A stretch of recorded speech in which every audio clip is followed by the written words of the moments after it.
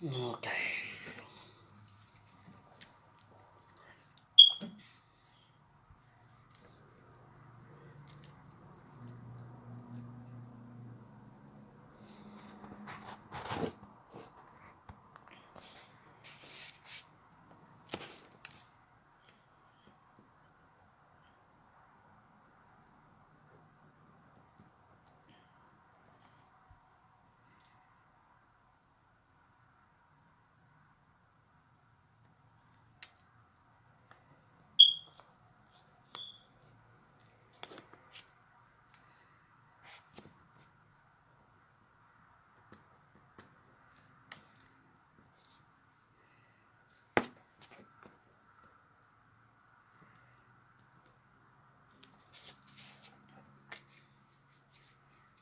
سلام كبراتي حوات كما ياللخم دحان ديخم السلام أملاخ مس كل خاتكم يخون حراي لما عندها مسعكم اللهو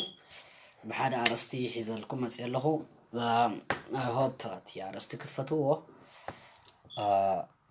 نالبات كال لابتوب وي كمبيوتر يتقم سلازي اللهو فقدنيا هات انتدعوخينكم سلام اوكي شرقور ودي فيديو دي كالوت كاتو لما انتي كمتي لي زلخو تارستي ريخما كنت تصفى قبر فللينا أصبيبنا نبحدنت مسألو من قدي زنادي هزبا وزتايو لما انتي مزموراي كسمعكم مني قال ايتي ديفايس يبلين مساي هبتغاي اوكي بغطتا نابتي أرستخنا أتوينا بليز ترى تخيلاتكم أنا بجروبات شير ترى لكم موزي فيديو I would appreciate you okay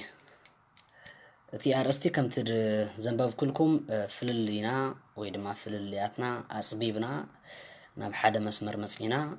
كم يجرنا نقالس زبليو تغلل بزبلة حساب thank you موكي كلت نجارات قدم زارستي أنا غيسين كحلف زدل نجارات اللوا بزعبا طالقا متأتتاون بزعبا ناي فيسبوك حقن مالتي حصر أبيله كجلس كفتني بزعبا طالقا متأتتاو مالت نتايو أبتناي قداي تجارون أب قداي إيرتراويانن طالقا متأتتاو كم زر زلو قرب يقياي مالو بزحت إحوات بخلتي وجن كتقاقصو ويدما كوناجلو نريهم نسمعون لنا حجي كما يخون زلو زي ناولك أو حسابيو طالقا متأتتاو مانم إيرتراوي لعلة تقرواي كخونا يكلنيو مالت تا بإثيوبيا زلا تقراي تحجي نلاونتان نمسلان تقالس زلا تقراي لعلة أبو زلو حزبي تقرواي كتكون أيتخلنيخا وزي حقيو لعلة مانم إيرتراو دما إيرتراو كتكون أيتخلنيخا مالتيو حجي أبز كلتا نجر متنقاق زدلينا نجرات هالو مالتيو حجي تراي موقاس اتي اتم حواتنا تقارو نتم أبناتكم قداي لعلهم كوينوم زواسو زلو إيرتراويان كواسو يبلو من إلكم اتنقفوهم أبزي حدا مستوعل زحتو نقرالو مالتيو نتوم إيرتراويان أب قداي تقراي إيرون بمقتاو نسخاتكم زي تدليو نقرات وي هزب تقراي زي دليو نقر وي دمان هزب تقراي زي قيم نقر كقبرو انكالو كتزاربوهم حقهم يكم أبزي منم كسايز قبري بلنان مالتي أبزي منم دردر يلون ويدما أين كات عنينا the same thing حدا تقرواي كا أبناي إيرترا قداي اتيو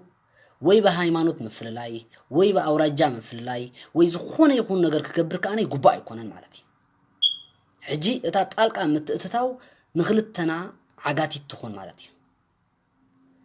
إيرتراوي أبزي ملكته قداي إتي تقروايون أبزي ملكته قداي إدنا عند أتاتنا نتي هزبي أينك أيامه እቲ ኤርትራዊ ክገብሮ ዝግብኦ ነገራት ኣሎ ኣብዚ ሕጂ ሰዓት ኣብ ጎድኒ ህዝቢ ትግራይ ምቋም ማለት ኣብ ናይ ጉዳይ ትግራይ ኢድካ ጣልቃ ምእታው ኣይኮነን እቶም ኤርትራውያን እውን ከምኡ ኢሎም ገለ ሰባት ክዛረቡና እንከለዉ ከምዚ ስኢልና ዕንቅፍ እንብል ብንእሽቶ ነገር ክንከውን ኣይግባአናን እዩ ሓደ ውልቀ ሰብ ተዛሪቡካ ህዝቢ ትግራይ ብምሉእ ተዛሪቡካ ወይ ድማ ህዝቢ ትግራይ ሓደ መግለጺ ኣውጽኡ ነው ኤርትራውያን ሓገዞም ኣይንደልኒና ከም ዝበሉ ኣምሲልካ ነው ገዲፈ ኣለኹ ቃልሲ ኦ ከምዚ ይባ ኖ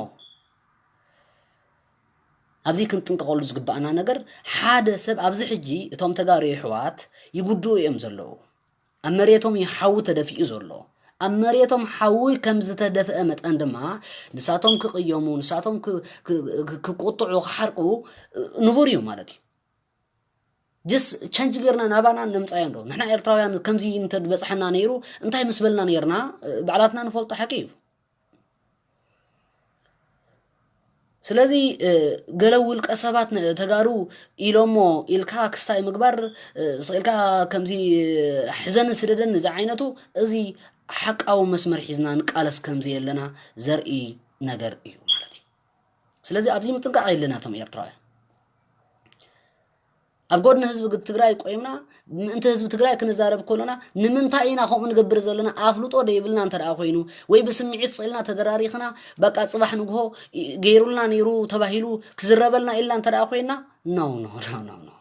you are in the wrong place ከምኡ ኣይኮነን ሓንቲ ትበል ሓደ ይበል ንስኻ ንምንታይ ኢልካ ኢኻ ኣብ ጎድኒ ትግራይ ቆይምካ ትቃለስ ዘለኻ ወይ ድማ ንምንታይ ኢኻ ኣብ ጎድኒ ህዝቢ ትግራይ ኮይንካ ቃል ህዝቢ ትግራይ ኮይንካ ዘለኻ ክትፈልጥ ክትክእል ኣለካ ሓደ ሰብ ብዝበለካ ቃልስኻ ስታይ ትገብሮ ትሰብሮ ተደኣ ኮይንካ ኖ ከተድምዕ ዘይትኽእል ሰብ ምዃንካ ካ ትነግር ዘለኻ ማለት እዩ ስለዚ ኣነ ከም ኣብርሃም ኣብ ጎድኒ ህዝቢ ትግራይ ቆይም ኣለኹ ዝኾነ ይኹን ሰብ ወፂኡ ብዛዕባይ ክዛረብ ይኽእል እዩ ولا أبراهام قرفو أيدلينا قال سخا كبلو نخول يوم نو حزب تግራይ ወፂኡ ከምኡ ክሳዕ ዘይበለኒ ሓደ ሰብ ለተብርሃን ትበል ሃይለ ማርያም ይበል ኣይግድሰንን እዩ ኣብዚ ጽኑዕ መስመር ነፍስ ወከፍ ኤርትራዊ ጽኑዕ መስመርን ጽኑዕ መርገጺ ጽኑዕ መንገዲ ክሕዝ ክኽእል ኣለዎ ማለት እዩ ንጹር ካብዚ ዝሓለፈ ቶም ተጋሩና ኣብዚ ክትንቀቆ ደለኩም ኣብ ጎድንኹም ዝቆመ ሰብ ከምኡ እንዳበልካ ምብራር ጠቃማ ኣይኮነን ኣብ ቃልሲ ፈታው እምበር ጸላኢ ኣይተብዝሕን ኢኻ ኣርባዕተ ነጥቢ ኣብዚ ኣንሳማዕ ኣብ ግዜ ቃልሲ ኣብ ዘመን ቃልሲ ኣይተማርርን ኢኻ ናይ ምምራር ግዜ ኣይኮነን ናይ ምምካት ግዜ እዩ ናይ ምምካት ግዜን ናይ ምምራር ግዜን ነንበይን እዩ ኣብ ዘመን ቃልሲ ድማ ንስኻ ምስመን ትራኸብ ፈተውትኻ ተብዝሕ እምበር ጸላእቲ ኣይተብዝሕን ኢኻ ምእንቲ ክትዕወት ንጥቕምኻ ኢልካ ማለት እዩ ስለዚ ኣብዚ ንስኻትኩምን ሓደ መጥንቃቅ ዘድልየኩም ነገር ዘሎ ኮይኑ ይስማዓኒ ጣልቃ ምትእትታው ግን እንታይ እዩ ንህዝቢ ትግራይ ኣብ ሓደጋ ዘውድቕ ንቃልሲ ህዝቢ ትግራይ ኣብ ሓደጋ ዘውድቕ ነገር ካብ ምግባር ነፍሲ ወከፍ ኤርትራዊ ክቁጠብ ክኽእል ኣለዎ ነፍሲ ወከፍ ኤርትራ ክቁጠብ ክኽእል ኣለዎ ማለት እዩ ንህዝቢ ትግራይ ኣብ ሓደጋ ዘውድቕ ኣና ይረኣኹም ክሳብ ሕጂ ንህዝቢ ትግራይ ኣብ ሓደጋ ዘውድቕ ዝገብር ኤርትራዊ ኣይረኣኹን ሪአይኮም ኩን ትዛረብ ዘለኹ ኢን ጀነራል ግን የትዛረብ ዘለኹ ንቃልሲ ህዝቢ ትግራይ ዝዓግት ንቃልሲ ህዝቢ ትግራይ ኣብ ሓደጋ ዘውድቕ ካብ ምግባር ነፍሲ ወከፍ ኤርትራዊ ክቁጠብን ክሕረምን ኣለዎ ማለት እዩ ኦኬ እዚ ኣልና ያለና ኣብዚ ኣንሳማዕ ብወገን ህዝቢ ትግራይ ድማ ንኺድ ብዙሓት ተጋሩ ኣለኹም ድማ ብዙሕ ሕማቕ ነገር ትዛረቡ ማለት እዩ ህዝቢ ኤርትራ ንምፍልላይ ወይ ድማ ህዝቢ ኤርትራ በአውራጃን በኽስታይን በገለን ንምፍልላይ ማለት እዩ ኖ እዚ ካይን ፈቅድና ሕና ኻነይ ነፍስ ማንም ትግራዋይ ከአነይ ኣብ ጉዳይ ኤርትራ እትዩ ኢዱ ኤርትራ በእስልምና በእምነት በብሔር በቆላ በኸበሳ በገለመታት ንምፍልላይ ድማ ማንም ኤርትራው ክፈቅድ የብሉን ማንም ትግራዋይ እውን እዚ ስራሕ እዚ ክሰርሕ የብሉ በዚ ተኸባቢርና ዶ ነኺድ ከመሕዋት መጠን ምእንቲ ክንከይድ ክንዓቢ ከመሕዋት መጠን ምእንቲ እቲ ወሪዱና ዘሎ ምእንቲ ክንክእሎ መኪትና ምእንቲ ክንክእሎ ተሰማሚዕና ዶ ነኺድ በዚ ስለዚህ ንሓደ እንዳኾነንካ ነታ ሓደ ግን ይምልከተኒ እንዳበልካ ክኽየድ ኣይከኣልኒ ማለት እዩ ሕማቕ ነገር ብኽልቲኡ ነገር ክኹነን ክኽእል ኣለዎ ጽቡቕ ነገር ድማ ብኽልቲኡ ወገን ክድፍአሉ ክእል ኣለዎ ማለት እዩ ንሓደን ኮኒንካ ንሓደ ዝፍቀደሉ ነገር ክህሉ የብሉ ናብ ዝቃልሲ ፕሊዝ ኣብዚኣ ክስታይ ንግበር ኢና እዚኣ ተኣክል ይመስለኒ ተበዚሓ ምእንቲ ከይፅየቕ ትዘረባ እዚኣ እታ መልእኽተይ ብዛዕባ ጣልቃ ምትእትታው ማለት እዩ ናይ መወዳእታ ንዓ በርባዕተ መስመር ክዓፅዋ ዝደሊ ግን ንሕና እቶም ኤርትራውያን ኣብ ጎድኒ ህዝቢ ትግራይ ቆይምና ክንቃለስ ኮለና ጎድኒ ህዝቢ ትግራይ ኮይና ንህዝቢ ትግራይ ድምፅና ክንኮኖ ድምፂ ክንኮኖ እንከለውና ንምንታይ ኢና ድምፂ ንኾኖ ዘለና ንፍለጥ መጀመርያ ንኽትውደስ ኢልካ ስም ንኽትረክብ ኢልካ ትገብሮ ተደኣሃሊኻ ኖ ኖ ኖ ኖ ስኻ ክሳብ እትስእ ግዜኻ ናይ ምትሳእ ግዜኻ ያኸለን ደቅስ ስም ንምርካብ ዝበሃል ቃልሲ የሎን መስመር ከምኡ ኣይኮነን ዱልዱል መስመር ነሓዝ ንጹር መስመር ነሓዝ ጽሩይ መንገዲ ነሓዝ ሃይለ ማርያም ገብረ ማርያም ዓንድ ማርያም ለተስጨን ለተሰገል ኢላትን ኢልካ ካብ ቃልስኻ እትዕንቀፈሉ ጉዳይ ፍጹም ይብልካ ከምዚ እንተዳ ኮይንካ ግን ገና ንስኻ ንቃልሲ ኣይተዳለኻን ኣለኻ ገና ኣይተዳለኻን ኣለኻ ማለት እዩ ኣብዚ ንረዳእ ማለት እዩ እዚኣ በርባዕተ ነጥብ ክዓፅዋ ደሊ okay thank you and then بزعبة فيسبوك I don't know تايك زارب ندعي جرماني فيسبوك كريت كتقبر كاللغة there is a privacy rule that you are agree with ناي فيسبوك standard community allo الرول اتنعو تسامع خا كريت تقبر نحن حبشا بحفشو نحن حبشا جن next go next بقى how you create Facebook تفلت بقى go next كم تدا قبر كان دخلك complete done that's it تسامع بقى اقري تقبر نتي ترم ناي فيسبوك ترم تسامعو بقى فرينكا تود اب كل دقيق كل 9 3 ساعات زوسدلكا انبيبكا ترديها هو يسامع يلكا كريت كتقبر قباكا اب 3 دقائق فيسبوك كريت كيركا تودو that is the problem ما نمسب كرداك خلالو فيسبوك زخونه يكون عينت اكاونت خفت كله جوجل فيسبوك انستغرام يوتيوب whatever apps مالتي حقي علو نايبعلو حقي اتحقي انت رأزي أخبير كايو ينوحي يحصر قزيه كسهالة كامخوانو نفس وكف سب فلت قلالو نفس وكف سب بإنجليش سلازوغنة تصحف سلازي تردأكا بقى سيلكا وديخا اي اقري لكا استاقيركا فيسبوك تخفت فيسبوك نمنتاي كم دفرن كاون اي تفلطونيخا صباح نقو بخسار كات حانيكا اسر بيت تخيد مالتي سلازي أتاقما فيسبوك نفلطو فيسبوك وسيخا سيلكا تعفر سلازلكا اي تعفر انتاي تزارب لك انتاي يدفك ادلكا فيسبوك انتاي يخزي فك ادلكا فلط مجمريا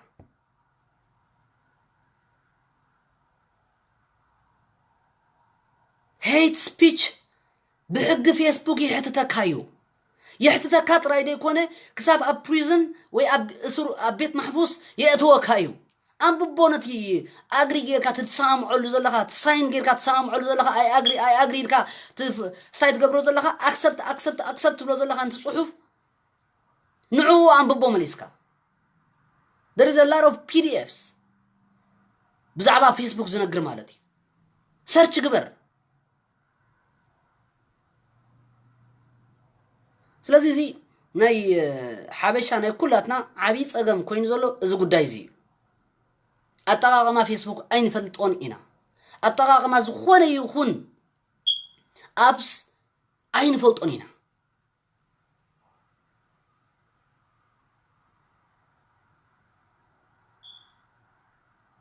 سلازي وشتنا أي تحمونا بجهاتكم أوكي نابتا أرستي كمل لسي أوكي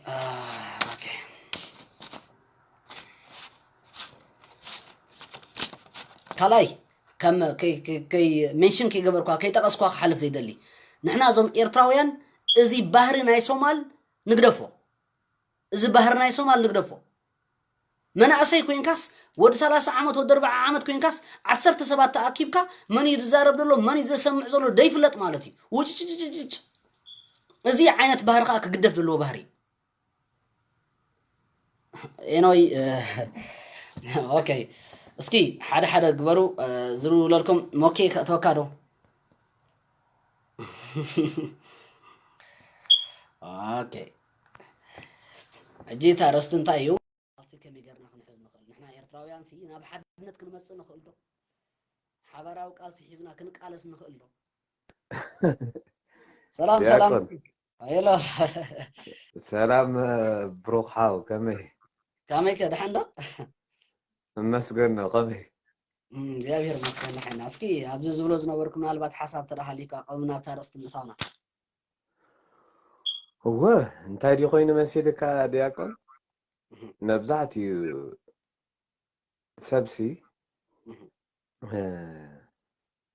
ደረጃታት ኣለዎ እቲ ዝዓብየሉ ነው ወዲ ዓሰርተ ክትከውን ሲ ስልካ ነዲኻ እንዳሸገርካ ገለኻ ትነብር ኢና በዚ ንዓና ትእቶ በዚ ውፃእ ብላዕ ስተ ኣይበልዕን ገለ ከምስታት ኢኻ ክትብል ተሕልፎ ኢና ቤት ትምህርቲ ትኸይድ ኣይከይድን ከምስታት እዩ እቲ ላይፍካ ድሕሪ 15 ገለ ክትከውን ከለኻ ምስ ደገ ገዛውትኻ ኣዕሩኽትኻ ደቂ ቤት ትምህርትኻ ቁርብ ላይፍ ኣንደርስታንድ ትገብር ትጅምር ማለት እዩ ከባቢኻ ሰላም ሰላም ኤዱ ካብኡ ሕልፍ ኢልካ ከዓኒ 20 ገለ ክትከውን ከለኻ ከዓኒ ቁርብ ምስ ኣነ ፈልጥ ክትብል ትጅምር ማለት እዩ ወዲ 25 30 ክትከውን ከለኻ ከዓኒ ሪስፖንሲቢሊቲ ይስማዓካ ማለት እዩ እዚ ደረጃ ብደረጃ ተሓልፎ ህይወት እዩ እዚ ሕብረተሰብ እዚ ንዛረበሉ ዘለና ፊክስ ክትገብሮ ትደሊ ዘለኻ ኮ ከምዚ ኣብ ኮንክሪት ዝደርበኻዮ ብኬሪ ድሓር ክትሓፍሶ ትደሊ ኣለኻ እንታይ ድዩ ክኸውን ከምዚ ናይ ኮምፒተር ሲ እንድሕር ጠጠው ኢላ ሓንቲ ኮምፒተር እንድሕር ተበላሻ ነቲ ሰብሲ መዓስ እያ እዛ ኮምፒተር ተበላሻ ኢልካ ኢኻ ትሓቶ ሽዑ ኣብ ጃንዋሪ 26 ተበላሻ ተይልካ ናብኡ ከይድካ ኢኻ ፊክስ ትገብራ ነታ ኮምፒተር እቲ ጋፕ ሕጂ ወላ ኣብ ፌብሩዋሪ እንድሕር ኣለኻ እቲ ካብታ ደው ዝበለትላ ኢኻ ከይድካ እንታይ ትፀገም ክስታይ ትገብሮ እዚ ሕብረተሰብ ከዓኒ ካብ 1991 ከይድካ ንድሕሪት ኢኻ ፊክስ ክትገብሮ ዘለካ ተረዲኻኒ ማይ ፖይንት ሕጂ ብዙሕ ስራሕ እዩ ዘድሊ ብዙሕ ሕጂ ንክስማዕ ዘለዎ ንክስማዕ ዘይብሉ መን ኢኻ ካብ መን ኢኻ ትምህርቲ ትወስድ ካብ መን ኢኻ ኣይድያታት ትወስድ እንታይ እቲ ፖለቲካል ሲትዌሽን ኣብ ኤርትራ ኣጋጢሙ ዘሎ እንታይ እዩ ኣብ ኢትዮጵያ ዝኸይድ ዘሎ እንታይ እዩ ኣብ ትግራይ ዝካየድ ዘሎ እዚ ከማን ብዙሕ ሰብሲ ይርድኦ እዩ ክትብል ኣይተብልን ኢኻ ስለምንታይ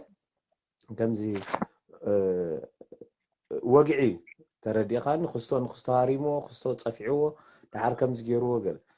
ንመጀመርያ ግዜ ኣይ ሆፕ ካብ ተጋሩ ይመሃሩ ካብ ተጋሩ ቢኮዝ እቲ ዘለዎም ሽግራት ኣብ ትዊተር ድዩ ኣብ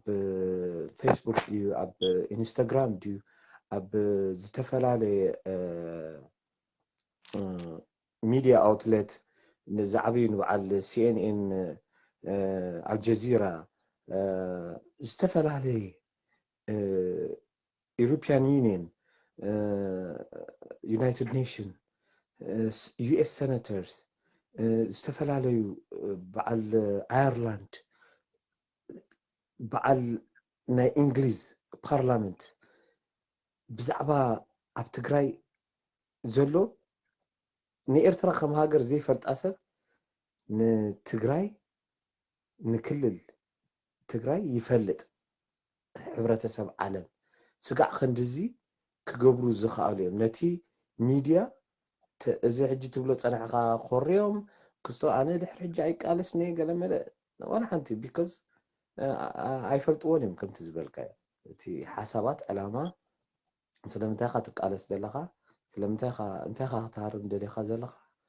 داسواي يوم كم ساعة زقايا وقوغل امبر حدا سب 4 ساعات 5 ساعات فيسبوك كفيتو تليفون بقدمي غيرو اندحر كتصارف كوعل اندحر مصيسي ازس انت خا مخ تبلو تصليلو غليخا وي كان قم نغير زي يبلو كيم ببمصي حدا سب كي حجي انا دياقون دس تبلن بناتكا زمص ارستي حسكا خاتمص ارستي حسكا تمص بتر استخانه نتسب تشالنج تقبرو مبزعتو سبكو حق اندحر كنزارب دينا كفيتو انت له حدش نجر ناي عدنا يلو مخفتو ناي صاص عركه يكون قال يتفتن يغاب حنصاي عبنان انت غا مقتعل انت لي مقعلك ترى دقيقه خمس تعللو سي اب اندا سوا اندا ميسي انت له حدش اب عدنا كيد مو انبب كيد فلات كيد كساي كبر نعيدا غا بصيغه حتني ترى دقيقه قال نجر حسكا ختمص لك قال نجر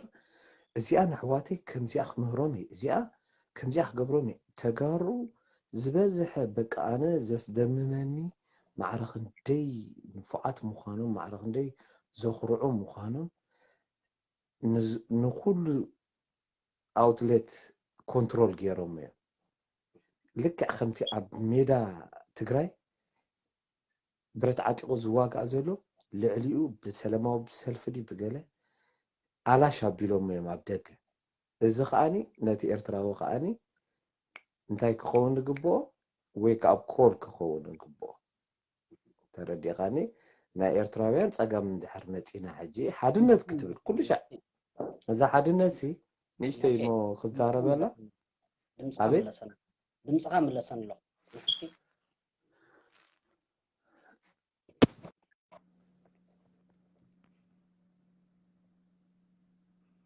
ድምፅ መለሰን ኣሎ ንዓኻትኩም ከምኡ ድዩ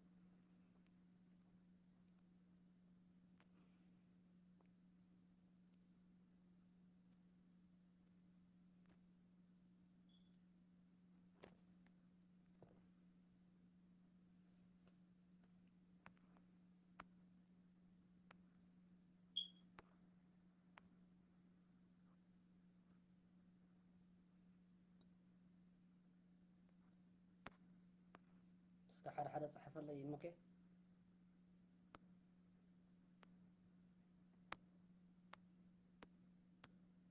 حدا صحف لي اوكي معي ملسن له دمصي ستيل ناتي دمص ولا ملسن له نعي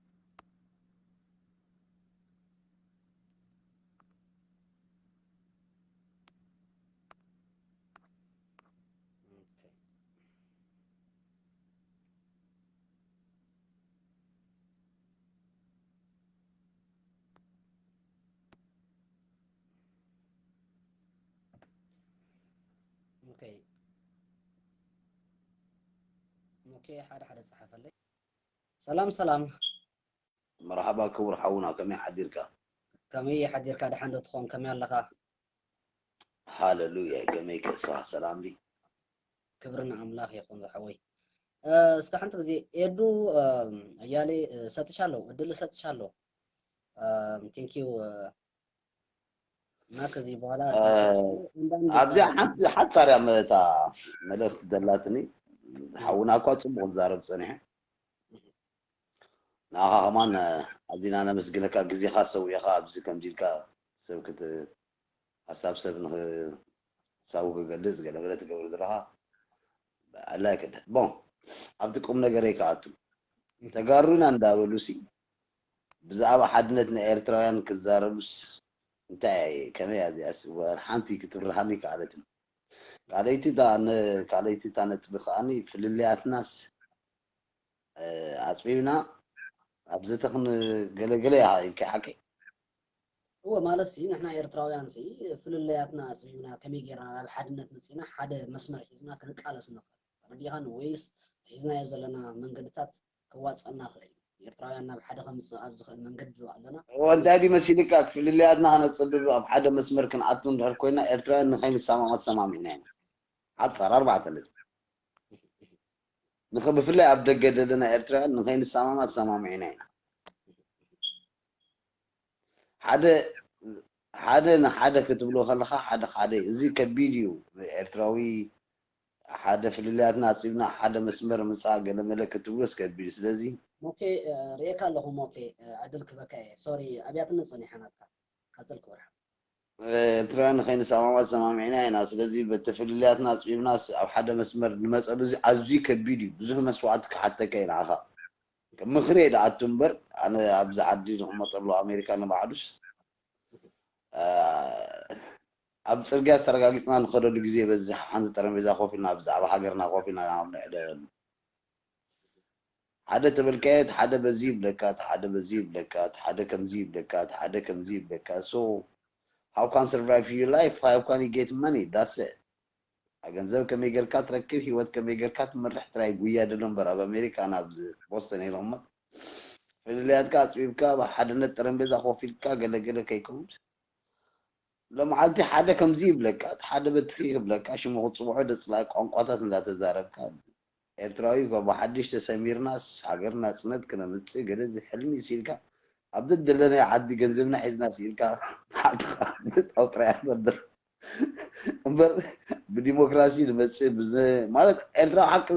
أكتيفيست يبلنا حق أني أكتيفيست يبلنا أبزي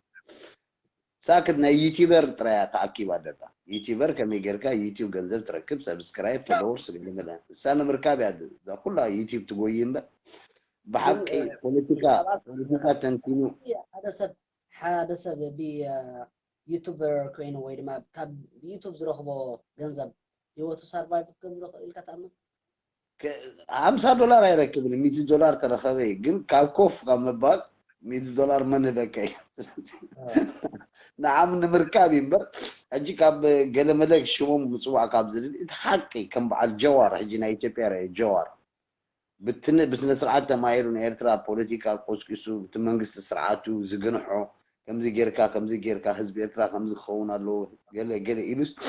بتهكل بوليتيكا تنتينو دزارب بس حدا كاب زي يوتيوب وين على فيسبوك كاب دزاربو حدا سبت ولا حدا سبيله قولوا تطوي تزربهم طلع بين أتي بينو سكابت بريزيدنتهم جميل كاس سكاب مرحهم سكاب تحتهم دلوب تذكر بوليتيكا دفنت إيرترا يبنا بأجي نتمنى خير بلاك عرب عادهم جنريشن حدش جنريشن مسو من البعض I hope تما يروم تبغون تعجر كم سو تسفى قبل انجي كازن أتي ناتكان جنريشن دلو أتي كله عشماتاتي كانت تزارب بعدي بعيمانوت بقبلة بجلس تبع حزبي تكلنيا بوليتيكا تنتين كوفا بيد الزارب ولا حدا سبيل ስለዚህ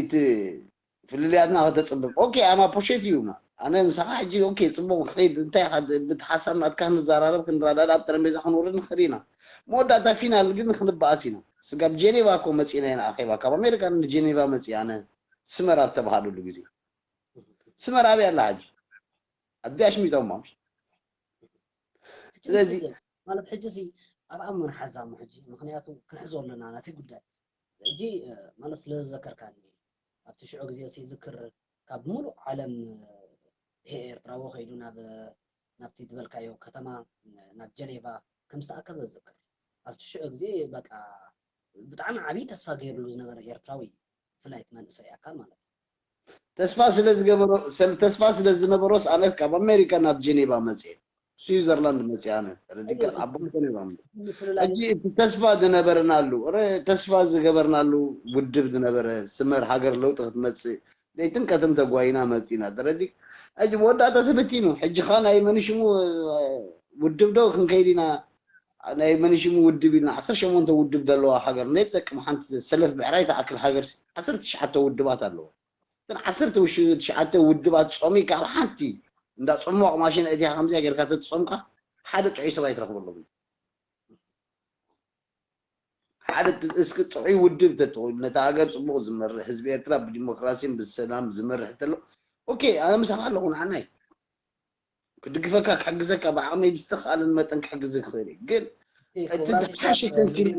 ነዚ ላይፍ ሸር እንዳበልኩሞ ፕሊዝ ቴንክ ዩ እቲ ሓደ ሰብ ተንቲኑ ፖለቲካ ኮፍ ኣቢሉ ከምዚ ናትካ كوفا بيلو إيه مهم لبل دبلا كاسبين بس خونكا زوبا كستي كوينو زوبا تشعت كوينو زوبا شمون تكوين زيت بوليتيكا أنا إرترا بس نسمعت كوفا بيلونا إرترا بوليتيكا كوفي دو دزارب الله يكاس ولا حدا سبيل فيسبوك هجي أنا سلسلة 4 5 معاد 10 معاد تكمل لهم بر فيسبوك أنا قدي فيه إذا تكلني سبت بوليتيكا دزارب سب أمسح كوفا بيلو زن قبلتها تعلو زن حجر ب5 5 ግን ህግደፍ የብለካ ህግደፍ የብለካ መወዳእቱ ትባስ መወዳእቱ ዓዱ ከም ስለ ዝኾነ ይብለካ ቻው ከተሰማ ማለት ነው ቴንክ ዩ መራ ብራዳ እኔው ጊዜኻ ትገብሮ ዘለኻ ቀጽለሉ ጥራይ ኦኬ ያ ቴንክ ዩ ጋድ ብለስ ዩ ራይ ኦኬ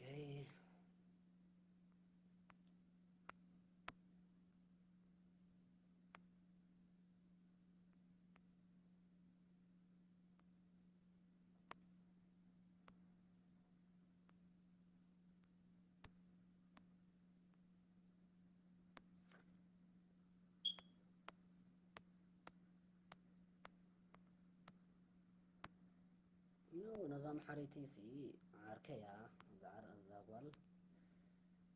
حتى حتون يرمي وبصيا مسلمي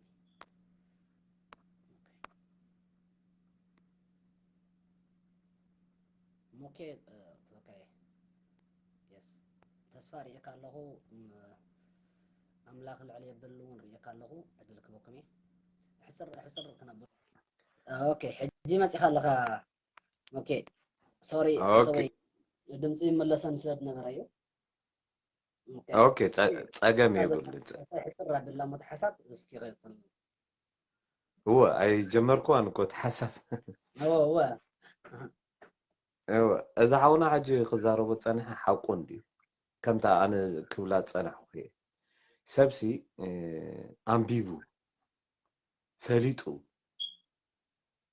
زخونه يكون ፍልጠት ንኸሰጋግር ኢሉ እዩ ክመጽእ ዘለዎ ኣብቲ ፌስቡክ ዝኾነ እንዳ ድኳን ከፊትካሲ በረኪናን ኦሞን ክልተ በረኪና ሓንቲ ኦሞ ሒዝካ ድሕር ኣቢልካሲ ሰብ ዘይመፀኒ ኢልካ ክትኩሪ የብልካ እንተረዲእኻኒ ወይ ከዓኒ እንዳ ስዋ እንድሕር ከፊትካ ሰብ ስለምንታይ መጺኒ ኢልካ ብዙሕ ሰብ ስለምንታይ መጺኡ እሰትሎ ክትብል ኣይትኽእልንኻ ቢኮዝ እንዳ ዓብዳን ኢኻ ከፊትካ ዘለኻ ኮሚኒቲ እዚ ፌስቡክ ኮይኑ ዘሎ እዚ ሓውና ሕጂ ሓቂ ፍራስትሬት ኮይኑ ተስፋ ቆሪጹ ተሰሚዕዎ ይዛረብ ዘሎ ኢቨንታ ተስፋ ቆሪጹ ክሳይ ኣይትኾን ሓድነት መብዛሕትኡ ግዜ ሓድነት እንታይ ዝኸውን ዘሎ መሲልካ ንዓና እኳ ብዙሕ ኣየዛርቡና ነድብ መሸቀጥ እንዲ እቲ ስርዓቱን ትሽዓተ ብሄራት ሓደ ልቢ ሓደ ባሕሪ ሓደ ክሳይ ገለ ኣብ ጥራይ ማዕኮርካ እዩ ገለ ሓንቲ ኣብ ኤርትራሲ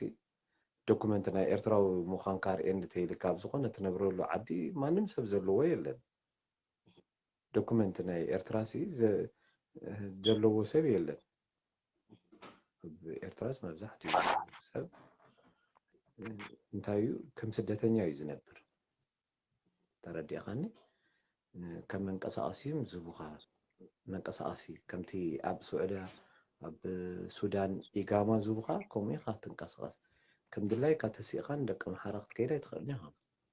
ንዓዲ ዃራ ክትከይድ ንኻረን ክትከይድ ኣይትኽእልን ኢኻ በቶም ክሳይ ኢኻ ትወሃብ ሕጂ ገና እቲ ሓድነት ዘምፅኦ እንታይ መሲልካ እቲ ኢኮኖሚ እቲ ድሪም እቲ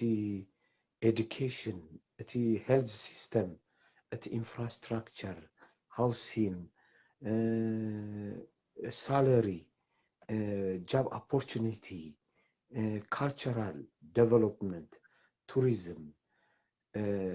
በቃ ዝተፈላለዩ ዓይነት ጽቡቕ ነገር ኣብታ ሃገርካ ምስ ገበርካ ሽዑኡ እቲ ሓድነት በዓሉ ዝመጽእ ተረዲእኻኒ ሕጂ ናይ ሓድነት ኩሉ ሰብ ስለምንታይ ሓደ ዘይከውን ስለምንታይ ኖ ሓደ ክትከውን እንድሕር ኮንካ انتي أبايتا زقالس حيل خيلو خيلالو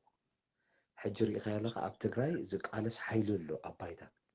نأبي أحمد دزبط الله حنسا رأسو زبط حنسا أخبدو زبط حنسا أجرو يصبرو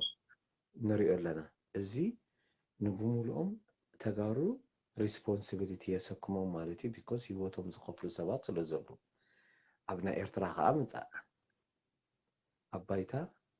نحد نعلم تزخف ديكتاتور أب هاجرنا له نبومل أسب سجع تحبره نزخلو زفرسو رأسي سجع تحبره إسياس قدي فكاخ موتي ولا ودون قدي فكاخ موتي قومو زبهال قال سيلن حدنت قال زبهال قال سيلن responsibility وسيدهم أبايتا قالسو زخلو حايلي خاخ تفتر زلك عند حركم زي فتيركا سبك عسلك يكلم فزيومي عسلكاني أو حدا خمت أيكلم because نيسياس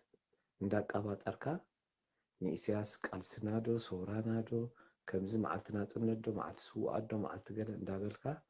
إسياس كخبر كله نونو نهناي الكاتمانات قال نحركوينكا إذا على زين نهناي نايسوات الصوم كان هناي قال ماذا نحرككم وتحلفون نحركوينكا كذا زي رياليتي حدنت زبهالسي أب هاجر كمزي أبي زمتو فكر قال اندابله أكم يزود أكا هاجر حق اللوا بحق يخات خيد مكببار إيو أب هاجر زنبركا صبق نبر ندحر دليخا بحق خبيركا تخيد تودع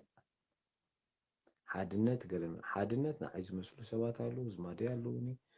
حواتي علوني عرختي علوني بيتي سبالوني everything حادنت أبو يزب مس كله سبقين حادنت كبراي كلني هلو اوكي سمعني لها هو انت حميت امسيل وزدمص راي ولا خلو ها حميت ناي حميت دمص امسيل والله خلو نانا قاسي لك الزاربي ليه بر نقرمرم تيلك عاو كوليو حجي تي زقبرسي انتايو قدامنا priority انتايو أب كم زعين زلنا أنا إرتراوين situation حدنا ديو ولا سني إسياس متصفعي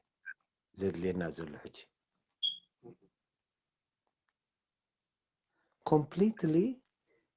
إسياس ودحورات هاجرات هاي تسمعه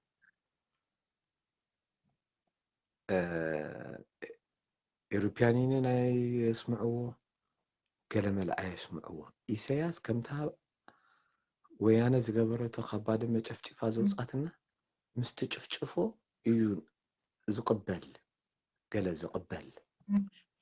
انت زي كوينو إسياس لمين كايو كشي أسر شخي أسر مقالستو أسر هفتاماتي أسر مهوراتي أسر منسيات أسر دقنستي أسر عديتات أسر زي أسرو يلن سلازي مس حجي برايوريتي أبايتا أب إرترا وشتي كمي جيرناينا ولا مس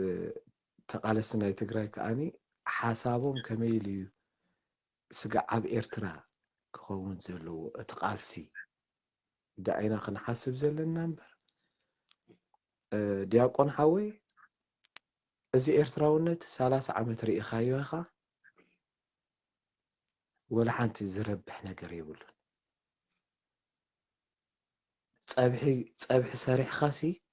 7 ديمكا بزي چو مهابي چو يبلون ازي إرتراونت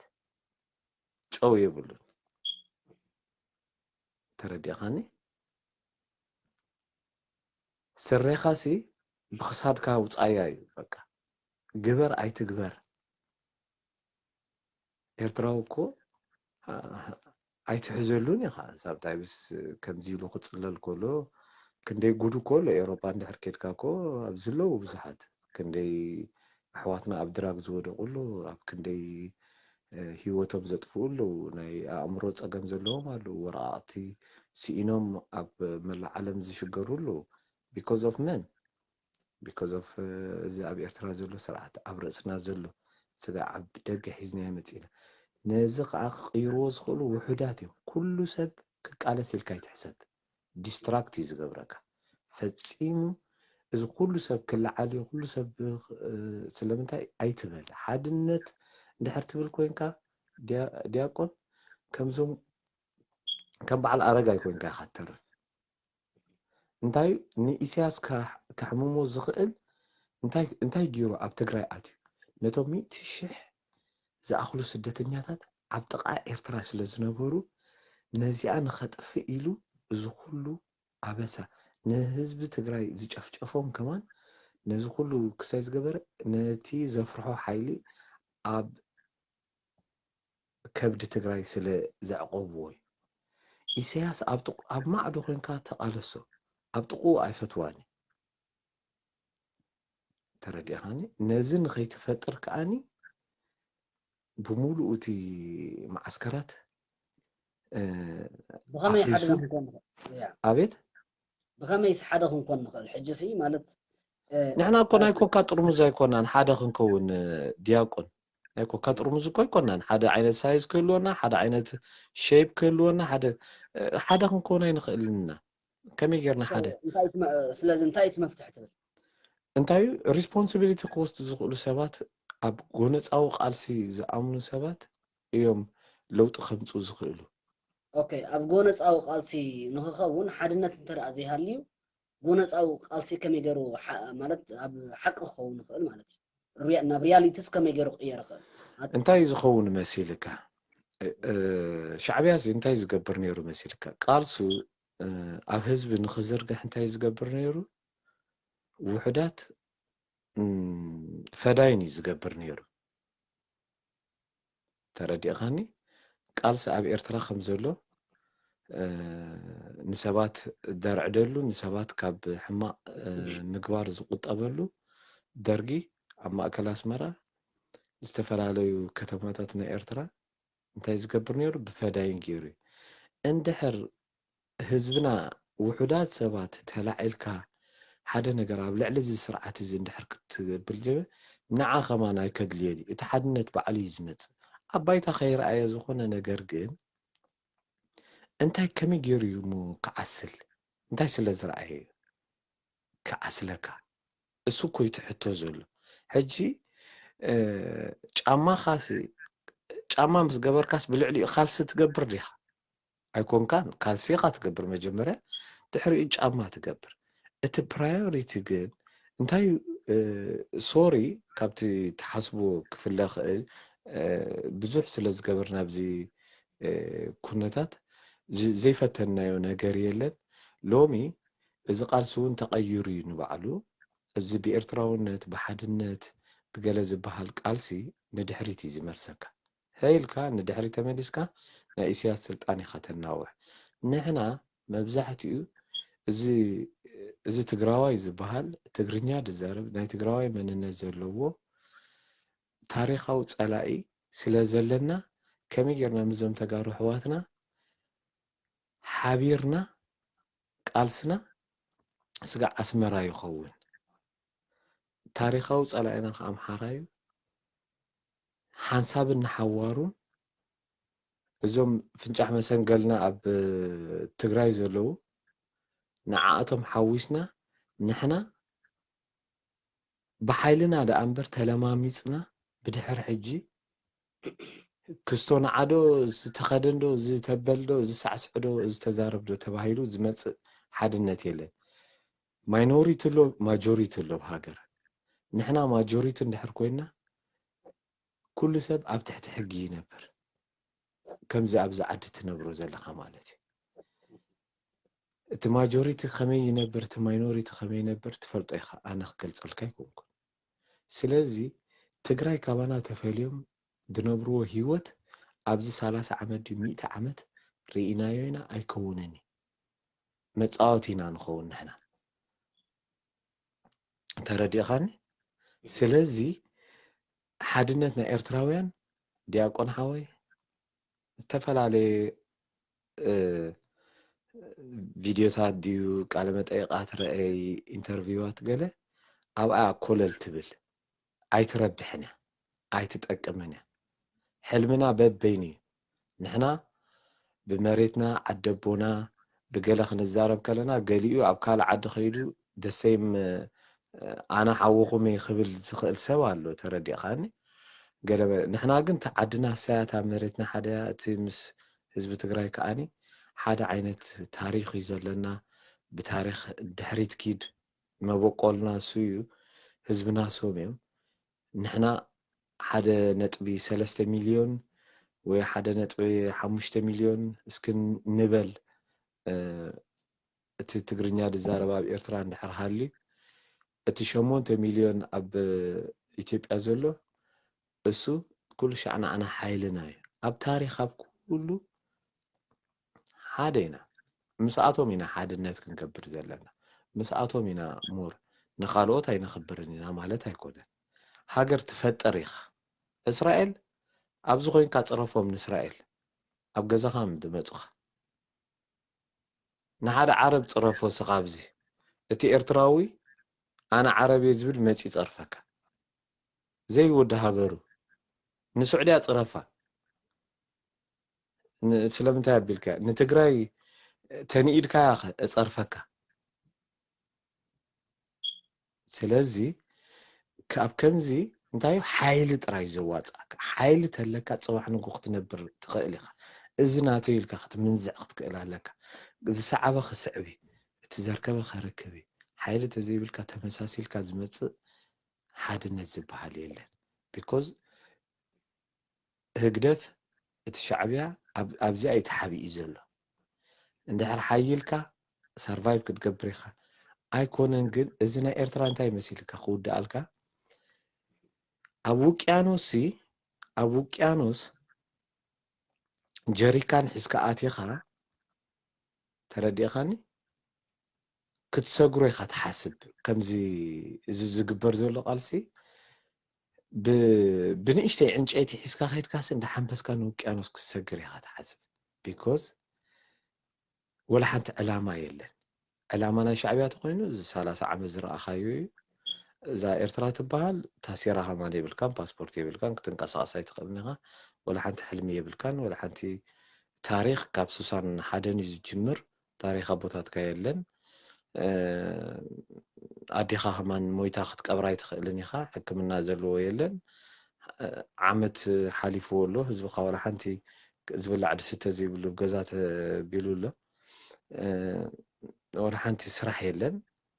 ወላ ሓንቲ ነገር የለን ኣብ ኤርትራ እዚኣ ኢኻ ክትፈጥር ደሊኻ ዘላ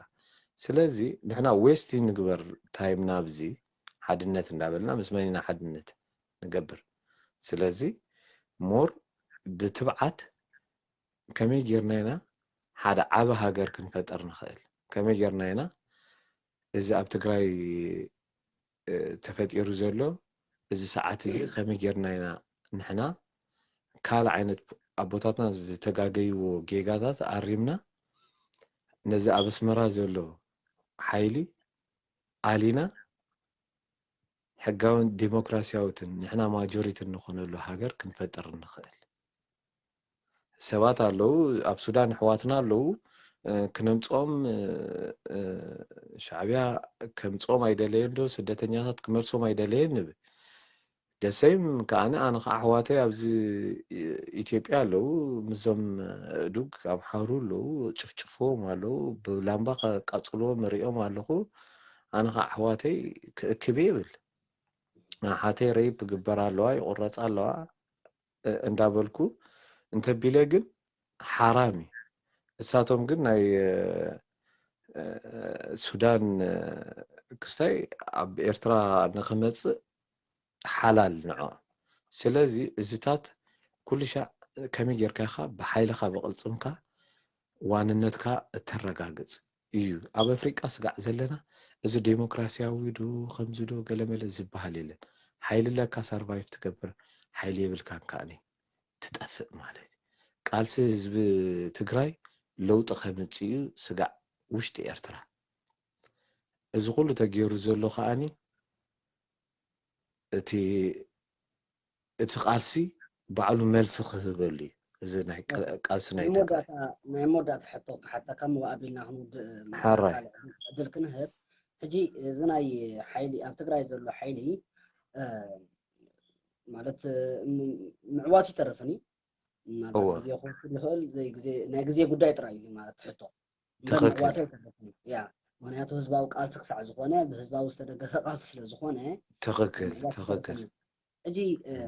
ብኡ ኣቢሉ በቲ ሓይሉ ንሱ ኣቢሉ ኣብ ኤርትራ ሓደ ለውጢ እንተደኣ መፅኡ ዕጫ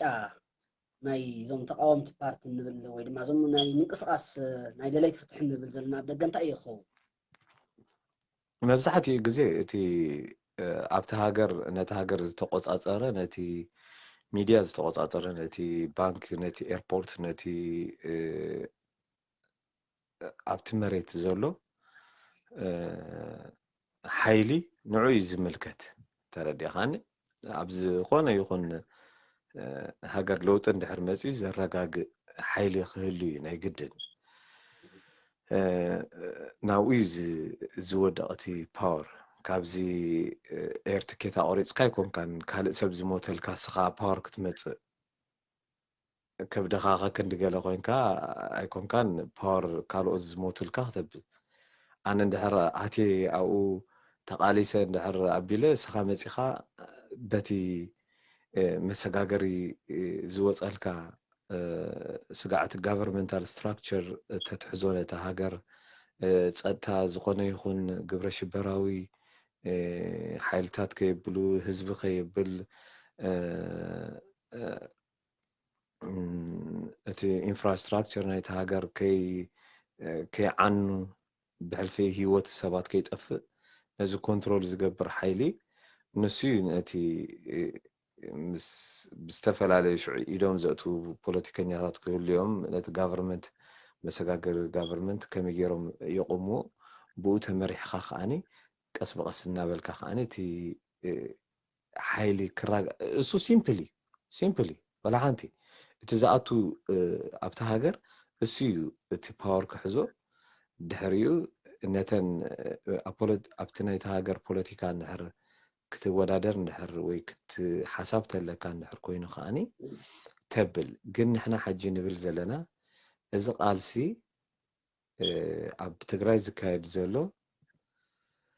ከመይ ኢሉ እዩ ኣብ ውድብ ሕቡራት ሃገራት እቲ በዓል ኣቦና ጎይታና ራእሲ ተሰማ ዝበልዎ ንሕና ሕቶና ኣብ 1943 ሕቶና እዞም ኣብ ኢትዮጵያ ዘለዉ ተጋሩ ፍንጫሕ መሰንገልና ንሶም ናባና ኣቲና ሃገር ክንምስርት ኢና ንደሊ ኢሎም ኣብ ውድብ ሕቡራት ሃገራት ዝሓተትዎ ሕቶ ተሰኒዱ ኮፍ ዝበለ እዩ ኦኬ ንሕና ነዚ ሕቶ እዚ ብዙሕ ግዜ ተደጋገመ እዛ ዘረባ እዚኣ ኣነ ኣይፈልጣን ማለት እቲ ናይ ውድብ ሕቡራት ክሰደልካየ ከምብዎ ብዙሕ ፈቲነ ግን ኣይረኸብኩዋን ክሰደልካየ ድሓረይ ክሰደልካየ ኣለኒ ክሰደልካየ ኣብ መሰንጀርካ ስለዚ እዚ ቃልስና መብዛሕትኡ ሕጂ ክኸውን ዘለዎ ስማዕ ኩሉ ሻዕ ተጋሩ ኣብ ኢትዮጵያ ኮይኖም ክጠፍኡ ይኮነን ተጋሩ ንበይኖም ኮይኖም ክጠፍኡ ይኮኑን ተጋሩ እቲ ጂኦግራፊካዊ ክስታይ እዚ ኣይሰርሕኒ ብድሕሪ ሕጂ ፈፂሙ ይሰርሕኒ ብቅልፅሙ እዚ ትግርኛ ተዛራቢ ትግራዋይ መንነት ዘለዎ ዝኣምን ብቅልፅምካ እዩ ኣንታ ካልእ ዓይነት ኣተሓሳስባ ዘለካ ምሳና ይትጓነፅ ሓይሊ ተለካ ኣብ ባይታ ወሪድካ ከምዚ ትግራዋይ ዝገብሮ ዘሎ ከምኡ ግበር ንሕና ሳፖርት እንገብሮ ነቲ ናይ ትግራይ ቃልሲ ኢና ንብለካ ዘለና ንዓኻ ዘይኮንኩ ንዕኦም እየ ዝዛረቦም ዘለኹ ነዞም ዝሰምዑ ዘለኹ ስለዚ ፓወር ኩሉ ሻዕ እቲ መጀመርያ ዝሓዘ ኮንትሮል ዝገበረ ሃገር ዝገበረ እዩ ዘብል እዚ ኣብ ደገ ዘሎ ከዓኒ ምዝገፈጥ መፈጡ ነቲ ተቆሞ ግዜያዊ ክስታይ ንዕኡ ፊት ዝገብር እንድሕር ኮይኑ እንድሕር ሓሳብ ጥዑይ ሓሳብ ኣሃልይዎ በቲ ዓበ ሓሳብ ዝሰማማዕ እንድሕር ኮይኑ ክቅፅል ይኽእል ኣይክእልን ከዓኒ أبزلوا وسب كستاي يخون مالتي حيلي بقى باوري مس باور زلكاي انت زي كوينو كستايل thank you داك thank you كسدل كات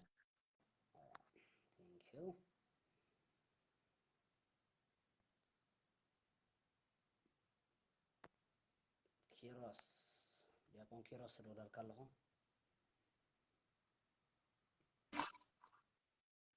سلام دياقوني نعمل دياكون كمي علكا كمي حجيركا يا غير مسجد سناي هاي سناب زارتي نملسمو እንታይ እዩ ዘለካ ኢቶ ማለት ምታብ ኤርትራ ዘሎ ወሪዱ ሓበራዊ ጉዳይ ክሳዕ ዝኾነ ንሕና ኤርትራውያን ከዓ ናይ ሓባር ቃልሲ ክህልወና ኣለዎ ናትነት ናይ ሓባር ኣጋጢሙና ዘሎ ምምካት ማለት እዩ እዚ ከመይ ናትካ ትዕዝብታት ኤርትራዊ ብሓቂ ክምክቶ ክእል ዶ ዝጋጢሙ ዘሎ እንታይ እንተገበርና ኢኸ ደዋፀና ንሕና ኣቃውማ ናይ ኤርትራውያን በኣኻ ኣረዳድኣ ከመይ እዩ ዘሎ أنا أنت مسؤول نقولكم في التاريخ نحن سي لو تخنا مس أنت نفعل كاب كتشح لحن تخالف ما نقدر تما قديهم جمروا ما نقدر كاب كتشح ترحسي أسرع عمت جيهم لو على حجي أنا تأخذ زيادة تقول داي تصريح اللي كم زين كاب كوين ناينا بس حجي ما تزال لكن أب حبرت أمتينا مالتي مهنياتو تحسرنا بحسر خيديو صرنا كأنا بصرنا يتأكيبي مالتي كدمو قل محن سابين يرتبع زي مالتي حجي كساني كألن مالتي حدا لو تخمسنا حسبت حدا لو تزغط سن يرمون غوين مالتي حجي قل أتي بلب زرارة أسب ترادي تلالي مني فتح زلالي مني هبزي قرن أفريقيا حدا باورفول زغانة حبرتها كان زلالي تلالي مالتي حجي العلم كلمة زغانة نقر أنا في الزارة بدي دزل لهم تايو كاب إسرائيل كنا مهارو مسأل بزح نقر الله مالتي لو ما تر هيمانة مالتي هيمانة كالي إسرائيل سي ما عادت أفو حبرة السبع أرض الحجي بدي أنا أصنعه مجمع تصور دي أنا نبرة تطرم سبات أكيبا مخنياتو بزحي باوري نبي زي قطاطاس نبي كم استسدد كابتن زي أكيبا كإيران أنتيا خاب إثيوبيا وسيلة خابي مري وسدت خاب دو أفريقيا وسيلة everywhere كابز كل أسب سيما مالتي نمتى أكيباتهم إسرائيل نمتى ستيل تأكبا مع زلا مالتي مهنياتو بزحي باور سلسلة مالتي نحنا ها انتا يا خبر نعبنت نا إثيوبيا population سي أبشحن شعاتن تسعن حدا 4 مليون نير مالتي أكندي أب تسعن حدا حجر انت لارينا 117 مليون ألو حجي تقارخه قدمي أبتسان حالين كندي نيرم حجي خا خندي اللو حجينا إثيوبيا انت دارينا يتي بزحي كاب عصفن لعلي خوين مالتي منافسي 4 ساعات انت لانير حجي 117 مليون اللو مالتي نحنا خا أبتسان حالين كندي نيرم حجي خا خندي لنا لسه غادي لخنا نخل 4 مليون مناطق قصرا سلده يقبر بتاعدنا منبري سبي لنا حتى تخيل مالتي كواليتي سوون يلنا بتاعد مالتي حجي أقداس نجار اللي بزحجي خلا عايز قبوا نجار حبرت زبل نجار مالتي أنا أنت يا أخوان هاي ما نتمنى أبز ببوت نقرفه حبرتها سب إيرتراسي نعوز مسلوه حبرتها سب اللوه بلاد انت ما سزلهم مالتي فينجح مسنقول زغنت تحدار بسودان تليو يمصايم يدلينا انا خميس الحج مالسي كم اسرائيل تقبروا زلا نحنا ون يوم حواتنا تقارون نحنا ون حواتنا يمال كمو تعافرتاي اب ኢትዮጵያ ዘሎ اب ትግራይ ዘሎ ሓው ሳሆታይ ከምኡ ታይዋን ده حق ግን بتولد حري ሕብረተሰብ እዚ ስለዚ حيلي ካብ ሕብረት እዩ ዝተዓዝ ማለት እዩ ከምዚ ንብለ ዘለና ማለት እዩ ኣይኮነን ንሕና ባይታ ደል ሕብረተሰብ እዚ እታ ኣብ ጫፍ በፂሓ ዘላ እስራኤል ስቲል ሕብረተሰባት እክበላ ማለት እዩ نحنا ون تسبسيبنا أبز إستأفريقيا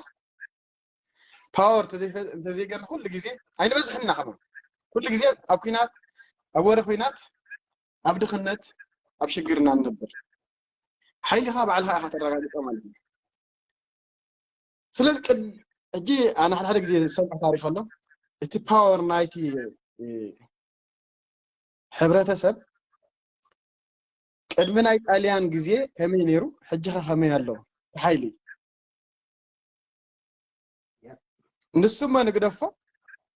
أبزنا 3 عامت زنبرة نايت جرايك 17 عامت إذا حبرته سبزي سلزة حبرة نخندي إذا أكل بزحز اللي هو حبرته سبزي عير ماله هجي تحيلي نايت حبرتي نري لنا مالتي تحيلي نايت حبرت نري لنا مالتي ساعة خندي بنفيت كم زلوا مالتي نحنا بينا راح يرتراويان ندرجي مسعرنا إذا كان عملنا 4 تجرنا مالتي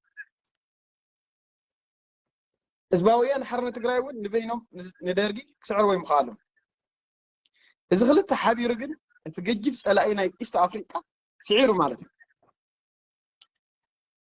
جينا متى يعني ندخل زم أذلقه حبرتي كساع خندي بزحي حبرتن كساع خندي حيل مخانم أنا جرمني أبدأ نبرة الله زلنا أمريكا سي 50 كندين هاجرات الحبيرن زلوا الحبرت كأخسع خندي باور كم زلوا بعالم نرى لنا مالتي أنا بحر لني ودبل لني ندابلكا كتم حاضرون كسر حلو نحر زي تخلكم كا انتهي له حدا بقدام يسمع خوسي أبتأفتنا جدد أباي كوينس ما يتسمع حبرات السبب الله سمعي حبيب تردي خاني أبجنجم كي بحر خوين عساد يبل حزب لنا إحنا يرترى بحر هذا حزب يرترى وسي عساد يعمل يفل حبرات السبب لنا مالتي أنا حجي مهلا وز ነገር እዚ እንደዚህ ህብረተሰብ እዚ ደፈን እንተሰጋታት نحن اجي زمن 30 عام امنتاي طفين تنالك دري لنا خدنا مالك ስለዚህ زحالفه بحراي انت خان زحدث ولد على البلد معرف كنكفتለን معرف اتي ናይ 30 ዓመት ገድሊ ዳን حماق يكون صبو يكون تاريخ يرسو كعص الله ማለት ነው حدش تاريخ ናይ مفتاح كم تساتم حدش تاريخ تفطر اذا حدش ولد حدش تاريخ تفطر كلاله ማለት ነው نستم زواصوم غيرم نابنت مس حزب ትግራይ ተሰማሚዖም እዝለሊ ወሾተ ሃሪሞም ይምሰል نعنا ولا يتقمنا مبري سم شتم هاريمم نسم عداتهم نحنا نبرخوتنا ማለት يردخاني نحنا ها عدنا اتول حساب نحسبلنا هذا حدش ولده ማለት بخمي سم كبرخ عداتهم نحنا بخمي تاع عدنا برخوتنا بخمي كيجي نحنا كبرخنا عدنا اتستطعموا التاكتيكسي كنريو لنا ማለት ስለዚህ እንታይ ይኸብል ለለ ዲያቆን ብዝምጽ ኸ ዘለኻ ሓድነት ጸልእ ሽግር ዘለዎ ሰብ ጥራሕ ኣይኮነን ንሕናሲ ተን ዓበይቲ ሃገራት እውን ዩሮፒያን ዩኒየን ንርኢ ኣለና ኤውሮጳ ሕብረት ኣሜሪካ ንርኢ ኣለና ሕብረት ኣምሳት ኣሜሪካ ንርኢ ኣለና ሕጂ እንታይ እዩ ሕብረት እዚ ክሳዕ ክንደይ ፓወር ከም ዘለዎ ኢና ንርኢ ዘለና ማለት እሞ ከዓ أبقرنا أفريقيا مفتي استراتيجية وفتي جيوبوليتكس ناتو فاشينيتد زخونة إيريا حيلي يديكاي بخل معناته سلازي سي حدنتنا عنا أقداسي نحنا ها خمتي وجناتنا قدم كبرها نعدى أتينا عنا برها زوجنا تاكتيك فتيرم زي واطن بين بينهم نحد نعم مثل حبرة تسد سبسيبهم يوم عدى أتيهم مالدي سلازي بفلاي أبزي عدم زلنا إحنا من سيات حدش تاريخنا يمفتر ناتهم تاريخ راح ندقم يومنا أبكي ناتهم تاريخ حساب 9 حدن وديهم من سلازيهم أنا إذا ولد زي حدش تاريخنا يمفتر قدل لنا مالتي قدين تاريخنا راح تدعم خم لا كذي نمن تاني ساتهم ناتهم كلمة من مر تاريخ ذي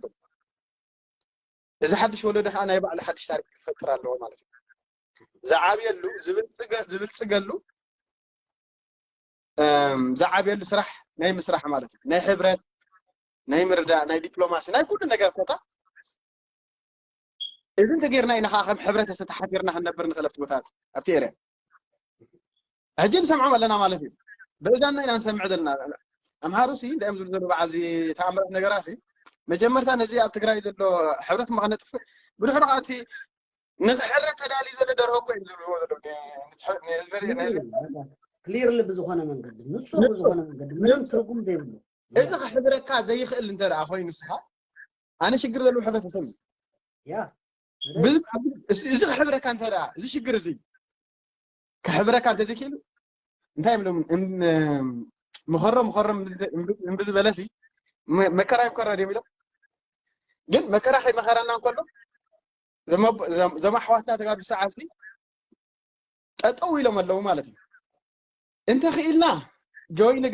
نقبر هاي كألنا نجنا بودنا منهم نرب حنايم هاي كونن نسمى مستحاب تروح ساعات حردها مالتي يب سلازي تحبرت سي كريال لنا ما هلا يعني كالي ترفك كاب مقدفه كابتم قربتنا كابتم نولم زلنا بحري لهم زنبها قدلنا كم من حلتنا مال أنا بدك أقول حزب تقرأ أنت دا كم تساتم تحاسب وتفيد زنا بريم إرترات بهلا جرون سم تداري ومناكم عشان حرتها يري أنا زي نايلوب الزارب تأمرات نجرة ناي كلهم حسابي سو تأمرات نجرة مقرفة دي أكون ثم مهرنا بيت تحاسب مهرنا بيت حساب الزارب سو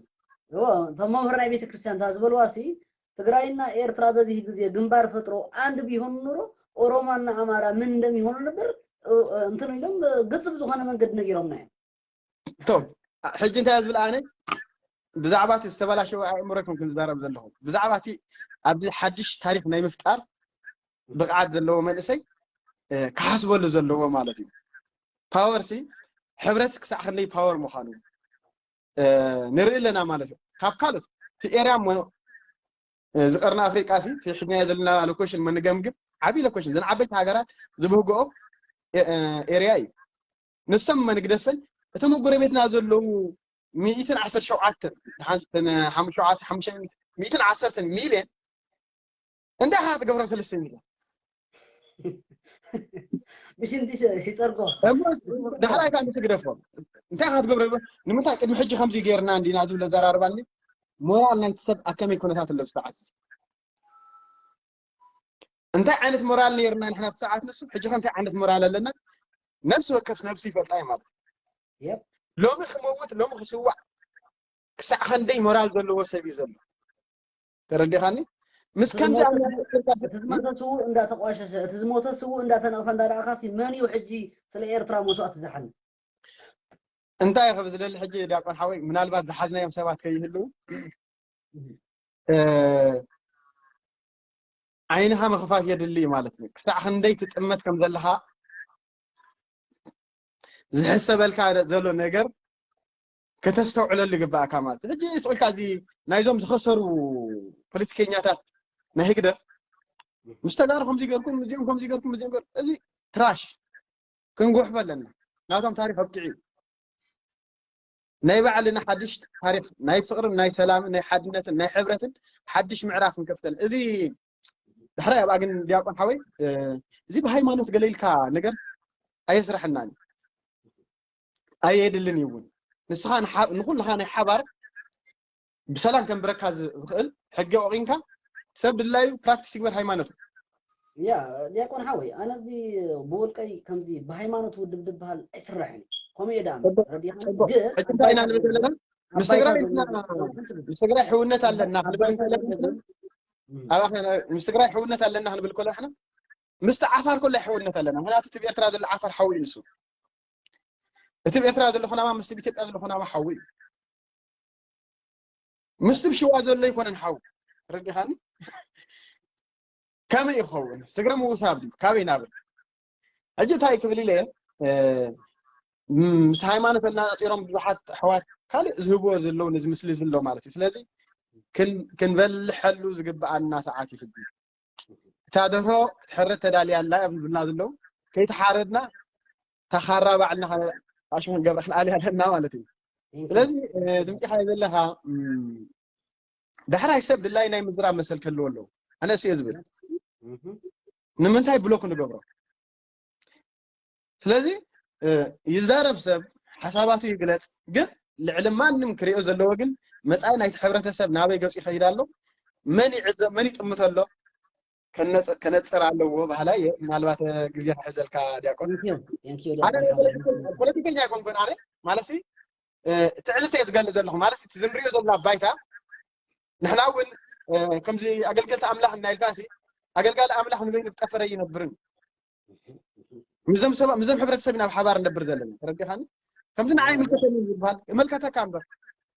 يكون سلازخون كا أي ملكته كان يقش سلازخون كا أي ملكته كان يبال هذا أرنو لايك تناتنا حبرت أنت ما عندك ملكته كان أبانا حبرت سبنا هذا نعمل من عمل أي ملكته كان بر تجارو أي ملكته الناني لم تموش السوق أنت يلو وعاش يكون الحرر زب فتح جرسة سلام سلازيلني يب نسلام نايت حبرت نايتها مريتي وحج كيمة من قد وحج نايمت راك الجام كحتبركت لك كمان اتزخونه حجي انت اينا بلنا ابكينا تكون انجارات بنصمد زلنا مالتي ግን እቲ ዲፕሎማሲ ዝባል ሎሚ ፓወር ዲፕሎማሲ ስለዚህ እንታዩ ኩሉ ሰብ ሓሳቡ ይግለጽ ግን እቲ መጀመርታ እቲ ገጅፍ ናይ ህግደፍ መግደፉ ብድሕሪኡ ዝመፀና ዘሎ ዓቢ ደመና ክሪኦ ይግባአና ባህላ ያኔ ስለዚህ ታንኪዩ ተምሰማዕቱን ተንተንሲ ኮና ቴንክ ዩ ኣብ ቀጻል ጥራይ ሓሳብ እዚ ስታካ ተሳትፎኻ ኣይተጥፋልና እንደለካይና ቴንክ ዩ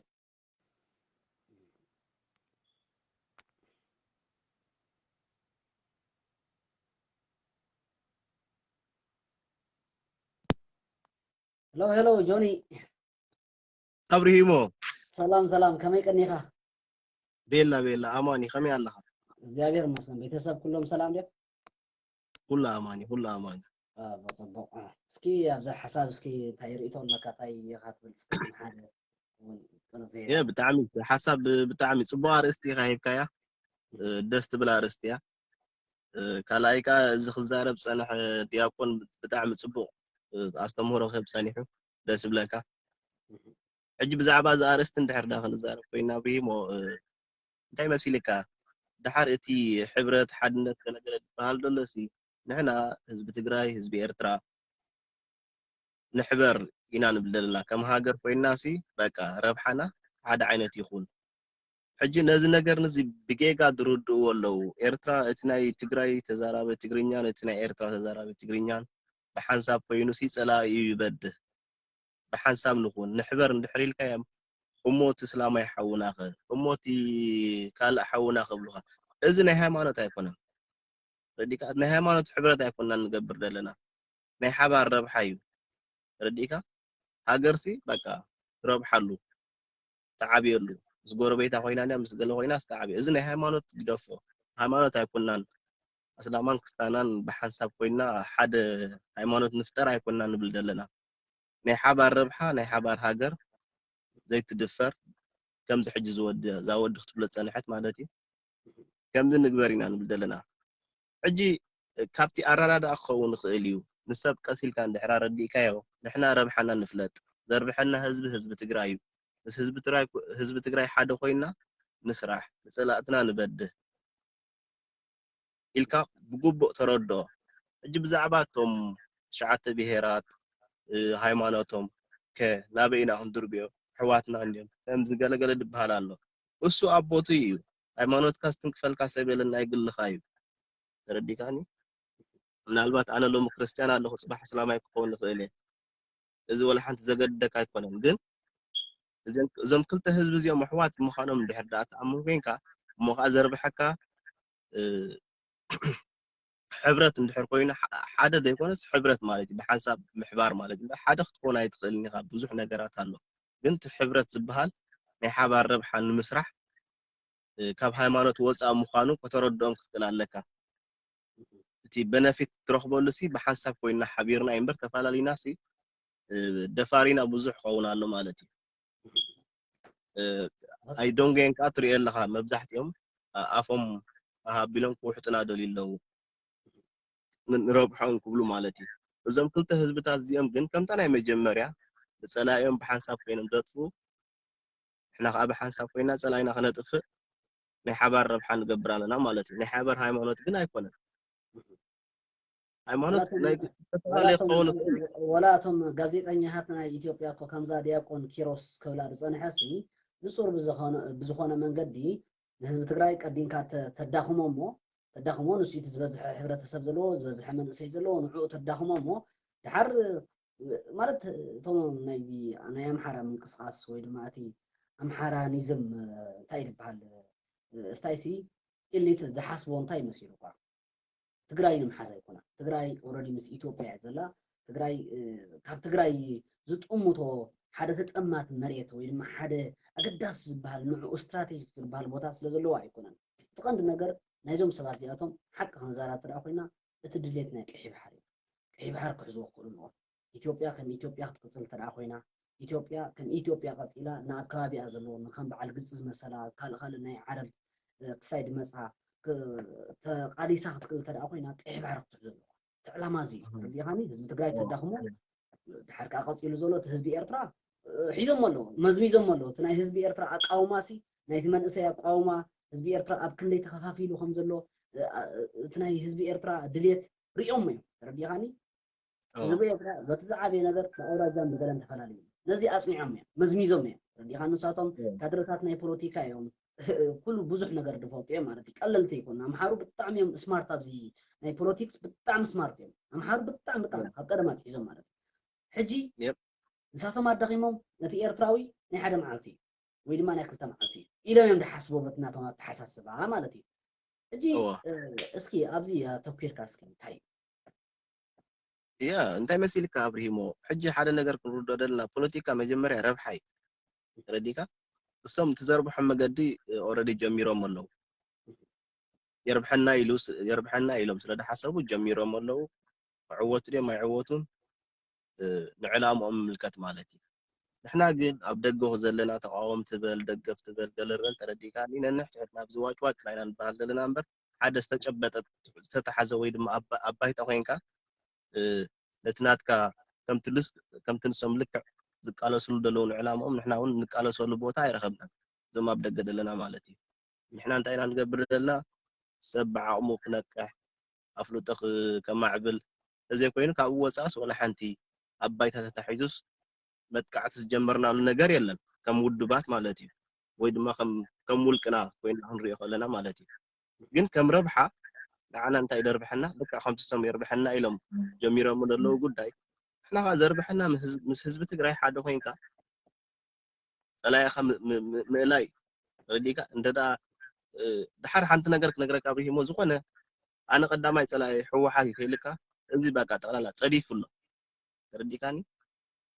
መጀመርያ ተኻብ ሃገርካ ዘባረረካ ህግደፍ ክንቀዳማይ ጸላይኻ ንህግደፍ ትሪዮ መጀመርያ እዚ እንድሕር ኮይኑ ቀዳማይ ጸላይኻ ከዓ ምስ ሕወሓት ኣይኮነ ዋላ ምስ ሸጣን ኮይንካ ተጥፎጥራ ኣይደለካ ሕወሓት ኣሕዋትና ከማን ብስጋ ረዲካኒ ዋላ ምዘይት ፈልጦ ንምንታይ ግና ንጆ ባይደን ድዩ ዋላ ንኣሜሪካ ነተን ሓያላት ሃገራት ሲ ማዕቀብ ክገብራ ወይ ድማ ዝኾነ መፍትሒ ከምፃልና ሰላማዊ ሰልፊ ቃልና ነስምዓው ንሰን ከኣትዎት ጉዳይ ሞ መፍትሒ ከምፃልና እንዲ ንሕና ግን ብቀረባ مفتح قمصلنا زخل حزب تግራይን እቲ ኣብኡ ደሎ መሪሕነትን ንዕኡኻ እሚንካ ፀላይና እዚዩ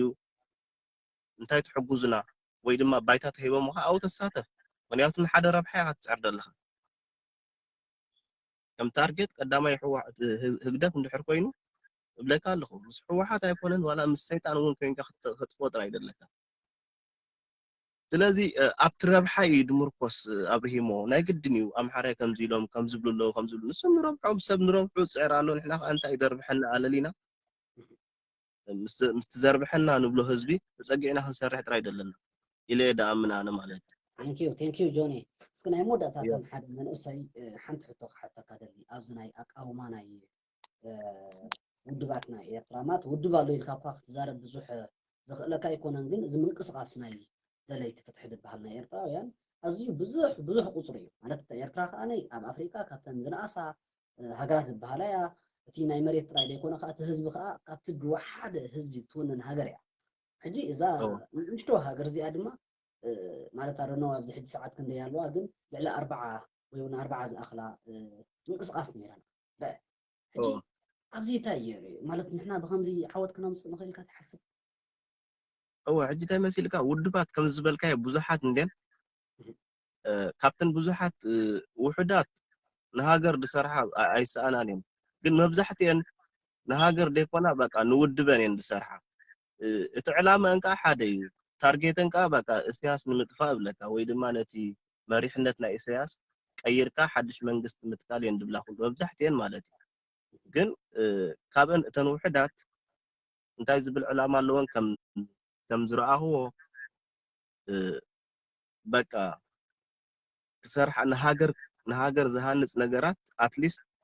ይምህራ ገሊአን ከዓ ንሃገር ደይኮነስ በቃ ነቲ ውድበን ዘርብሕ ጥራይ ነገራት ኣክቲቪቲ ገብራ ማለት እዩ ንጥርናፈ ደይኮነስ በቃ ነታይ ሕጂ ንኣብነት ሓንቲ ውድብ መውሰድ ነታ ውድብ ጥራይ ከይትድፈር ወይ ከይትፈርስ እንድሕር ዝፅዕራሉ ኮይኑ እዚ ጌጋ እዩ እስኻ ነቲ ሃገር ንከይትፈርስ ትረብሓሉ መገዲ እንድሕር ተለሊ ኮይንካ ግን ክትዕወት ትኽእል ኢኻ ድሓር ውድባት ናይ ዝበዛሕ ኣይኮነን ዕላማ እዩ ዘገድሰካ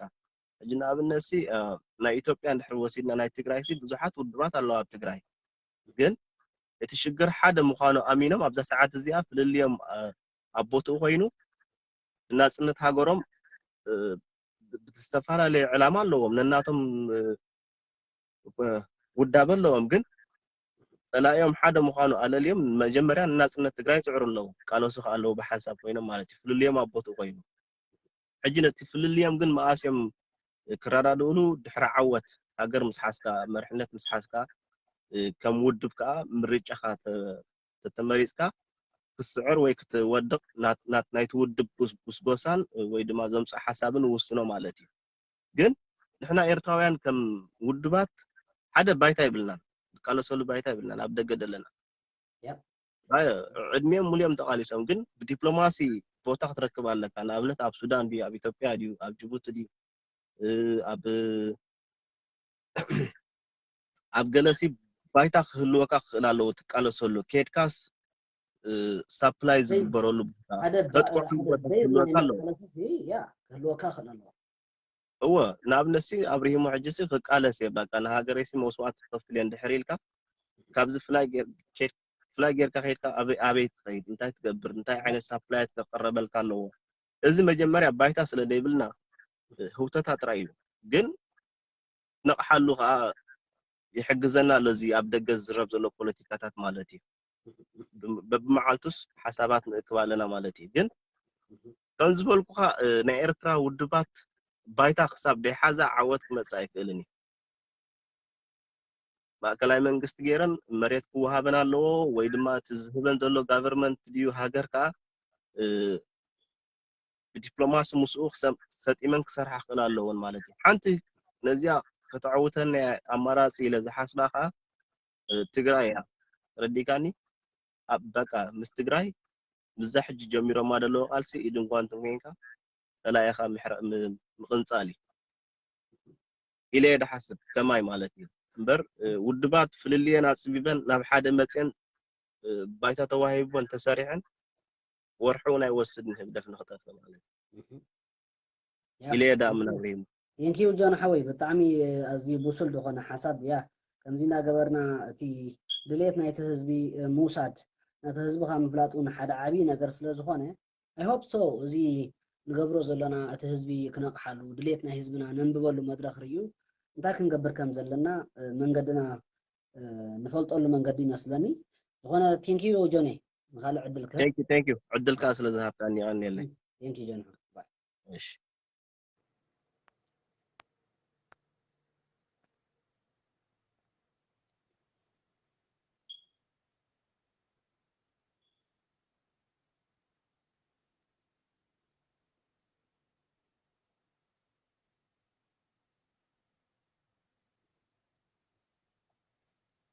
Hello.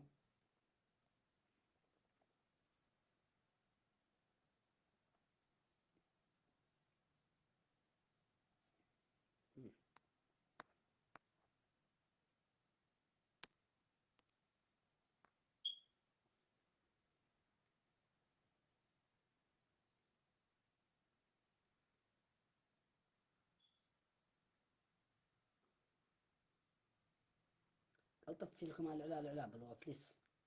قلطف فيكم العل أبلوه دمسا يسمعكم مالودي سلام تسقى كمي توعل عنده ما حاديرهم كمي እግዚአብሔር ይመስገን ክብርና አምላክ ይሁን እስቲ አብዛ አርስቲ ቅልጥፍ ቢልካ ሐሳብካ ከምዚና ወያኔ ቁርጥ አቢልካ الرأي أبزي صنح رئيتي حسابي ككافل هجي أنا انتايو مبزحتوس أبتفتح تسقاينا بزح زرزاريو تسقاينا بستفعل قالات كنقولصون يخيلنا جن أبتو إرترا زبل حساب أبتو إرترا من البات أبزي خيري أخلو هجي مالسي تترنيفنا بإرتراولنا تترنيفناس قاليسنا منقست خونقو من زبل ستاي من البات مقاس جزيو ويكندا جزي وصدلنا يزبل أنا فتسيمو نوح جزي وصدلنا مخنياتو فتسيمنا خبدن حقون ندخلنا خيدنا أما ترشا زي بلو موداتا داي بلو مأذن خيزلنا خوي سمعني تخباب خاهم تقولوا تقول صخاني تأفاف بوتاي أقداسي استراتيجياوي وكل زهرفيو جن عنا خصبينا خو في ليك اللي زخنا حيل خقاص أصوري خيل أنا قل له بواي ويكاريتي انتايو كل جزء باور زبزح حيلي ويكاز باور زحازين تقداي زمؤذنو سلازي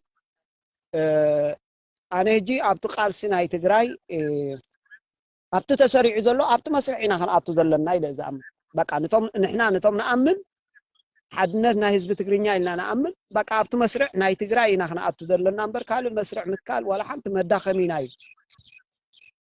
تجارو خا زان ندبو بجس كاميرا أي جديفهم مالسي نقول صحاف قوانيرا انتهي زبل أني حزب إسرائيل 6 مليون واقع خفيليو بسنك مننتو مجرشا ግን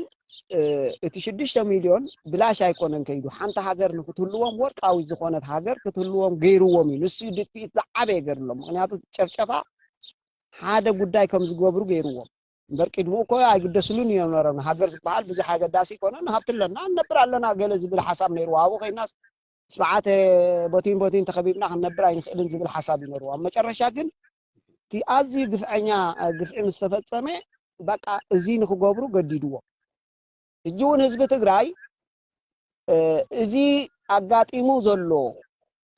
شجر نايمة شرشا فتح أنت زي جورلو تمالي إسكاخا خالق زور كم عينة متصباي سلازي أنا أنت يا زبل أتي شجر نايمة شرشة نحوارون خنالو شجر كأني إيرترا بدي حركة غيرك أبتكري بسلام كتنا برايت خلين مخنياتو ولا لو من تتداخمت صباح قال حيزات متسيا تركوا حيزات متسيا لو مي دبي مهنياش ما حيزات متسيا لا صباح قال تركوا ديا إيران حيزات متسات خلين مخنياتو تبوت عقداس بوتاي لذي نحنا حسابنا حوارن فتح نجبرلو نحرقينا تجارون زقاتهم باستراتيجي بكون الكاس تجبروا مخانو امينون كليتنا ابني انت تتعايزنا حسابنا حوارن بحيلنا مسس نقولوا له قداي እዩ ክፍጠር ዘለዎ እምበር ኤርትራውነት ዝበሃል የለን ሕጂ በቃ ፈፂምካ ክትሰማዕ ኣይትኽእልን ኢኻ እዚኣ እንድሕሪ ደይከኣሉ ከዓ እዚኣ እንድሕሪ ደይከኣሉ ከዓኒ በቃ እቲ ንዕኦም ዝመስል እቲ ምስኦም ዝደናገፅ ዘሎ ሓንሳብ ንሓዋሩ ምስኦም ጠርኒፎም ሓደ ሃገር ናይ ምዃኑ እውን ሕጂ እዛ ትግራይ በታ ዶብ ናይ ምልሊኽን ናይ ገለን ምግባር ማለት ኣብ ሓፁር ጌርካ ነቲ ህዝቢ ኣብ ዲጋ ጌርካ ከምዚ ማይ ዘይብላ ዓሳታት ምግባር ማለት እዩ ምክንያቱ ገለገለ ረኣያ ኣሎ ከምዚ ክንገብር ንኽእልና ከምዚ ኢላ ስዊዝ ኣላ ዶ ገለ ዝብል ስዊዝ እንታይ ዓይነት ጎረባብት ኣለዋ ከዓ ምፅናዕ የድሊ ስዊዝ እንድሕር ከምኡ ትገብር ኣላ እንታይ ዓይነት ጎረባብት ኣለዋ ኤርትራ እንታይ ዓይነት ጎረበት እያ ኣምሓራ እንታይ ዓይነት ጎረበት እዩ ከፅንዕ ክኽእል ኣለዎ ስለዚ እዚ ዝፈሰሰ ደም ንሓንሳብን ንሓዋሩን ናይ መፍትሒ ክኸውን ኣለዎ ንሱ ከዓኒ ነቶም ንዕኦም ዝመስሉ ሒዙ ፓወር እንተኾነ እታ ኤርትራ ዝሓቆፈታ ኣተረፈት ከዓኒ እንድሕር ዘይተኻእለት እታ ኮሎጉዛይ ዝሓዘት ትግራይ መስሪታ ቀሲና ክትነብር ትኽእል እያ ኣነ እቲ ካልእ እውን ንዚ ናይ ትግራይ ኣይቅበሎን ማለት ኣይኮነን ግን እቲ ዝበዝሐ እንታይ ኢና ንርኢ ዘለና ምናልባት ሕጂ ኣብ ቴክኒክ ክንፈላለ ንኽእል ኢና ቴክኒክ ኣብ መጨረሻ ግን ሓደ መዕፀዊ ክግበሮ ኣለዎ እዚ ሽግር እዚ ተደጋጋሚ ከም ዙረት ደም ክኸውን የብሉን ሓንሳብን ሓዋርን ፍታሕ እቲ ከባቢ እንድሕር ተቋፃፂርና ከዓኒ ክንበዝሕ ክንሕይል ንኽእል ኢና ስለዚ መን ተበዝሐ በዝሕ ክንብል ከለና ዓይነት ሰብ ኣይኮነን ዓይነት በቃ እቲ ኣብቲ ከባቢ ዘለዎ ስግኣት ካልእ እኮ ስግኣት የብሉን ኣምሓራ ይምፃእ ስግኣት የብሉን ሱዳን ትምፃእ ስግኣት የብሉን እቲ ትግርኛ ኩሉ ግዜ ብስግኣት ምክንያቱ ተጠማታይ ሕጂ እኮ ኣብ ትግራይ ዝግበር ዘሎ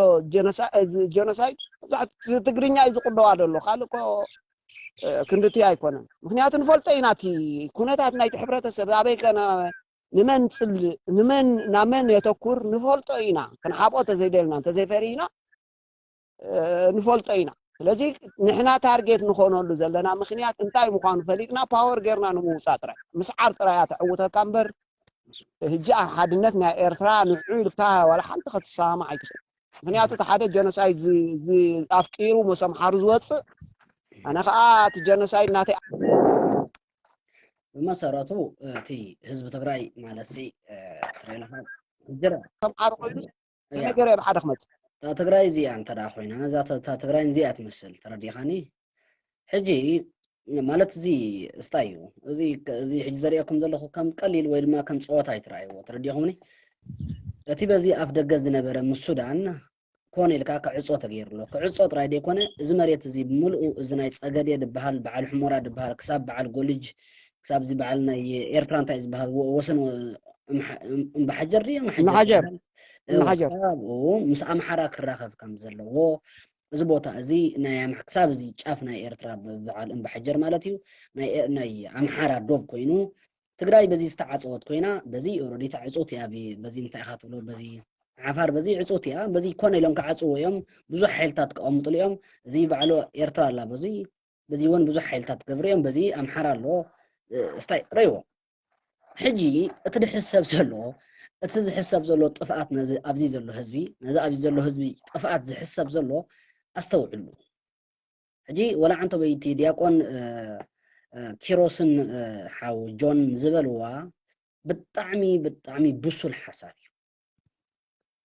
ሓይሊ ኩሉ ግዜ ኣብ ብዙሕነት እዩ ዲያቆን ኪሮስ ዝበላ ቃል ኣነ ሒዘያ ከም ቃል ማለት እዩ ምክንያቱ እስራኤላውያን ክስታዮም ከጥፍእዎም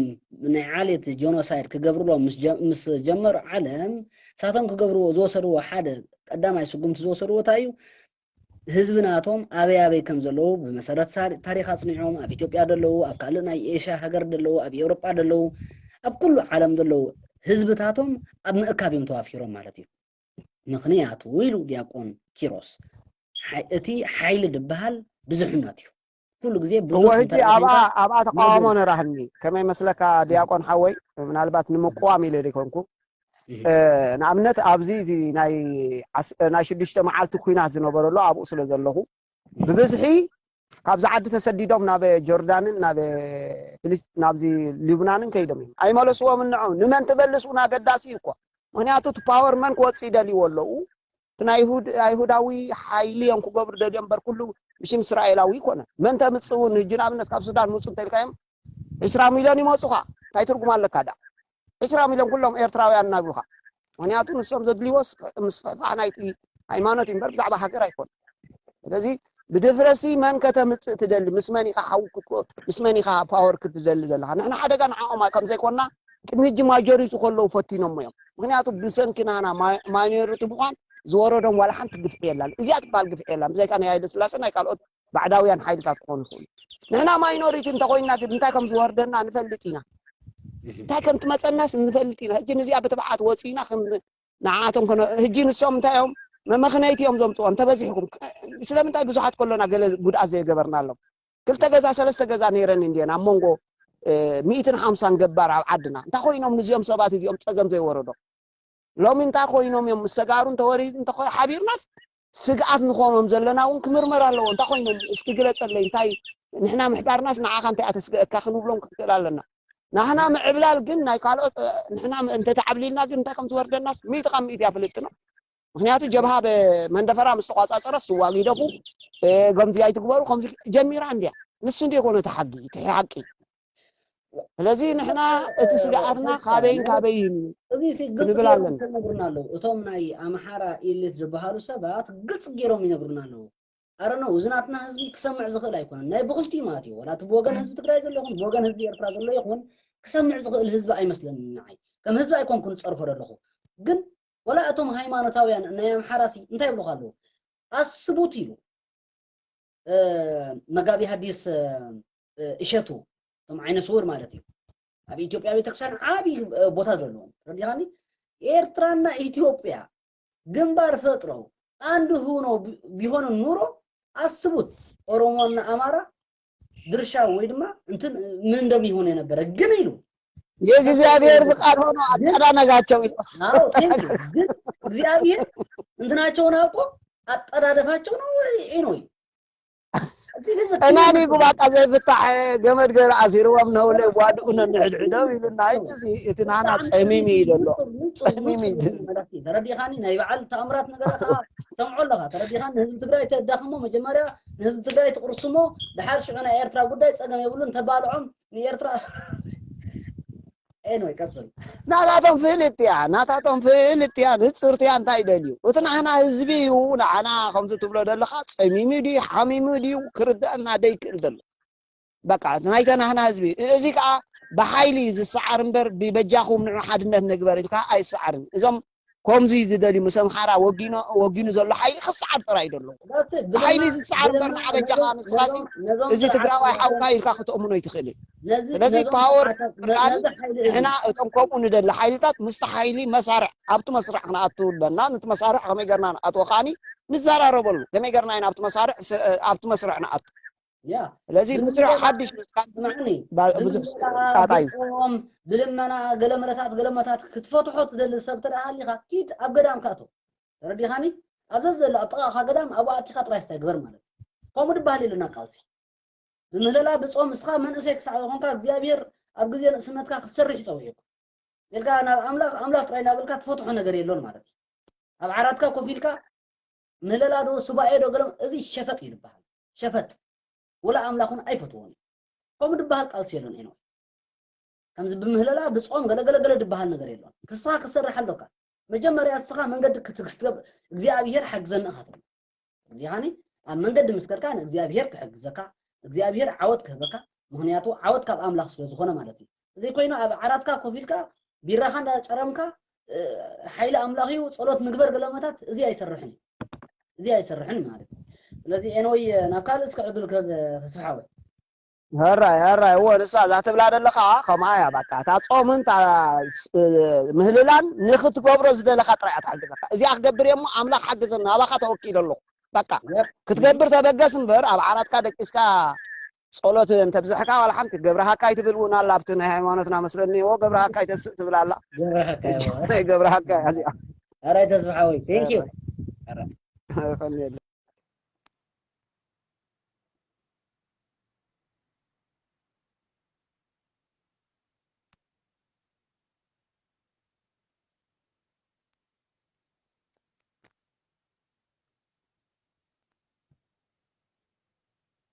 قطيفكم العل بالوسكي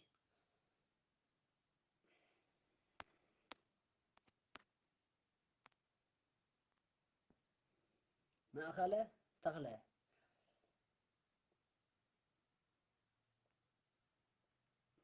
ማእኸለ ተኽለ ሰላም ማእኸለ ከመይ ትኾን? سلام ሶሪ ረሲዕካ ፀኒሐ ሓስኳ እንታ ኣስታይካ ፀኒሐ ከመይ ማእኸለ سلام كمي እግዚአብሔር ይመስገን እግዚአብሔር ክብርን ኣምላኽ ይኹን እስኪ ኣብዚ ሓሳብ እስኻ ከዓ ከም ሓደ ኣባል ናይ ኣግኣዝያን እንታይ ትበሃልታ ሓፃር ስምናትኩም ማኣ ወት مايا ማያ ማሕበር ኣሕዋት ኣጋዝያን ሓቀይ ኦኬይ يا أبري بشنا እስኪ እንታይ ትብሎ እስኪ ብዛዕባ እዛ ኣርእስቲ እንታይ መልእኽቲ ኣለካ ንዞም ሰማዕቲ እንታይ ከተሕልፎ ትደሊ ነገር ኣለካ هو تي حد الناس غيرنا سي لو أنا نسي تارستي هو أجيتي حد الناس كتزارب ولا هلا تعمي حد الناس قالها تقولها بتعب تعمي جن حد الناس انتهى مالتي حد الناس سي عاد خبرك أزخ النجار على لودي يا تراتيلك يلا عاد إذا خبرك تيني حبار لما أساس النجار كله كعلو مالك جي أجلسي لعلي 3 دور بعد ودبات اللوا وين 9 ساعات اللوا 9 ساعات يعني بلان في ودبات يلوا جن حدنا تاي جبراني جبراون أي كلاني من يفوز حالة في 3-4 عامسي حالة في إسرائيل قلنا عمت وي 3 عامسي قلتني الجبرة زي كالك بحج الجبراني إذا كان حساتي حسوتي مالك من يفوز خونا كأني هي تشجر زلو كان تايم لك حتى زي مقبالي باركو لنجر فتوني مالك عدنت كم زي سراح عدنت كم زي دلي خون كم زي رجع يكون هذا كيميست نهر كوين هذا فلاسفة يفوتون هذا نجر مش نهر أبي هو يبرفو بتخوص روح الفورمولا تاعي يجي ناي حدنا سي ناتين عدنت كونك مهنياتو تفعل عينة انترستن ربحتها لنا بتاعتي ويدي لي تتعلم إذا روي مالتي كاب كلام كات سرحي حلف 8 عامات 9 عامات كيف سنة كل كي يجي حدنت كهوناك حدنت حال عينة حزبي قالت حزبي تقرني حدنت قبل فادي قال 9 ميتاوي حال عينة تالو وي 9 5 ميتاوي حال عينة زراح ونقر الله مالك ግን ኣባይታ ግን ሓደ ይኮነን ኣሎ ወላ ህዝቢ ትግርኛ ንባዕሉ ብኸባብን ብኣዋጅን እናተወናጀለ ኣብ ሓደ ይኮነን ዘሎ እቲ ግራውንድ ክንሪኦ ከለና ማለት هو ولا تقرني حدنا تجبرا أم كاي جم شعات عراري خفي ولكن مجمرة تي شعات ما يوانا قلت لي ولا كل سبب قلت مالتي شعات بهيرات بعدين بهير تي ناي بهير روح زمالة تقرني حبس تطرحي يا هذا ما ناتو ديزاين تطرح كلا اللغة يجي تقالي سكاب سويا أنا هم كاسي انتهى هاخدم زمني هاد قالوا سلو الحالة مريت كتقالي سكاب شعات بهيرات تتركب شعات بهيرات زبها زلو خمس سويا أنا خوين قالوا سلكاني أي ويا ندليت انتاي نقولت لينا وين حي واحد بقى يا ريتا أي واحد ليس انتاي ترى يكون عندي فايد جس تتكالس راح لك أيكم كانت تتكالس نمتى هتكالس نايم حق سيل خلوا كانوا اجي تحدنا زبال استرح كني لا تسرح نيرسي ولا جبهان شعبيان في كل تودبات النير كلتين كمان حدنا تاي كمان غانا مالسي ماس ميداي نبرن ازمنا اتيناتو منقعقات دورتي نيرو ابزن كلتسي مش على كاب نايكو عشا لكن جبهان شعبيان ابن تسليهو خير نير مال اجي كلتين كمان سي تدريتي يوم جبهة عرباونا تدري نيرا يوم كا ديمقراطي تدري نيرا بزمانه كومي لما موداتا يغبرو وندم ግን كومي يبلو نيرا اجي حدنت غبري قالنا موداتا بزرات تسعير بحجون حدنت زبال يلن حد حبرتسب ግን ነታ ሃገር ታይ ገብራ በትናቱ እርሳት ሒዙ ነቶም ካለኻ ይምብሮ ዓለምኩም ያትፈር ሕምርት ናይ ብህሰት ሓድነት ገለመለ ሰባረ ብሪቢ ማለት ተራሕ እንጂ ኣነ ከመዝ ኣዝያን ኮይኑ ክሪኦ ከለኹ ኦኬ ከይከልፈካ ምናልባት መምሰልቱን ከም ሕቶ ይፈጥረሎም ስለ ዝኸውን ንዓይውን ከም ሕቶ ስለ ዝፈጥረለይ ማለት እዩ ኣብታ ናይ ሕወሓት ወይ ድማ ወያኔ ንብላ ዘለና ድሓን ሕወሓት ንበሎ ብቐዳም ሕወሓትን ወያኔን ኢልካ ስለ ዝዘበልካያ ኣብታ ናይ ሕወሓት ክመፅእ واحد وياني يكون ويانا قدم مس شعبية تروح ودي كم غيري اوكي حراي ማለት ከም ሕወሓት ኣጋዝያን ወላ እውን ነዚ ጉዳይ እዚ ይዛረብሉ እዮም መስለኒ ኣነ ሰምዖም ሓደ ሓደ ግዜ ኣብ ሕወሓት ዘለዎም ትክስታይ ማተራዳኣ ከምዚ ሕጂ ዝበልካዮ ዓይነት እዩ ንምንታይ ከምኡ ኮንኩ ኢሉ ማለት ሕወሓት ብዚ ሕጂ ሰዓት ንህዝቡ ኣሰሊፉ ምእንቲ መንነቱ ምእንቲ ህዝቡ ቃለስ ኣሎ ረዲኻኒ ስለዚ ሕወሓት እንታይ እዩ ዝንቀፈሉ መንገድታት ማለት ህዝቢ ትግራይ ከዓ ንሕወሓት ከዓ የቕረይልሉ እዩ ወላ ኣይስራሕሉ ንህዝቢ ትግራይ እቲ ህዝቢ ግን በቃ ተቐቢሉ ወይ ረዲኻኒ ወላ ካብቲ ማእኸላዊ መንግስቲ ምስ ስታይ ምስ ተገብረ ምስ ተገፍዐ ወይ ድማ ምስ ተሰጎጎ ወላ ክበሃል ከኣል ማስቆም ስለ ዝኾነ ህዝቢ ትግራይ ግን ተቐቢሉ ወይ በቃ መስመርኩም ኣስተኻኺልኩም ቀፅሉ ኣብ ጎድንኹም ኣለና ኢሉ መሪፅዎ ከዓ በቲ ዝረኣናዮ ሓቂ ይኹን ኣይኹን ብዘይገድስ ብቐዳማይ እውን ኣይኮነን ገለ ስለ ዝበልካ እያ ግን መሪፅዎ እዩ ተረዲኻኒ ሕጂ በኣኻትኩም እቲ ነቐፌታት ንምንታይ እዩ ኣብ ልዕሊ ሕወሓት እንታይ ዝርአ እንታይ ክገብር ኣለዎ ሕወሓት ትብል ማለት እንታይ የጉዲሉ ሕጂ እንታይ ይመስለካ እቲ ቀንዲ ሽግር ኮይኑ ዘሎ ፖሊሲ ንሓደ መንግስቲ ወይ ንሓደ ዝንቀሳቐስ ዘሎ ኣካል እቲ ሰብ ኣይኮንካን ትሪኦ እቲ ሰብኣዊ ዘሎ በቃ ንዓኻ መስል ገለመለ ቦ ዝዛረብ ኣሎ ሕማቕ ዝዛረብ ኣሎ ሽግር ኣይኮነን ህዝቢ ትግራይ ድማ ፍትሃዊ ናይ ህዝቢ ፍትሃዊ ናይ ወላ ሓደ ህዝቢ ስለ ዝኾና ሽግር ኣይኮነን እቲ ሽግር ግን እቲ ፖሊሲ ኩሉ ግዜ ናይ ሓደ ውድብ ክትሪኦ ከለካ እቲ ፖሊሲ ናቱ እንታይ ሕጂ ናይዚ ህወሓት ዝበሃል ፖሊሲ ክሳብ ዛ ዝጠፍእ ማለት እዩ ክሳብ ዛ ውግእ ዝጅምር ምስ ኢትዮጵያ ወይ ገለ እቲ ናቱ ፖሊሲ ዳርጋ ኣይቀየሮም ከምዚ ክልተ ኣማራፂ ነይርዎ ከምዚ ንኢትዮጵያ ክምለስ ከምዚ ሽግር ክብሎ ከሎ ድማ ትግራይ ሃገር ክንገብራ ኢና ይብል ከምዚ ነይሩ ማለት ንፁር ክስታ የብሉን ሮድማፕ የብሉን ዋላ ሕጂ እውን የብሉን ሕጂ ኸ ቃለስ ጥራሕ እዩ ዘሎ እምበር ሕጂ እውን የብሉን ሰሚዓኒ ሕጂ እንታይ ተኣማሚንካ ኢኻ ምስኡ ከይድካሲ ሂወትካ ትኸፍል ሓደ ንመን ኢኻ ትኸፍለሉ ነቲ ሸዓተ ብሄር ትከፍል ኣብ ምስ ትግራይ ከይድካሲ ንሸዓተ ብሄራት ሰላም ከተምፅእ ቃለስ ኣነ ከም ትግርኛ ኮይኑ ክሪኦ ከለኹ እዚ ኣይድግፎን ስለዚ ንስኻ ከም ትግርኛ ወይ ንዓኻ ወይ ንዓኻ ክኸውን ኣለዎ ነቲ ትግርኛ ሕብረተሰብ ተሃገርሲ ናቱ ምዃና ተቃሊሱሲ ናቱ ምዃና በቃ እቶም ካልኦት እውን ክኣምኑ ክህልዎም ንሕና ተቃሊስና መሊስና ንዓ ምስ ራሻይና ማዕረፍ ክኾኑ ምስ ሕዳር ማዕረፍ ክኾኑ እዚ ፅላለ ጥራሕ እዩ ሓደ እዚ ካልኣይ እንታይ ኣለካ ምትለካ ናይ ህወሓት ዕላማ ሕጂ እውን ንፁር ኣይኮነን ንፁር ዘይኮነ ከመይ ጌርካ ትቃለስ ሂወትካ ትኸፍል ጥራሕ ንህግደፍ ዝፀልዎ እዮም እሞ ህግደፍ ክሰዕር ኣለዎ ኢልካ እቲ ቃለስ ኣይትኽእልን ኢኻ سمعني دحري خي نصر كله كخل له اوكي بس حتى بر بسمعت بلك حكي قدام يطلعنا انا هيك دفي جن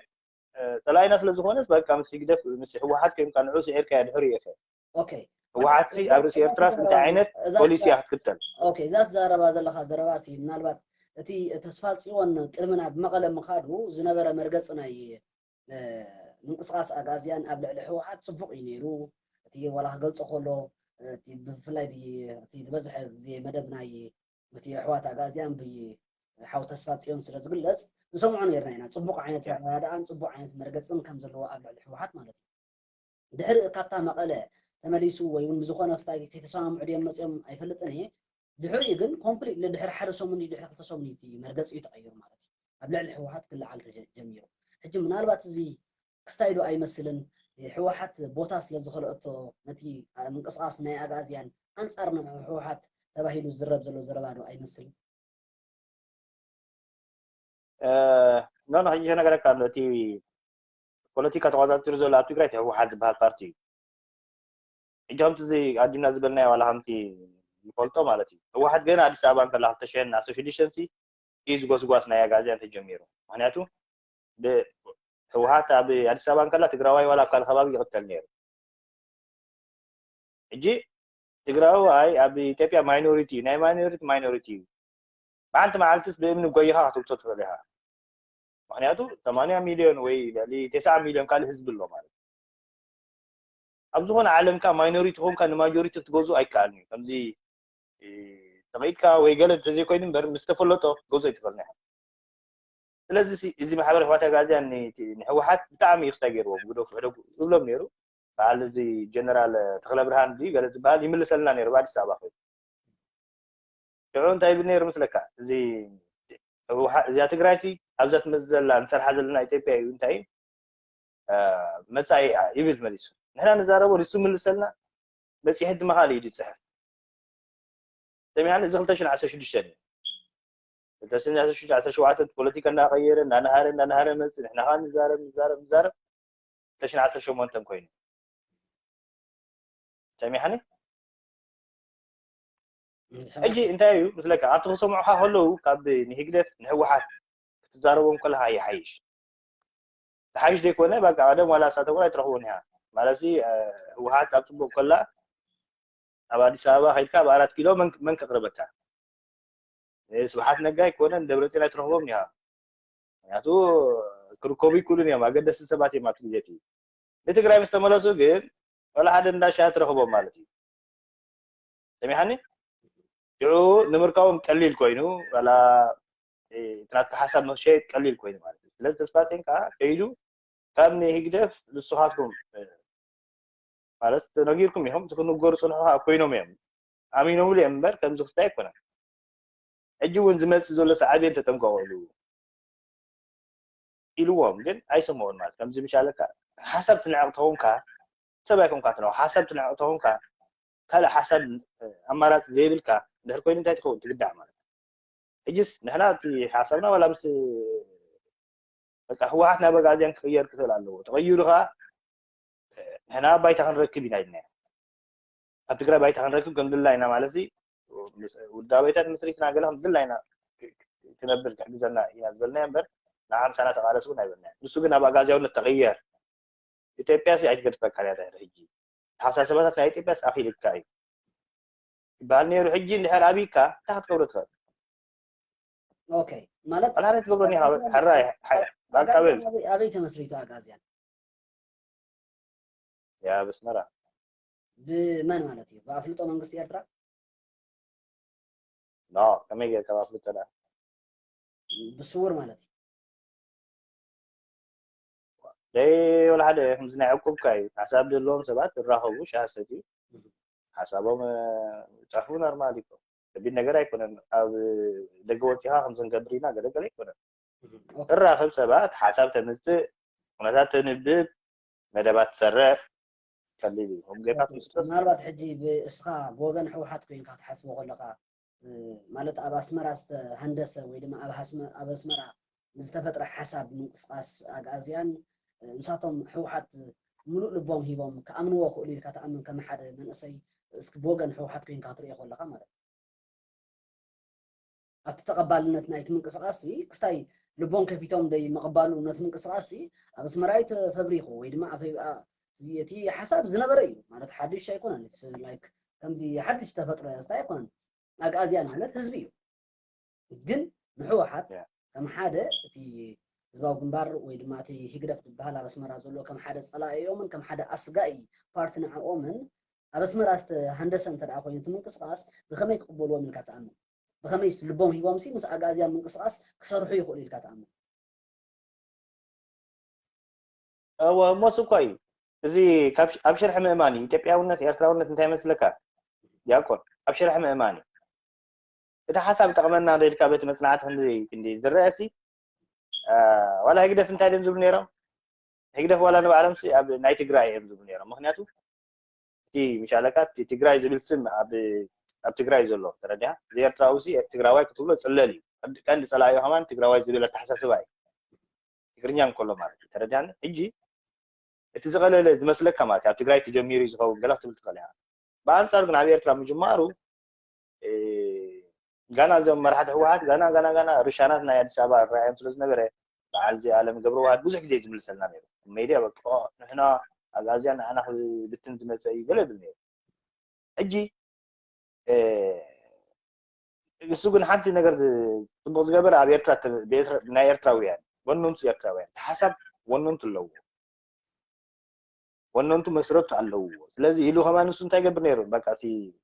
نحن يكوننا إلو ولا مش على كنا حزبنا خمس ولا حزب إيرتراون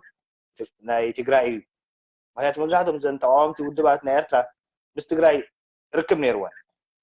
ركب على نيروان مثل إذا حلفه لازم نبرن كم يتأسس ركاي ما هي تنسوا تيرتراون ولا تيتبيون تحسوتي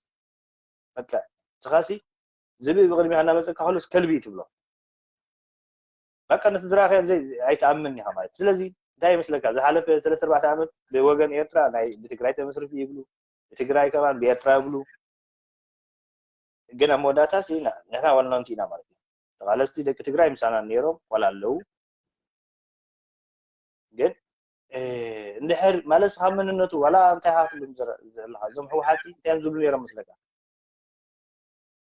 كدمي ويانسي ويانس تتكم قال ساعي نبرنا بتجرائي زعبها سي وهنس تدعيل قالوا بيسبحت تللي زبل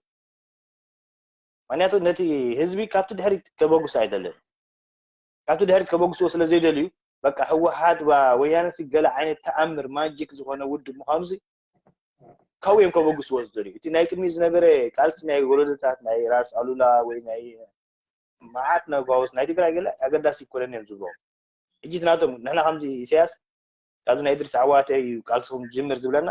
ንሶም ካኻት ናይ ወያነ ጅምር እዮም ዝብሎ ምክንያቱ በቃ ኮሚኒስት ማለት እንታይ ማለት እዩ ነታናቶም ቃልሲ ጥራዮም ዘተዓባቢዋን ህዝቢ ትግራይ እንታይ ይገብርዎ እቲ ድሕሪት ቃለሶ ፀናሕኻ ስልጣን ኢኻ ንክብርታትካ ገለሲ ሓሊፍ እዩ ይብልዎ ተረዲኻኒ እጂ በቃ ነታናቶም ከምኡ ካብል ነይሩ እዚ ቤተሰባትኮ ብዙሕ ግዜ ኢኹም ዝብል ነዚ ናይ ቅድሚ ዝነበረ ቃልሲ ናይ መንነት ናይ ገለ የናሽወይ ነይሩ ብጣዕሚ ምክንያቱ ንሱ ኣብቲ ዓዲ ሄሮ ክኸውን ልዕሊ ታਤੇ ዮሃንስ ንሱ ሲምቦል ክኸውን ይደሊ ኮሚኒስት ይደሊ ነይሩ ማለት ምክንያቱ ከምዚ ዓይነት ኣተሓሳስባ ድማ ናይ ኮሚኒስት ኣተሓሳስባ ይንቡር ኣይኮነን ስለዚ ከምዚ ነይሩ ኣተሓሳስባታት ኩላቶም ካብ ድሕሪት ከበጉስና ኣይደልን እዮም ብወገን ኤርትራ ካብ ድሕሪት ከበጉስና ኣይደልን እዮም ካብታ ናይ ጥልያን ጥራሕ ነግሩና ዋላ እዚኦም ወያነ ወይ ህወሓት ድማ ካፍታ ናቶም ቃልሲ እዮም ዝነግርዋ እምበር ንባዕላቶም ብዙሕ ሽግር ይካቲሞም እዛ ቀዳማይ ወያነ ትበሃልሲ ነቶም ናይ መንነት ተቃለስቲ ትርሽኖም ነይራ ወያነ ንባዕላት ነቶም ኮንሰርቫቲቭ በቃ ንትግራይና ንቃለስ ገለ ዝብሉ ነበሩስ ቀቲላቶም ረሽናቶም ነቶም ሓሰብቲ ዝበሃሉ እስኪ ማለት ኣብዚ ህልው ኩነታት ናይ ሕወሓት ወይ ድማ ናይ ህዝቢ ትግራይ ቃልሲ ክንምለስ ከለና ምናልባት ኣቀዲምካ ማለት ማይኖሪቲ ኮይንካስ ወላ ሓንቲ ክትገብር ኣይትኽእልን ኢኻ ምናልባት 80 ሚልዮን ወይ ድማ ልዕሊ 80 ሚልዮን ዝኾኑ ህዝብታት ናይ ኢትዮጵያ ሲ ብኹርባ ባእምኑ እውን ከውፅኦ ይኽእሉ እዮም እንደ ዓይነቱ ዘረባ ሰሪድካ ነርካ አንተ ወይ እሞ ማለት ንሪኦ ዘለና ከዓኒ ካብኡ አንጻር እዩ ብኣንጻር ኢና ዘለና ከባቢ 4 ወርሒ ወይ 5 ወርሒ ዝሓዘ ቃልሲ ሒዞም ይሄለው እቶም ማይኖሪቲ ዝበሃሉ ህዝቢ ወይ እውን እቲ ብኣኻትኩም ወገን ወይ ድማ ብኣኻ ወገን ክብሎ ይሕሸኒ መሪሕነቱ ጥዑይ ኣይኮነን ኣባላሽ እዩ ትብሎ ዘለካ ስርዓት ወይ ድማ ምንቅስቃስ ናይ ትግራይ ሕወሓት ድማ ዝሓዞ ቃልሲ ንሄለቲ ኣብ ትግራይ ዘሎ ቃልሲ ካልእ ዓይነት ፓርቲ ይኮነን ወይ ዓረና ወይ እውን ናፅነት ገለገለ ድበሃል ኣይኮነን ብሕወሓት ድምራሕ ቃልሲ እዩ እሞ እዚ ሕወሓት ከምቲ ድበልካዮ ካብ ኮነ ንምንታይ ደኣኒ 4 ወርሕን ገለን ከባቢ ምስ ብዙሓት ዓበይቲ ሃገራት ምስ በዓል ዩኤኢ ከይተረፈ ምስ ናይ በዓል ሶማሊ ናይ ኤርትራ ወታደራት ብፉል ስኬል ዝኣተዎ ናይ ኣምሓራ ከምኡ ድማ ብዓባያት ኢትዮጵያቲ ሰንትራል ጋቨርንመንት ማለት እዩ ነዚ ቀጣቢሉ ሒዞ ነይሩ ስለዚ ሕጂ ምናልባት ምስ ዝበልካዮ እዚ ኣይዋቅዕን ዶ እንታይ ዲ ሞላ ነገርካ ኣብ ስልጣን ዝፀንሐ ፓርቲ ከምዚ ባህነ መዓልቲ ዋላ ፃዕራ ኣይክድኒ ህዝቢ ትግራይ እኳ መንነት እኳ ኣለዎ ሰሚዓኒ መራሕቲ ዘይረኸበ እምበር መንነት ኣለዎ ከምዚ ስቕልካ ዝፀዓር ህዝቢ ይኮነን ህዝቢ ግን ኣብ ዘይስነ ሓሳቡ ወስድዎ ስለ ዝፀንሑ መሊሱ ኣቕቲልዎም ማለት እዩ ሕጂ ከምዚ ህዝቢ ትግራይ ክፀዓር ኣይክእልኒ እቲ ፖሊስ ናይ ሕወሓት ግን ክፀዓር እዩ ንኣብነት ኢትዮጵያውነት ዝበሃል ነገር ሕጂ ህዝቢ ትግራይ እውን ኣይቅበሎን ሕጂ ንሕና እውን ህዝቢና ክጉዳእ ይደልና እቲ መሪሕነት ወይ እቲ ገለ እቲ መሻርከት ተሓሳስባታት ንትግራዋይ ዘይጠቅም ስለ ዝኾነ እዩ እምበር ከምዚ ብሓደ ክስታይ ክኸውን ኣይክእል ዳሕራይ እቲ ኩናት ድማ ከምዚ ናይ ቀደም ከይመስለካ ከምዚ ናይ ኤርትራን ኢትዮጵያን ዝነበረ ኩናት ወይ ከምዚ ናይ ኤርትራ ናይ ደርግን كم خي مثلك أتخينا كم يكون عندنا كما يتبل كم تي نبي حق كوينات نفلتسي كم يكون عندنا كوينات له أحد كا قال ما ده يمبر كم زستايكن كمزي جنبار مسبار قالوا عين تلقوا ما يكون مالتي كم زنا كل تشيء حزنا برا تشعل شعت حزنا برا حج بزنا تصورنا بزنا سنعرف بزنا عبد خالا كم زنا عسب كم يكون عندنا كوينات اوكي كم زغيل كا زي وقعوا بيناتي لو ما عندي صوت بحر وارد تجمر كوميداتي تلقى بوزحتو زي كتمات تصحي تواقيه في زمزم أي تفيا بدون سمع مالك اوكي اسكي يجي تخوينات سي كم زي كم تناي كلم كم تناي كوره كم فينات الله يعني نقال سبات كذبوا ما مهنياتو أبزانات كحساب بلوحة سبات كستاي كم ذهبوا فلوتيو نالبات سخا ماليسكا عدل كبكاي اسمعايو حدا صحفة اللي ماليسكا اوكي ثانك يو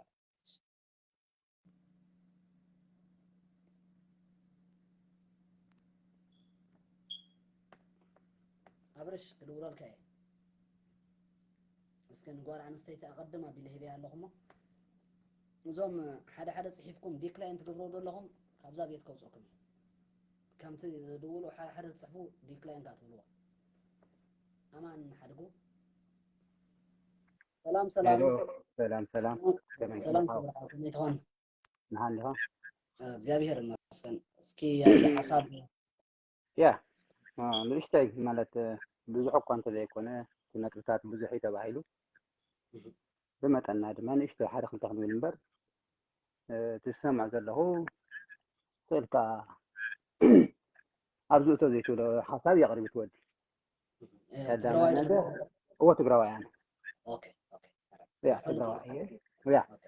እንታይ ክብለካ ደለ ሓደ ሰብ ናይ ባዕሉ ከይፈለጠ ናይ ሓደ ሰብ ፈልጥ እየ ከም ፈላጥ ኮይኑ ክቐርብ ከሎ ቀዳማይ እቲ ጌጋ ኣብኡ እዩ ነጥቢ ሓዘብ እዚ እንታይ እቲ ጌጋ ንሱ ናይ መፃፅኡ ህግደፍ ድዩ ኣበይ ተመስሪቱ ዕላምኡ እንታይ እዩ እቲ ዝደልይዎ ሽቶ ኸ እንታይ እዩ ኣብዚ እቶ ዘይበሃል ንፁር ዘይኮነ ሓሳብ ሒዞም መፅኦም እንዳሃለዉ ብዛዕባ ናይ ሕወሓት ኣብዚ እቶ ትብሎን ኢኻ ዕላማ መፍለጥን እዩ መጀመርያ ንስኻ ንባዕልኻ ካበይ መሰረትካ ምዃንካ ንፁር ኣይኮንካን ዓለም ኩሉ ዝፈለጠኩም ኣግኣዝያውያን ትብሉ ሸቀጥቲ ሰብ ንሰላም ዘይትፈትዉ ሰብ ከም ሰብ ሂማኒቲ ዘይብልኩም ኢኹም ብሃይማኖት ትፈልዩ ብዝተፈላለየ ምክንያት ናይ ሓደ ብኮ ዘርዚርኩም ጥራይ ምድኻም ጥራይ ስራሕኩም ጠጠው ኣብልዎ እዚ ትግራዋይ ነቕሒልኩም እዩ ስእልኩም ትዕንድሩ ኣለኹም ስእልኩም ትዛረቡ ኣለኹም እምበር ምሁርን ዘይምሁርን ትግራዋይ ከም ሓደ ነገር ስእሉ ከምዚ ኣይበሃልን እምበር ከምዚ ጓሓፍ ርኢኩም ተወዲ እዩ ናትኩም ጉዳይ ኣብቀ ሕጂ ዓፅሮሞ ስእልኩም ሃለውሎ ይትበሉ ብዛዕባ ናይ ሕወሓት ወይ ብዛዕባ ናይ ወያነ ንሱ ገዲፍካ ንህግደፍ ተዋጋዕ ሰብኣይ እንተኮንካ ምስ ህግደፍካ ቀፅል እቲ ሓቂ እንተሃልዩ ህዝቢ ትግራይ ምምክንያት ትግበርዎ ህዝቢ ትግራይ እኮ ሓውና እንዲ ህዝቢ ትግራይ እኮ ኖ ኣይትጋግዩ እዚ ህዝቢ ትግራይ ባዕሉ ዝመርሕ ውድብ ኣለዎ እቲ ውድብ ኣይኮነን ንዓና ዝመርሐና ተጋሩ ንሕና ኢና ንመርሖ ተጋሩ ኢና ንመርሖ ነቲ ውድብ ሰብ ድማኒ ክጋገ ከሎ ተጋገ እንትብሉ ከዓ ትእርሞ ካልኣይ ነገር እቲ ጦርነት ኣብኡ ኮይኑ ከም ዝዛረብ ዘሎ ይዛረብ ኣሎ ዝወዲ እዚ ኣብኡ ድዩ ዘሎ ንሱ ኣብ ውሽጢ ድዩ ዘሎ እንታይ ዓይነት ዘይኹም ቁሩብ ሕሊና ዘለኩም ቁሩብ ከም ሰብ ልሕሰቡ በጃኻትኩም እንታይ እቲ ምትሕስሳብ ኣብኩም ዘሎ ማለት ርኢኻ በዓልኻ ዘለኻዮ ጉዳይኻ ትዕልል እምበር ብይኸውን ግምት እንዳተዛረብካ ንሰባት ስእልካ ለው ማለት እንታይ ትርጉሙ ይሕዋት ቁሩብ ሕሰቡ ንሕና ከም ሰባት ኣመና በዚሕና ምፅማዕ ብድዐ በዚሑ ሓንሳብ ተደሊኹም ንሕና ሰራሕተኛ ክንኮነልኩም መስመራ ክንኩም ንስኩም ክትገዙና ተሓስቡ ትዛረቡ እቲ መራሕኹም ናይ ኣግኣዝያ እንድሕር ትብልዎ ገለ ብዕሊ እዩ ዝዛረብ እንታይ ማለት እዩ إذا حسك أجندة حسك مثلا خلاص قرب كأزي تحفر ميديا وتخم كعت زارو ناس هذا حفر نوريو كن يسوي زعزبكم زلوا كم سمت الهيمانك يحلكم رهرها يحلكم ناس بعد سبي تطفئ زلوا بتيخون سبي تطفئ زلوا كم سب حسابه إذا أخذ بلاد حوالي يغني له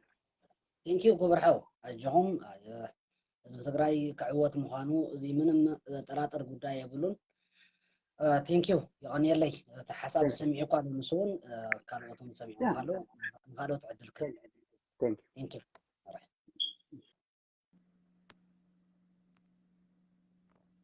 አብረሽ ዕድል ህበካ ኣለኹ ሰላም ከመይ ትኾን سلام أبرش كمان መይ ውዒልካ ከመይ ሓዲርካ مسجن علينا استقبل ብዙሕ ሓሳብ ከም ዘለካ ተረዲእን ኣሎ እስቲ ومالت سمعكم لصنيحه تايديوتي فرح حساب بقدماي تذكر تاين كاتاي لك كانيرا باي ذا واي تي حاونا تግራዋይ ዝበሎን ቅድም ኢሉ ኤርትራዊ ዝበልዎን ከም መበገሲ ገይረ ከኣትሞ ክሓፅር ከሎ ኣጋዝያን መንዮ ኣነ ኣጋዝያን ኣይኮንኩን ሕወሓት ትግራዋይ ምዃነይ እንደይ ዘሽሕ ግዜ ተዛሪበ ይኹን ዳ እምበር ይርድአኒ እቲ ናይ ሰራይ ኣኩሎ ግዛይ ብሕልፉ ዘሎ ከበሳ ትግርኛ ተዛራባይ ናብ ሓዉ ትግራዋይ መጻይ ዕድሉ ይወቱ ሓቢሩ ክነብር ከብደል እዚ ኣነ ዘኽብሮ ረዳሃኒ ግን ኤርትራ ሸሞንተ ብሄረሰብ ከዓ ስለ ዘለዋ ብቐዳማይ ታይለካ ነይረ ዝክር ተኸንካ ብዛዕባ ናይቶም ካልኦት ብሄረሰባት ማዕርነት ሓድነት ዶ ገለዶ ድምፂ ኣኽቢርና ኢና ናብ ትግራይ ክንሕወስ እንደሊ ገለ ኢልካ ተሓሲብካ ኣይትስማዕምዑን ኢኹም ብቐዳማይ ነግረካ ምክንያቱም መዓት ናይ ወሃቢስትን መዓት ናይ ብስዑዲ ዝሕገዙ ገለ ዝሕገዙ ኤርትራ ናይ እድሪስ ዓዋት ሃገር እያ ገለዶ ዝብሉ ሃተፍተፍ ፖለቲካ ስለ ዘሎ ብሕልፊ ኣኩለ ግዛይ ናይ ባዕልኹም ስራሕ ስሩ ሰራየን ኣኩለ ግዛይን ብሕልፊ ኣነ ዝተኣማመንሉ ኣኩለ ግዛይ ናይ ባዕልኹም ጥርናፈ ናይ ባዕልኹም መጻዕ ድል ብሪፈረንደምኩም ክተረጋግጹ ልክ ከምዚ ክራይሚያ ሓቂ ካብ ዩክሬን ተገንፂላ ናብ ራሻ ኣትያ መሰልኩም ዩክሬን 2014 ሳብ 2014 ትሕዛ ነይራ ክራይሚያ ፔንሱላ ዘላ ዛኢላ ድሕሪ ኣብዚ ብላክ ሲ ዘላ ማለት ድሕሪ ግን ተገንፂላ ኣትያ ስለዚ እቶም ኣጋዝያን ገለ ዝብሉን ኣይተስምዕዎም ስማዕ እስቲ ዲያቆን አብርሃም ሓው ሓደ ነገር ነግረካ ተስፋ ጽዮን ተልዒልካ ንኣብነት መስሓቂ ተስፋ ጽዮን እኮ ሕወሓት ጠፊኣ ሕወሓት ክትጠፍእ ኣለዋ መጀመርያ ብድሕሪና ማይኖሪቲ ስለ ዝኾነ ትግርኛ ተዛራባዊ ኤርትራ ነቲ 10 ሚልዮን ድዩ ልዕልዩ ድዩ ዘሎ ትግራዋይ ተሓዊስናዮ ባርያ ጌርና ወታደር ንቆፅር ገለ ንቆፅር ነቶም እንዳን ቀቢላ ናብ ኤርትራ ዘለው ኣይረግፁናን ኣይጠቕጡናን ማይኖሪቲ ንኾንን እዩ ዝብል እዚ ኢቭል ዝኾነ ተሓሳስባ እዩ ከምቲ ዓንቶ ነቲ ትግራዋይ ባርያ ጌርካ ንምግዛእ ብዓይነቱ ኢኻ ርዲኢት ናትካ ወይ ድማ ንስኩም ድብል ኦኬ እወ ብሕልፊ እቲ ናይ ሓማስን ዘሎ ፖለቲካ እንዲ ኤርትራ ክንዲ ኣገይሩ ሓሊፉ ንምስራቅ ኣፍሪቃ ሕምስ ዘብላ ዘሎ ደንቢያ እምሶም ጎንደር ኢሎም ይኣምኑ በዓል ፕሮፌሰር በረኸት ትፈልጦም ኢኻ መፅሓፍ ፅሒፎም እዮም ምሁሩ ደንቆርኡ ሓማሴን ሕውስውስ ዝበለ ስምዒት ዘለዎ ኣብኡ ትእተው ንምንታይ ሲልካ ምስ ተጋሩ ክጋጭወኩም ልክዕ ከምቲ ሓውና ሕዚ ትግራዋይ መፅዩ ኩሉ ሓዊሱ ብትን ዝበለ ስምዒት ዝተሰምዖ ከምኡ ከጋጥመኩም ዝበልኩካ ብቐዳማይ ዝዝክር ተኸንካ እንዚኣ ናይ ባዕልኩም ደረጃኹም ሓሊኹም ተጠርኒፍኩም ማሕበር ኮሚኒቲ ጌርኩም ቅድም ቀዳድም ሸዓብያ ኣብ ምቕባር ተረባረቡ ምስ ትግራይ ዋይ ምስ ሕወሓት ሰራዊት ትግራይ ዝበሃል ዘሎ ሕዚ ሕወሓት ዝመርሖ ሰራዊት ትግራይ ኣሎ ትመሪሕነት ሕወሓት እምበር ሰራዊት ትግራይ እዩ ለይትን ቀትርን ዝኳሻሕ ዘሎ ሓደ ተቃልሲ ናይ ሕወሓት ኣንደርስቲሜት ምግባር ፅቡቅ ኣይኮነን ተቃልሲ ዝተፈላለዩ ዓይነት ናይ ውግእ ኩነታት እዩ ዘሎ ናይ ዲብያ ልክዕም ታሊባን ምስ ኣሜሪካ ኔቶ ሓይሊ ዝቀሳቀሰሎ ናይ ሚሊተሪ ሙቭመንት ኣምቡሽ ትገብረሉ ነገር ኣሎ ቀጥታውን ናይ ምክልኻል ናፍቲ ዕርድኻ ክመፁ ከለው ናይ ምክልኻል ጦርነት ኣሎ ናይ ዲፌንሲቭ ማለት እዩ ኔቸሩ ስዒቡ ከዓ ኦፌንሲቭ ናይ ምጥቃዕ ከዓ ከድካ ናይ ምድምሳስ ኩነታት ኣሎ በዝን ወድዝን መዓልቲ መዓልቲ ጦርነት ኣብ ትግራይ ይካየድ ኣሎ በዞም ዓይነታት ጦርነት ማለት እዩ ስለዚ ስኡልካ ከምዚ ናይ ሽፍታ ጦርነት ጌርካ ክትርኢ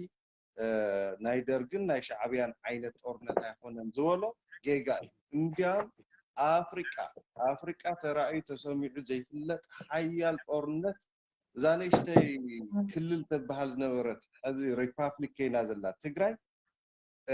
ተኣምር 8-9 ሃገራት ስማዕ ኢማራት ብቢልዮናት ዶላር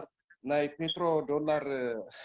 ሓይሊ ዝቀሳቀሳ ሃገራት ድሮይናት ፊፍት ጀነሬሽን ድሮይናት እየን ኣንማን ድሮይን እየን ተጠቂመን ሶማልያ ከይተረፈ ልዕሊ 10,000 ሰራዊት ይሳትፉ ሻዕብያ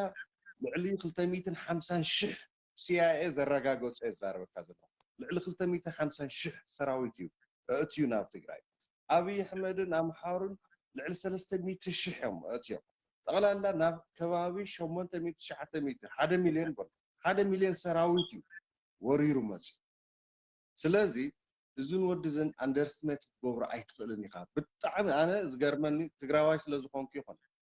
እንታይ ዓይነት ህዝቢ እዩ ሸውዓተ ወርሒ ምግቢ የለ ገለ የለ እንታይ ይበልዕ እንታይ ይሰቲ ብኸመይ ዝነብሩን ኣነ ሳይንቲፊካሊ ፕሩቭ ዲስፕሩቭን ገብሮ ኣይኽእል ብጣዕሚ ዝገርመኒ እቲ ህዝቢ ባዕሉ እንታይ በልዑ ይፀንሕ ዘሎ ወርደን ይኽእል ፅርግያ ተዓፅዩ ሰብ ስራሕ ጥሜት እዩ ተፈጢሩ ጆኖሳይድ ተኣውጅ ዘሎ ሕወሓት ከዓ ወላ ድኽመት ሃለዎም ትግራይ ረሲዖም ኢትዮጵያ ክቅይሩ ተበሉ ይቅርታ ሓቲቶም ህዝቢ ትግራይ ጠስምን ድልኽን ከይና ተስማዕሚዕና ሓድነትና ናይ መንነትና ናይ ዓርሰ ውሳኔ ናይ ትግራይ ሂወት ናይ ምቅፃል ዘይምቅፃል ከም ደቂ ሰባት ስለዝኾነና ትሪኦ ኣለኻ ዩኒፊኬሽን ስለዚ ሻዕብያ ክሳብ ቀይሕ ባሕሪ ኣብ ቀይሕ ባሕሪ ክሳብ ኣእቲና ንቀብሮ ንስኻትኩም ከዓ ኣብ ጎንና ትኾኑ ኣብ ጎንና ትኾን ከለካ ግን ዝብልካ ንሻዕብያ ምጥፋእ ብቐጥታ ኮንፍረንት ምግባር እዩ እዚ ንኣብነት ቅድሚ ሕዚ ኢለ መረፃ ኣብ ኤርትራ ይገበር ዶ ገለ ዶ ክትብል ትኽእል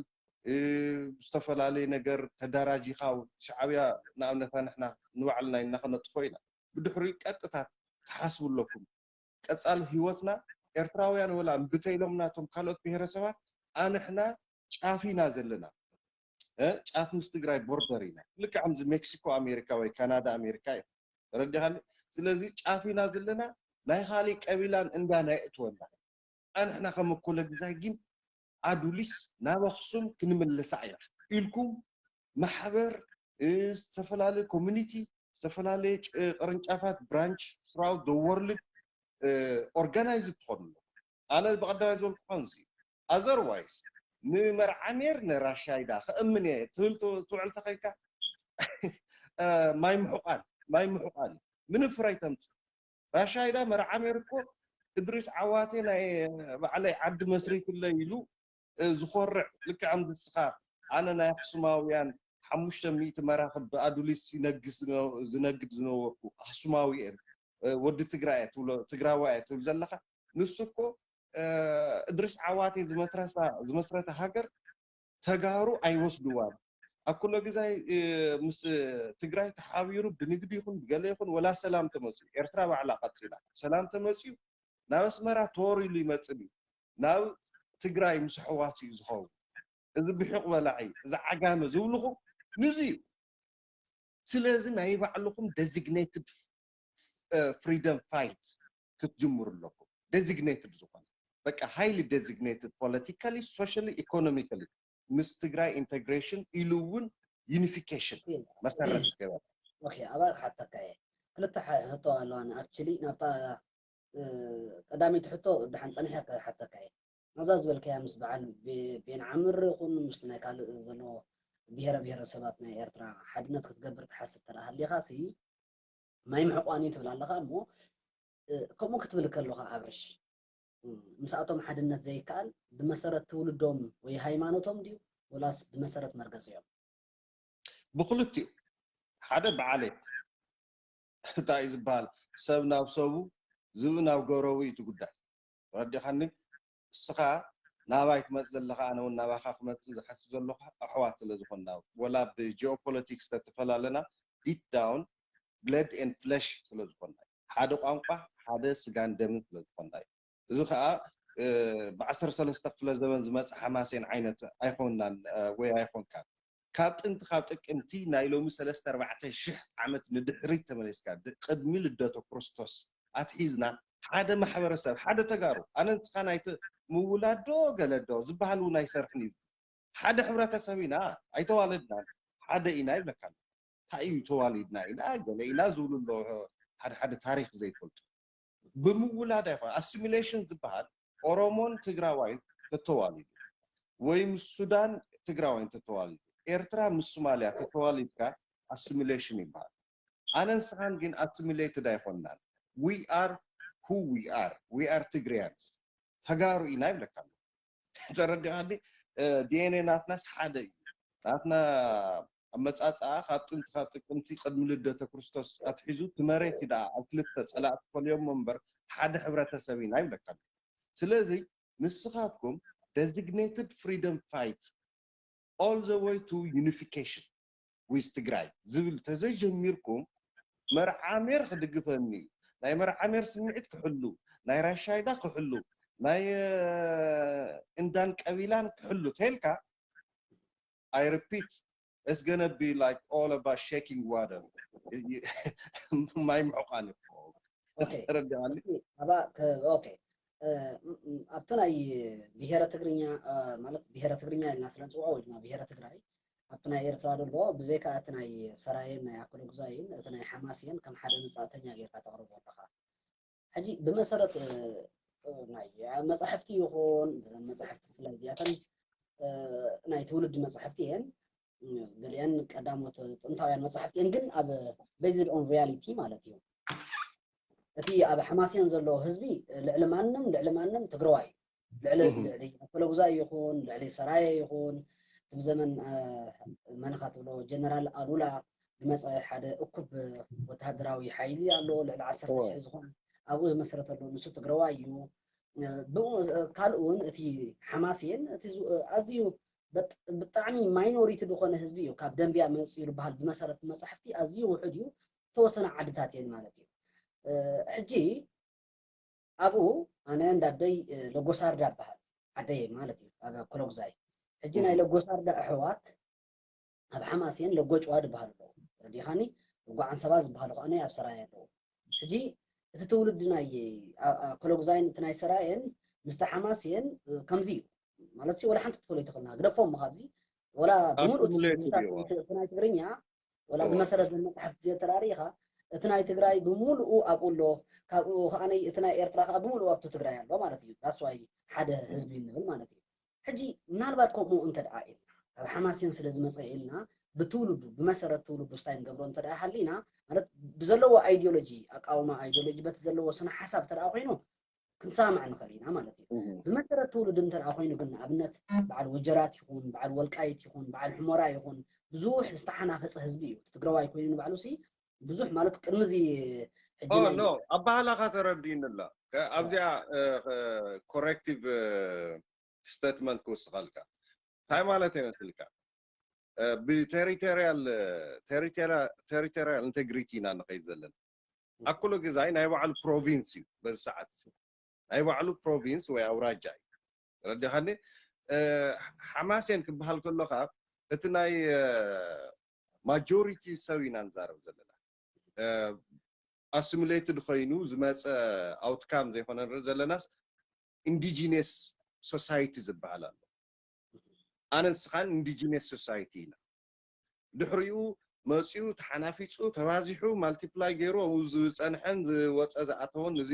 ኣይምልከተናን I'm talking about the very indigenous society ኣብኡ ካብ ቀደም ኣትሒዙ ካብ ኣሽሓት ዓመት የዛረብ ዘሎ ናይ 3-4,000 ዓመት ንድሕሪ ተመሊስካ ዝነበረ ሕብረተሰብ የዛረብ ዘሎ ስለዚ ሓማሴን ኣስመራ ከባቢኣን ማለት እዩ በኋላ ያባላ ዓንሰባ ዝበሃል ኣነ ዝግድሰኒ ኣስመራ ናተያ ካፒታል እያ ናበለካ ኣዱሊስ ሻንጋይ ክትገብር ኣይትኽእል ኣዱሊስ ወይ ሃንኮንግ ክገብራ እትልካ ኣይስማዕማዕካ ንብሰብ ይተረዲኻኒ ስለዚ ኣብቲ ፍረ ሓሳብ ተኸድካ ንምንታይ ንስኻሲ ኣስመራታይ ኺናትካ ናብ ዝብል ናብ ፀቢብ ዝኾነ ናይ ኦርባናይዜሽን ቲንኪንግ እዩ ዝኸይድ ኦርባናይዜሽን ግን ዝሓስብ ተትኾን ከም ሕብረተሰብ ስማዕ ኣስመራ ጥራሕ ኣይኮነት እንተድልኒ ኤርትራ 4-5 ኣስመራታት ወይ ዝበልፃ ካብኣ ተብል ትኽእል ኣብ ትግራይ መቐለ ትበሃል ነራ ውቅሮ ራእዩ ኣብ መቐለ ንላዕሊ ትኾን ነራ ድሕሪ ዓዲግራት ራእዩ ካብኡ ንላዕሊ ትኸውን ትስዕር ነራ ክትፎኻኸር ኢኻ ዘለካ ኮምፒቲሽን እዩ ፍሪ ማርኬት ስለዚ ንዚ ከይኸውን ግን ሳፕረስ ዝገብረካ ትኾይኑ ፀቕጠካ ትኾይኑ ወይ ከዓ ተስፋ ጭን ተወሲድካ ንኣብነት እዚታት እንድሕር ኣዘራሪብካዮ ኖ ሃይማኖትን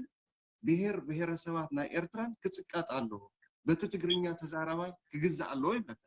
ተጋሩ ከምዚ ንስማዕማዕ ሕወሓት ከምዚ ይስማዕማዕ ሕወሓት ማለት እኮ ኣነ ዘይስማዕምዐሉ ሕወሓት ይስማዕማዕ ኣይፈልም ከምቲ ሓውና ዓንተወይ ዝበሎ ሕወሓት ህዝቢ ትግራይ ዝመርሓን በርሳይ ትመርሐናን ዝበለካ ናይ ሕድሕድ ልቦና ናይ ትግራዋይ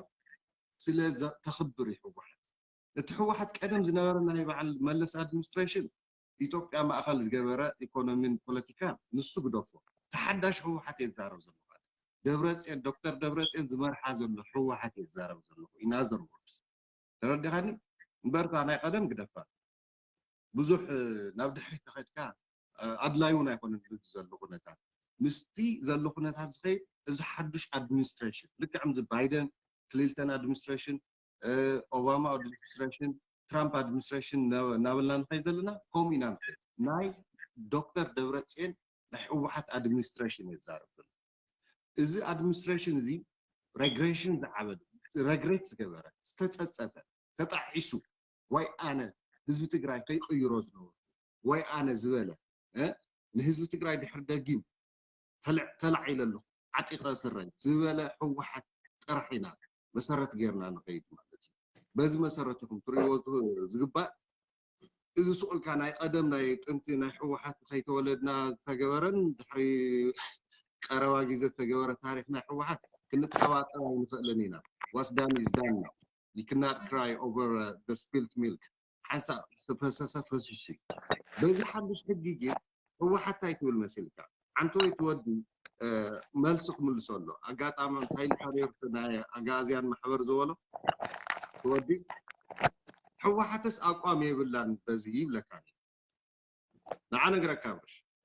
ሕወሓት ኣቋም ኣለዋ እቲ ኣቋም እንታይ መሲልካ ቅድሚ ሕዚ ዝነበረ ኣቋም ኣምሓራይ ሲኒ ቀይሕ ባሕሪ ኣይትጎብጥን ዝብል ኣቋም ነይሩ ዘውቅዕና እውን ንሱ እዩ ተረዲኻኒ ኣብዚ በዚ ኣጋጣሚ እዚ ተጋሩ ክንደየናይ ንቀይሕ ባሕሪ ከም ተኸላኸልናልኩም ካብ ፀላእ በላዒ ኣምሓራይ እዚ ትፈልጥ ኣለካ ሓማሴን ግን ኣሕዋት እዮም ኣምሓሩ ባሕሪ ይወስዱ እዮም ንስኹም ጥራሕ ጥፉ ኢሉ ዝቀሳቀሰሉ ኣብዚ እቲ ኢሊት እየ ዝብለካ ኣለኹ እቲ ህዝቢ ከይኸውን እቲ ኢሊት ናይ ኣምሓራይ ግን እዚ እዩ ትሰዕሩ ሕወሓት ግን እንታይ ኣቋማ በዚ ሰዓት እዚ ብሕልፊ ኣብ ኣኮሎ ግዛይ ምስ ትግራይ ንብሎ ዘለና ኣዱሊስ ካብ ኣልውሃ ምላሽ ክሳብ ኣዱሊስ ዝብል ኢንተርቫል እንዲና ምፅኢና ዘለና ኣብዚ ኣቋምና ሕወሓት እንታይ ትልካ ግልፅን ግልፅን እያ እዛ ኣነ ዝዛረባ ህዝቢ ትግራይን ሕወሓትን ዝዛረባ እንታይ ከም ዝኾነ ትስማዕ ሕወሓት as long as it's your voice it's your choice and you conduct election or whatsoever referendum for unification with Tigray they will welcome you warmly ሕወሓት ህዝቢ ኤርትራ እንድሕር ወሲንዎ ወይ ከዓ ኣካል ናይ ህዝቢ ዝኾነ ናይ ኣኩሎ ግዛ ይኹን ሰራይ እንድሕር ምስ ተጋሩ ክንከውን ኢና ኢሎም ሕወሓት ደው ተብለካ ይትኽእልን ብህዝቢ ድምፂ ኣትፈይ ኣኩሎ ግዛይ ንኣብነት ኣነ ኣዱሊስ ናይ أكل أخصومي سلازي أكل تجري تلكم كلاتكم يزولك هذا حموش شدش اللي تاكل اتمحور سوي بملو زولك هذا اوكي ندحر متجرى أبغى ጊዜ ማለት ክሳብ ኣብ ሊስትራ ይኮነ ድማ ዝመሓረር ዝነበረ ትሕቲ ኣክሱም ወላ ትላዕለዋይ ምድረ ቡርድ በሃል ናይ በዓል ዓፋር ቦታ ዘሎ አይኖ አይስማዕምዑን እዮም ቲ ፖለቲካ ቁረፆ ዝብለካ ዘሎ ግዜ የብልናን ምስኦም ክንዛራ because we don't have time to argue with them ክንከራከር ምስኦም ግዜ የብል ታዲ ፀገሙ መሲልካ ሎሚ ኣይፈልጠካን ይብለካ እዎ ነይራ ሞታይ ባዕሉ ይፍለጥ ክሱ እሞ ክብለካ ከዓ ክትገብር ተረዲካ ንኣብነት ኣታ ሕደግ ከምዚኻ ነርካ ብከምዚ ዓመተ ምህረት ብከምዚ ገለ ትልካዮ they will give you deaf ear man ምንም ኣይሰምዑካን ግዜ ከይነጥፍ ማእኸለ የርእየካ ኣለኹ ክበካ ይዕድል ድሕሪ ኣብርሽ ክበካ ኣባህላይ ተረዲኻኒ ኣብርሽ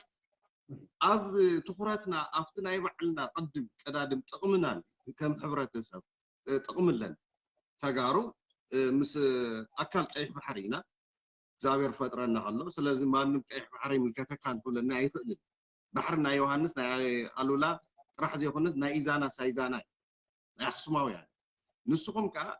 ሕብረተሰብ ትግራይ ኦሮሞ ይኾንኩም ዓፋር ይኾንኩም ኩናማ ይኾንኩም ወይ ብሄር ካልኦት ሻንቅላዶ ወይ ገለ ይኾንኩም ተጋሩ ይኹም ተረዲኻኒ ዝኽእልካ ትግራዋይ እየ ኢልካ ንፅያፍ ባዕልኻ ትግራዋይ ንዘይምባል ትግርኛ ቋንቋ እምበር ብሄር ኣይኮነ ትግርኛ ዝበሃል ላንጉስቲክ ሳይንስ እዩ እንግሊሽ ትግርኛ ተልካ ተረዲኻኒ ንስኻ መን ኢኻ ትተባሃልካ ትግራዋይ ብሄርካ ልክ ኣብ ኤርትራ ዓፋር ኩናማ ገለ ከም ዝብሎ ኣብ ትግራይና ዓፋር ኩናማ ኣብ ኢትዮጵያ ገለ ዘሎ ከም ማለት ትግርኛ እዩ ዝበሃል ግን እዚ ኮነ ኢልካ እቲ ትግራውነት ምፅያፍ እዩ እዚ ክዕረይ ኣለዎ ባይዞ ማንም ኣኮሎ ግዛይ ትግራዋይ ይኽብል ኣለዎ እምበር ትግርኛ እዩ ትግርኛ ቋንቋኻ ትግርኛ ባዕልኻ ትግርኛ it doesn't really make sense that's nonsense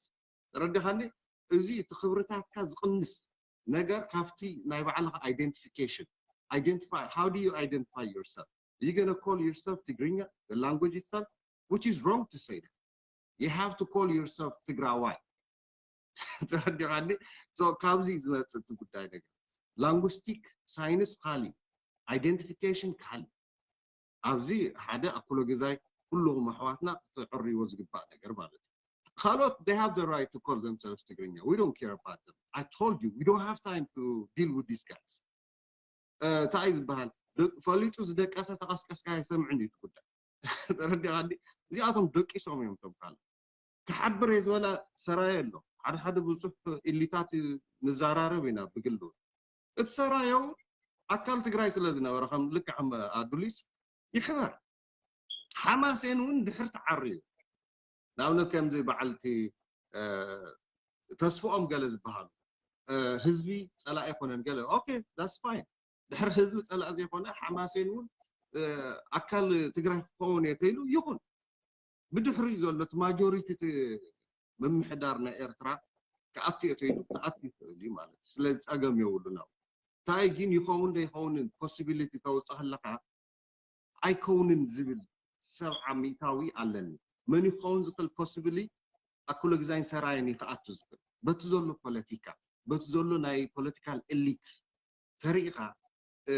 ብጣዕሚ ከቢድ እዩ ምስ ትግራይ ክሕወስ ይኮነን ሲ ትግራይ ክትጠፍያ ሕወሓት የለን ጠፊኡ እዩ በቃ once and for all it's gone TPLF is gone እዮም ዝብሉ ዘሎ ስለዚ ምስ ከምዚ ዓይነት ዝብል ሕብረተሰብ ግደፎ ተዓወት ቀሪዩስ ኣብ ቃልቃል ዓወት ኢና ዘለና እቲ ስትራቴጂታት ካብ ኣልውሃ ምላሽ ክሳብ ኣዱሊስ ንኣብነት ንስኻትኩም ተዳሊኹም ፀኒሕኩም እቲ ዓወት ምስ ተወድአ ትግራይ ሪፓብሊክ ትኸውን እያ ብዓፋር ዘሎ ዳልል ይኹን ኣልውሃ ምላሽ ይኹን ኣብርሽ ኪንዮ እዝናትካ ኣተሓሳስባ ወይ ድማ ኪንዮ እዝናትካ ዕላማ ከምዚ ኢልካ ምባል ማለት እዩ ብወገን ሕወሓት እንታይ መርገፅ ብዛዕባ ንስኻትብሎ ዘለካ ብወገን ሕወሓትን ብወገን ህዝቢ ትግራይን እንታይ መርገፅ ትብሎ ማለት ካብ ኣብርሃም ሓሊፍካ ክትሓስብ ከለካ ሕወሓት ሰለስተ ዓይነት ጀነሬሽን ኣለዋ ሰለስተ ዓይነት ናይ ፖለቲካል ማኔጅመንት ጀነሬሽን ኣርእያ ኣላ እቲ ቀዳማይ እቲ ዝነበረ ኢትዮጵያውነት ኢትዮጵያኒዝም ዝብል ፖለቲካል ማኔጅመንት እዩ ብድሕሪኡ እንታይ ፕሬሸር ፖለቲካል ፕሬሸር ምስ በዝሐና ናብ ትግራይ መፂና ኣብ ትግራይ ምስ መፃና ከዓ ትግራይ ፈረስት ዝብል ፖለቲካል ማኔጅመንት መፂ ሕዚ እንደገና ምስ ተወቃዕና 8-9 ሃገራት ምስ ከበባና ኣብ ናይ ምንባር ዘይምንባር ኩነታት ምስ ተፈጠረ ከዓ ዝያዳ ከዓ ንዓኹም ንመስል ጥራሕ ዘይኮነስ ኣንሕና ከማኹም ኢና ምሳኹም ይዕድልና ከጥፉና እዮም በዝውን ወሃቢስት ገለመለ ናይ ኣሸበርቲ ሃይማኖት ዝኽተሉ እዚኦም ክነጥፍኦም ኢና ዝብሉና ኣለዉ ኢልኩም ከዓ ትመፁና ኣሎ ሓዚ ኣብዚ ደው ኢልና ክንሓስብ ኣለና ኦኬ ምግንፃል ንምግንፃሉ ጂኦፖለቲክስ ናይ ኢስት ኣፍሪካ ገላቢጥና ብዝጥዕመና ክንከይድ ኣለና ኢልካ ክትውስን መሰልካ ተረዲኻኒ ስለዚ ኣብዚዩ ኣኮሎ ግዜ ካብ ኤርትራ መኒስ 8-9 ብሄረሰብ ኣነ ከዘራርብ ግዜ ይብለ እቲ ነገር ቀልጢፍ ዝቃየር እቲ ዳይናሚክ ናይ ፖለቲክስ ኤንድ ጂኦፖለቲክስ ይቃየር እዩ ስለዚ ምስኡ ፈጢንካ ብምቕያር ኣኮሎ ግዜ ምሳናት ሁሉ ኦኬ እዚ ዋን ቲንግ ለሚ አንደርላይን ትግራይ ናብ ኣኮሎ ናብ ኤርትራ ገለፍት ኣት ያገለዙሎ ከምኡ ኣይትሕሰቡ ትግራይ ዓዲ ሊቃውንቲ ዓዲ ናይ መሪሕነት ናይ ንጉሳት ናይ ገለ ምዃኑ ትፈልጥ ኢኻ ወላ ኣኮሎ ግዜ ሰራይ ኮይኑ ማእኸል መሪሕነቱ ሊደርሽፑ ኣኽሱም ከም ዝነበረ ትፈልጥ ኢኻ ስለዚ እዚ ታሪክ ክቀይሩ ዝሓስቡ ዘይኸውን ነገር ብሰብኣውነት ብኣመራርሓ ብፌርነስ ጃስቲስ ብሕጊ ተኸይድካ እውን ትግራዋይ ጨካና ይኮነ የዋህ ርህሩህ ንኩሉ ሓቋፊ ተረዲኻኒ ስለዚ ሓቋፊ ስለዝኾነ እቲ ናይ ትግራይ መሪሕነት ናብቲ ሓቋፊ ተኣቱ ኣሕዋትና ንስኻትኩም እዩ ስለዚ ኣብዚ ግልፂ ክንገብሮ ኣለና ማለት እዩ እምበር ሻዕብያ ዝመርሓ ትግራይ ናብ ኤርትራ ገለ እዚ ኣብኡ ንኽእል ኦኬ ናይ መወዳእታ ሕቶ ክሕተካ እሞ ምናልባት ንዕኦም ክቦም መሊስካ እውን ከእትወካ ክእል ኢና ናይ ካልኦት ሓሳብ ሰሚዕካ ማለት እዩ ኣብታ ሕጂ ዝበልካያ መወዳእታ ካል ብዙሕ ግዜ እውን ተደጋግማ ሰምዓካ እየ ትግራይ ኤርትራ ናብ ትግራይ ትመፅእ እምበር ኤርትራ ናብ ትግራይ ትኸይድ ዝብሃል መቸም ናይ መሬት ምቅያር የለዎም ከምዚ ሓፋቢልካ መሬት ናብዚ ናብዚ ኖ ኣድሚኒስትሬሽን የብለካ ኣሎ ኣድሚኒስትሬሽን ክትበልካ እወ ኣድሚኒስትሬሽን ትበለካ ካልኣይ ከዓ ትስምኻ ከዓ ረዲኻኒ ህዝቢ እውን ኣብ ስም እውን ስለ ትበኣስ ማለት እዩ ናይ እንታይ ስም ክኸውን ትግራይ ዝኸውን ኬንዮ ትግራይ ድሓለፈ ካልእ ስም ኤርትራ ዝበሃል ስም ኣይወሃብን እዩ ዝብል እዩ መርገፂኻ ማለት እዩ እንትን ኣድሚኒስትሬሽን ከዓ እቲ ናይ ሕወሓት ኣድሚኒስትሬሽን ወይ ድማ እቲ ናይ ኦኬ ናይ ሕወሓት ኣድሚኒስትሬሽን ህዝቢ ኤርትራ ብኸመይ ይቕበሎ ኢልካ ትሓስብ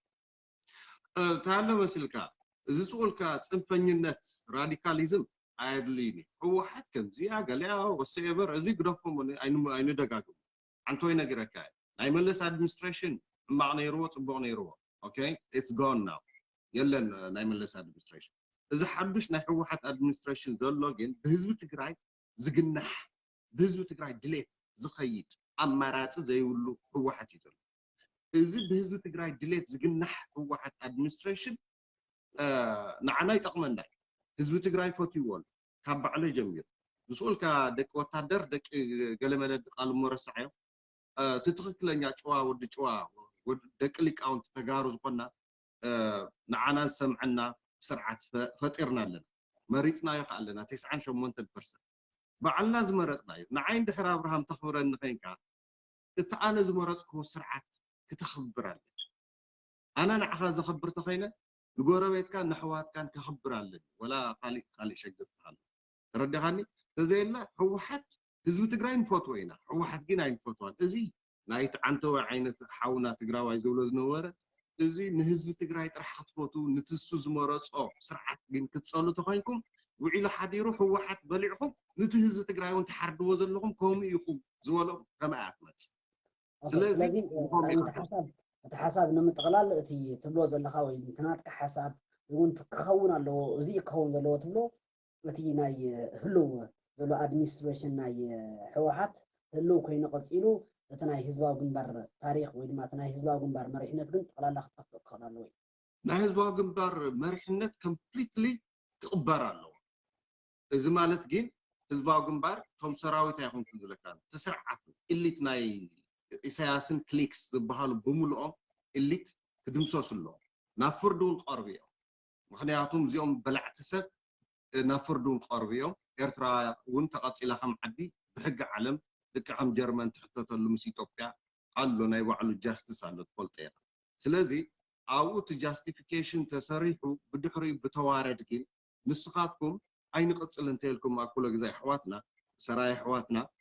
there is a way out for freedom መንገዲ ኣሎ ትወፅሉ ብሪፈረንደም ማለት ኦኬ ንምንታይ በከምዚ የተሓሰብ ማለት ባጠቃላሊ እቲ ማለት ኩሉ ግዜ ቀዲሙ ሓደ ዲያቆን ሓውና ተራ ሰሚዕካዮ ዲያቆን ኪሮስ ዝሃባ ሓሳብ ተራ ሰሚዕካ ኩሉ ግዜ ኣብ ብዙህነት እዩ ብዙሕ ኣብ ምዃን እዩ ዘሎ እቲ ሓይሊ ኢሉ ክገልፅ ፀኒሑ I almost agree with that point ማለት እዩ እጂ ንምንታይ ከምዚ ኢልካ የተሓስብ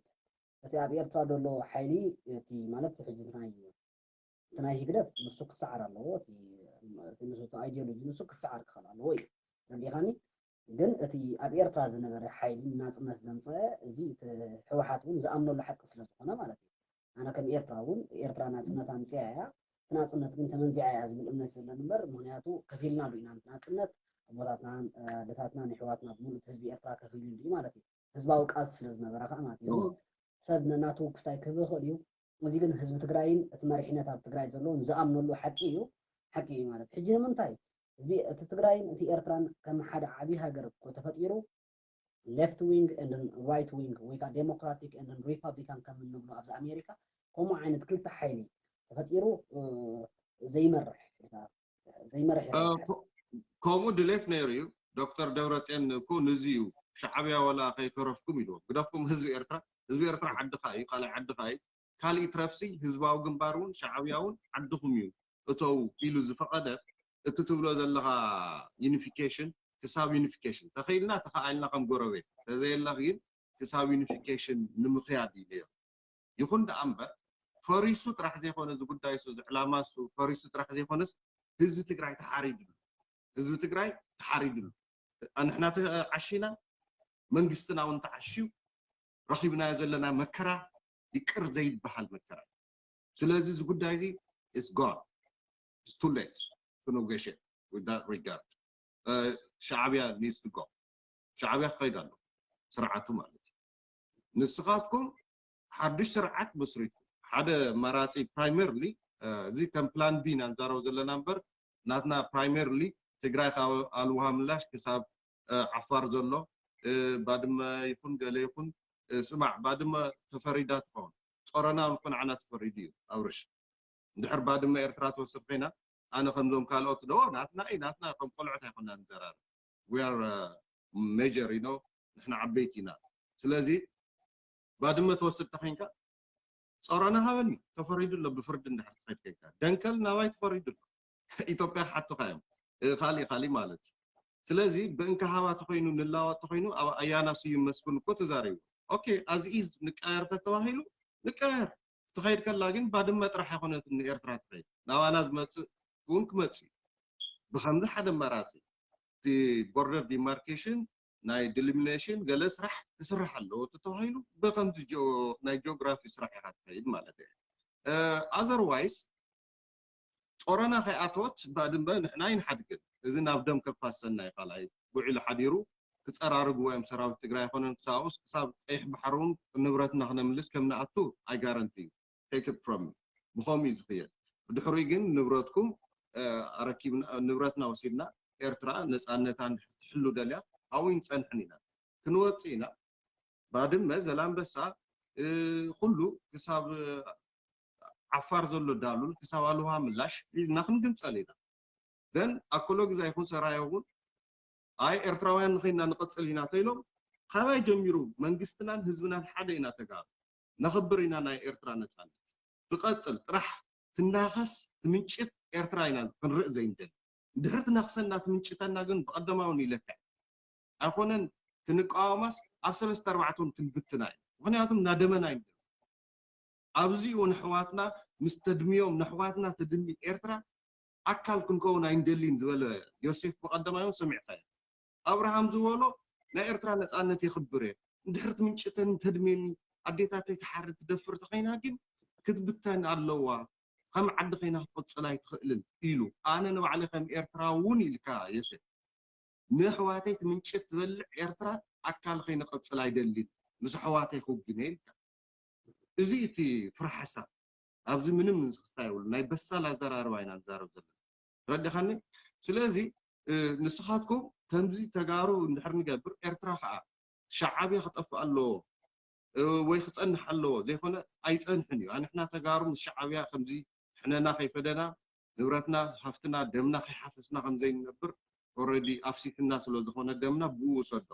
ንስኻትኩም ግን ከም ስርዓቱን ከም ሕጊ እውን ስለዘይተኽብርዎ እቲ ናይ ሻዕብያ ስርዓት ዘሎ ኣድሚኒስትሬሽን መረፃ ጌርኩም ድዩ ምስተስዓረ ማለት እዩ መረፃ ጌርኩም ናብ ፍርዲ እውን ስለዝቐርብ እሱ መረፃ ጌርኩም ኤርትራ ሓድሽ ምምሕዳር ገይራ ከም ሃገር ክትቅፅሉ ከዓ መሰልኩም እዩ ሕወሓት ንስርዓት ይግደፍ ስዒሩ ንዓና እንቶም ኣብ ደገ ዘለና ተቃወምቲ ንዑ ስዒሮ የለኹሞ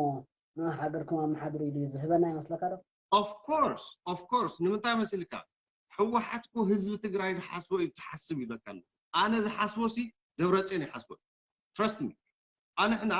ተጋሩ ናይ ማንም ኤርትራ ጫፍ ክንደሊ ኣይንወስድ ባድመ ንኣብነት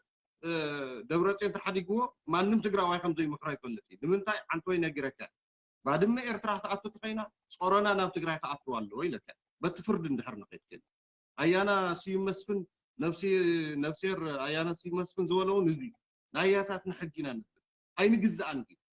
ማንም መሬትና ይኹን ህዝብና ኣይገዛእና ክሳብ መስዋዕቲ ንመውት ዘለና ኣብ ትግራይ ብጥይት ኣብዚ ዘለና እውን ብቢሮ ብኮምፒተር ኤሌክትሮኒክስ ንቃለስ ዘለና ወይ ንፅሓፍ ዘለና ምስ ኣሜሪካ መንግስቲ ዲገለዲ ንህዝብና ዓድና ክብሪ ስለዚ ባድመ ሒዙ ኣይ ተፈሪዱሉ ነይሩ እሞ ድሓን በቃ ሱቕ ንበል ንዘራረብ ዝበሃል ነገር ጾረና ኣብ ትግራይ ከይኣተወት ባድመ ይተኣትውና ማለት እዩ ስለዚ ንኣኽለካ ሕወሓት ዝውስኖ ናይ ህዝቢ ትግራይ ድሌት እዩ ንስኻትኩም ሻዕብያ ምስ ገልበጥናዮ ስርዓትኩም ሃገርኩም ሓዙ መስረቱ ጥራሕ ሰላም ሃውና ንብለኩም ኢና ኣይ ስኡ ኩል ኣይኮነን ኣንሕና ምስ ትግራይ ንኸውን ንደሊ ኢና ትህልኩም እታ ፕላን ቢ ተመፅያውን ስቲል ወርዳ welcome you warmly we'll give you a warm reception ፕላን ሲ ኸኣነ ኤርትራ ኦኬ በታናትካ በኋላ ፕላን ሲ ኸኣነ ኤርትራ ብሰለስተ ምንቃል ማለት እዩ ፕላን ሲ ከዓ ሃገር ከይና ወይ ሻዕብያ ድዩ ወይ ወሰኤቨር ሓድሽ ሕጊ ዝመፅኻ ናቱ ለገሲ ናይቲ ሕማቕ ለገሲ ናይ ሻዕብያ ፖለቲካል ለገሲ ክቐፅል እየ ተኢሉ ከም በዓልቲ ተስፋፅዮን ዝበሃሉ ጠበቓት ስርዓት ተሒዞም ይነበርኖ ሻዕብያ ስለዝተወገደ ይኮነን ናቱ ኣኸርከርቲ ተወከልቲ ኣሎ ንሳቶም ስልጣን ተሒዞም እዩ ተሓደገ ተስፋፅዮን ስርዓት ተሒዝዎ ኣቶም ተጋሩ ብኤድስ ተወዳኹም ገለ ተወዳኹም ዝብል ረሳሕ ንፖለቲካ ይኮነን ዘብዐኛ ክትቆጥሮ ዘይትኽእል ሰብ ስልጣን ተሒዝዎ ብጣዕሚ ከቢድ ተረዲኻኒ ንምንታይ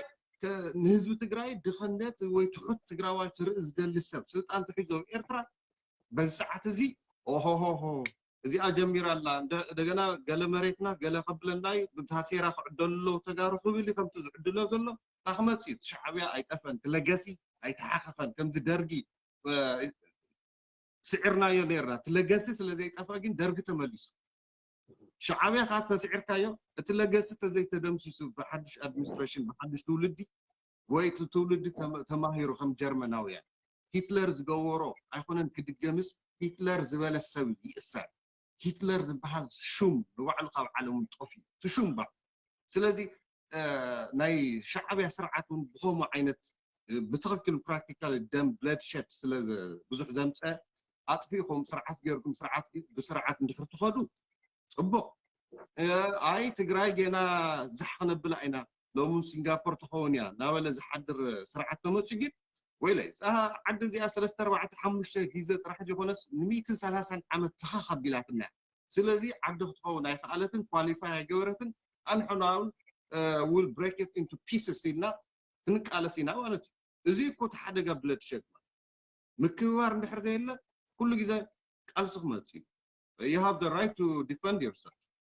ማንም ሃገር ማለት ስለዚ ከም ዝትብሎ ዘለኻ ማለት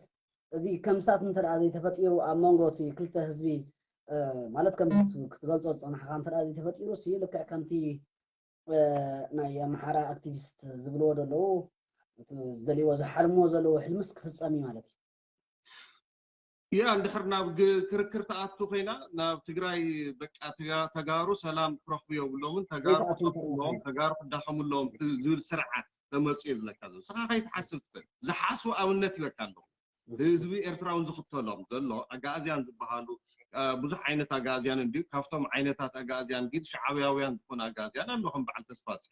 ንሶም ስልጣን ተሒዞሞ ነገር ኣብቂዑ እንደገና ተመሊስና ናብ ብለድሸድ ናብ ደም ምፍሳስ ኢና ኹና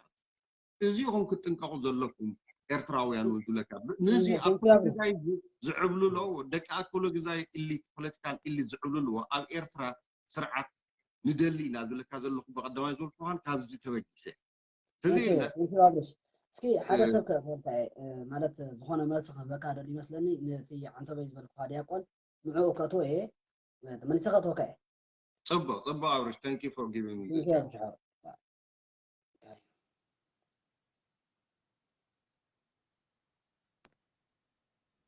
ዲያቆን ኪሮስ ሓደ ጽሓፍ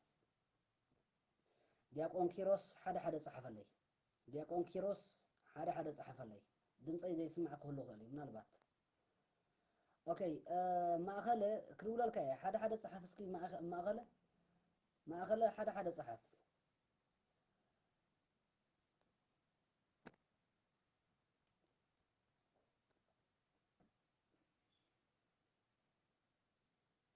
Red Sea. العلب بالله. Okay. حراي دياقون كيروس نحنت قال أنا استيتي عدل كبيا قديمه بدحريا معها خبكاي. حصر أبي لا خبايا معها. قال تجارو العلي غلطة في الكي. قال تجارو ما أخله ريك الله ما أخله ما أخله عند دياقون كيروس. أوكي. سلام. سلام እግዚአብሔር ይመስገን ገስካሪ ነው ተገማደ አይ ቅርታ ወጽየም አይፈልጥን ከምዚ ግን ሐሳበይ ይገልጽ ያ ሁሉ ጊዜ መስወልክ ያ ከምዚ ለማንም ፈሪሕ ዘይኮንኩስ ከምዚ አይነ ሐፋር ወይ ሐፋር ነገር ስለዝኾንኩ ጥራይ ኦኬ አፍተር እስኻሲ ከምተ ብርሃም ክገልጾ ዝጸነሐ ገለ እንታ አሽምታት አለው بتخكل تمسي خاي زلها رأس بمجمرة صبور سخينو كاوجن أفتهم زي كنكونينا زبل نجار تناي هزب مرجعي تفتعد زل بفلاي يوت زخفل زلو هزبي مرجو راح نبر نحنا تمشين عشان وقتن ساعات بإنترنت وبساعتنا نبلع بساعتنا نسات زلنا مرجعي كنا ግን ከም ህዝቢ ቢያንስ ተፍተዓድ ዘሎ ኣፍቲ ስደት ዘሎ ህዝቢ ዲያስፖራ ኤርትራዊ ይኹን ትግራዋይ ሓድነት ምፍጣር በተሓሳስኡ ጥራሕ ሓደ ንኽኸውን ዳኣዩ ክግበር ዝኽእል እምበር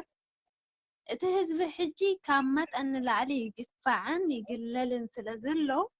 ምርጫ ንተብዓድ ዘሎ ህዝቢ ንሃቦ እንተ ብሓሳብ ግን ክንረዳዳእ ንኽእል ኢና زي بوتان أو زي كتكاديا خام زي كتكاديا أو زي كتفتحيا زي آخر وصلينا زي آخر منطلينا زي النجرجن زي حسابيو عبز هذه ساعات قماش ناي تجراي مريت ناب إيرترا ويك عم تاوك يوها ولا مالت إيرترا وخوين مالت هيكون نساتم حساوم يوم زمالو زروجن اتحساوم ملو أيكونه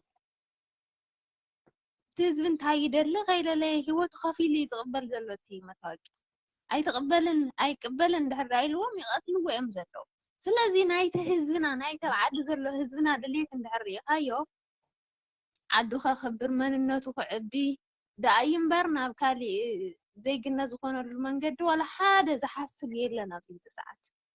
ولا ادم حجيلن ولا دحر حج خاي كله جن قراوه وتخينا جن كنكابر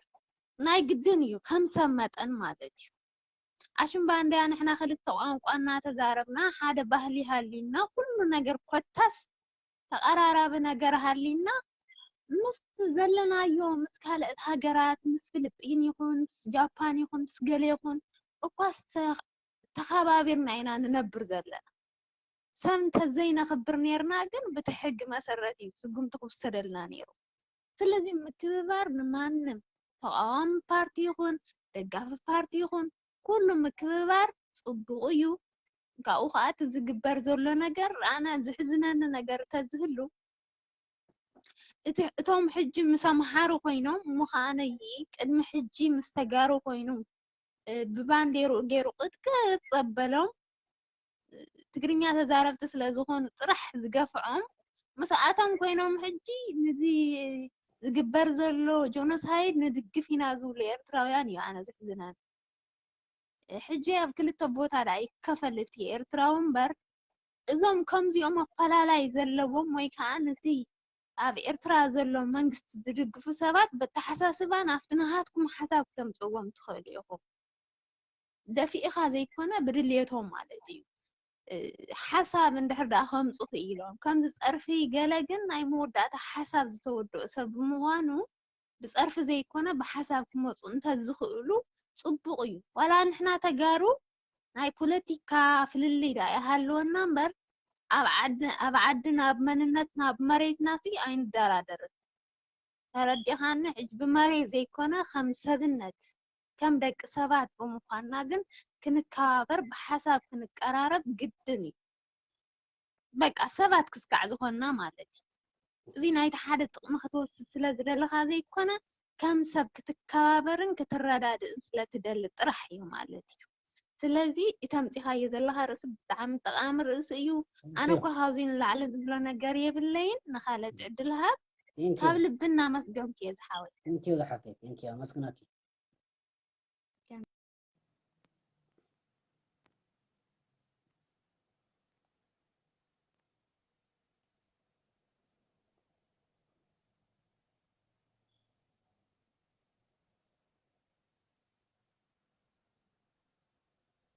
ሄሎ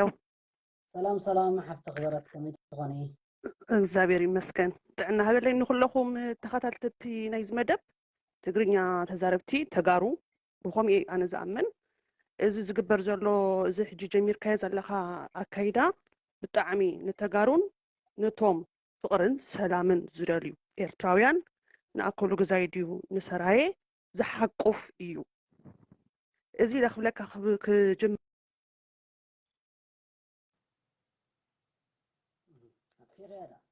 Hello.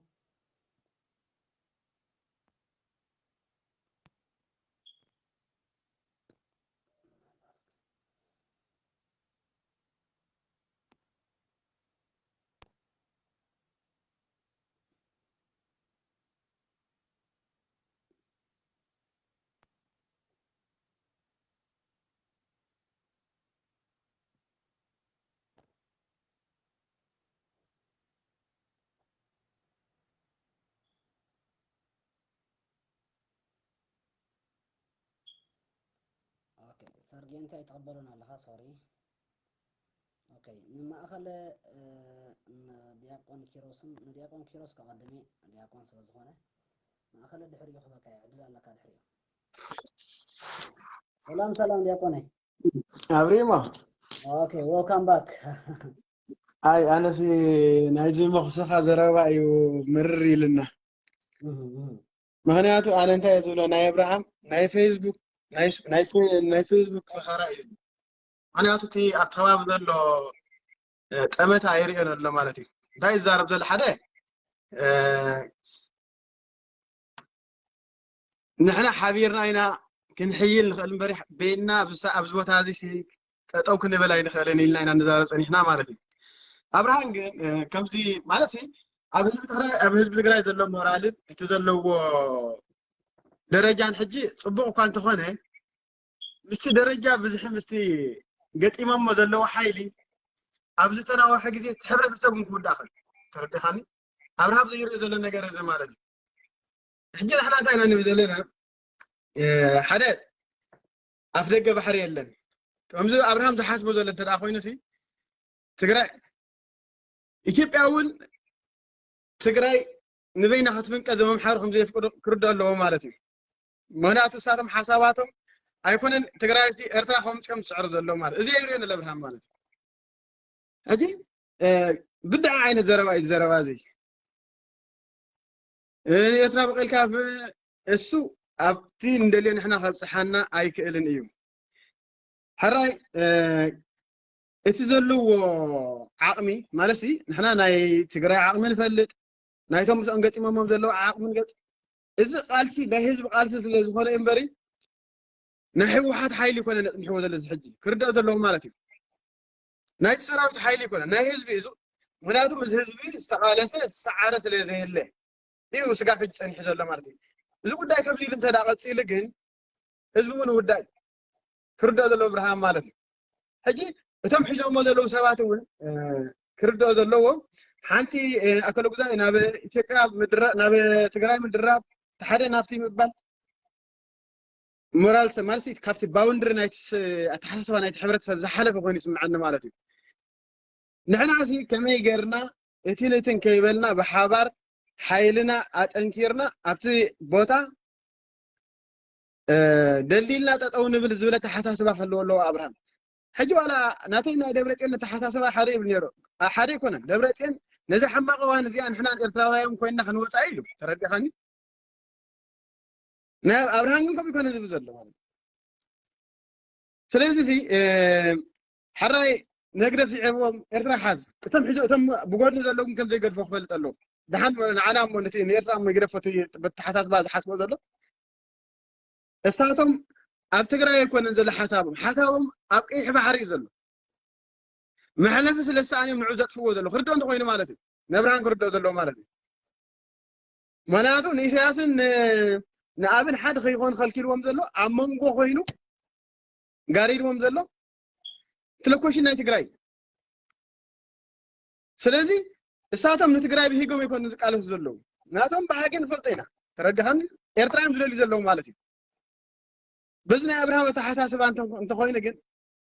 إذي كقصل لا يكونن مالتي حجي أنت هيدا فقر خزر له إبراهيم يزول أنا مالتي نحنا إرتراويان نتجارب فينا يوم بيوت كم كقصل ينخلنا تجارب عنا في ابنا بيوت قصل يكونن أزي آخر دا نفسه كيف سكر دا ذا اللي مالتي نحنا أنت حابيرنا ترى حنا قصال لنا زوجات هذه كل زخل أمبر أبراهيم زار وزل حجي كم زي نيكوليرات حجو كل نقدر حجو بقى أوريدي بقى أفتي زازم قالز نايقالز زازم تحساسوا إزارة صنيح مالك يلا نبايتهم تردي هاني سلازي أنا زي ناي فيسبوك فهراي ناي أبراهيم أبايتا زي اللي ولا تم نزقو دايزي نزقاسو زي خجمروهم كلهم إذا حما قوان زيا نحنان إرداويان كوينا بحوار كنوات آينا يميلهم أنا أنت بن أبراهيم بمتى قلت أمسيلك إذا مثلا خوينا مسجد في زق فوزلهم سجر بحر خيدا من نفس خردلو كومينا يا إبراهيم تحاسب سلازي نيرتراوي الدقيقة تقراوي بهوت قصة يكلنيو تقراوي الدقيقة ها إرتراوي بين قصة يكلن إذا حبرة سبزيسي حبيري وأسأل إنه تخوف حز خل أبدأها من الوسط ترجعني حجي إرتراك شربين كان أبتقراك توسد تقرا شربين كان إرتراك بتاع استيكونن إذي اتمجمر تخفر زلو اتي نايرس دوب كفرسالو نايرس دوب مجمر تخفر زلو نايلكوشن شجر يبلني نايم مري زلو دوب شجر بحال يبلني مجمر تخفر زلو اذي نحنا زبلنا قبل نحنا قبل يبلنا ابراهيم نحنا تلاقينا كذا حدنا نحد حنا انت تبال علينا نحد حدنا خنطفينا ثاني بلا دلنا تقراي يترف ارتراي يترف مالتي تمدلي والو سوات كاخوس لواي مالتي اجي ابراهيم انا كل جدي بزح جدي كاتولي يريا مالتي بزح ግን እቲ ሓሳባቱ ኣባይታ ዘየለ ዘረቡ ማለት ሕጅስኪ ዲያቆን ማለት አብርሃም ብዙሕ ግዜ ዝደጋግማ ኣላ እቲ ሓሳብ ኣነ ይሰማምዓላ ነይኩም ሓሳብ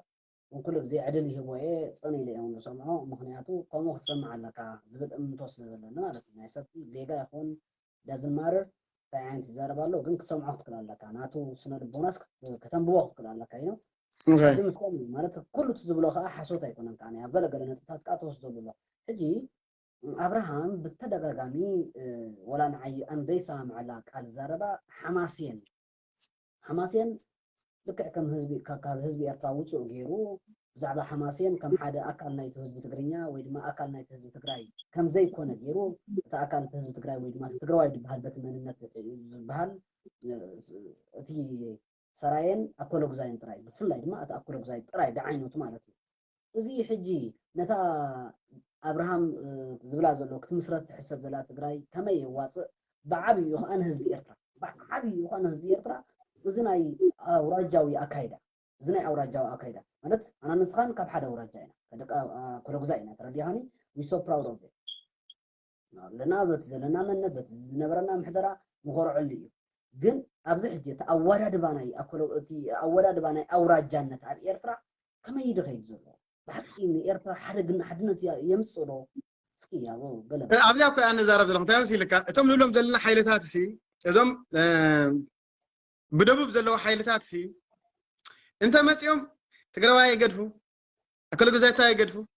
حماسينتا يقدفو سرا يقدفو زقدفو أيقدفون يوم زقد سوم نجار نسو إحنا نفلطينا خلنا مالك أنا جات هذه هنطقط الله زقبنا أجي نهاية ما ندو علينا يورا جارق السيكونة مسرتها ونجار إذا يوم أنت مت يوم قدم حج زوردنا أدرع كلها نفلطينا أب تقرأ زورد زلو أب كلها نخورد يو كان مسرتها هنطقط الله زقبنا مالك سب هو تقتيلهم بقوم يطلبوا له أبعدنا وجههم كم خبرين من سبات يوم قدم حج غيرهم اللي كان داتا على لسي كان بحدش نابكال أيرعت تقراي تأفي مالك إرتراون كتأفي مخان فردان له نايزم سبات اليوم اتناتهم بعزو كلها نفلطينا ألبي ما منايمون يزاروا من الله مالتي إذا قد هاي بمنتهى إنك نقطع أنت دايلك بحبرة راح تتأزل كساعة معاشهم تجارب مش إثيوبيا حقتهم كساعة معاشهم هيقدفك مزم سبات يوم كقتهم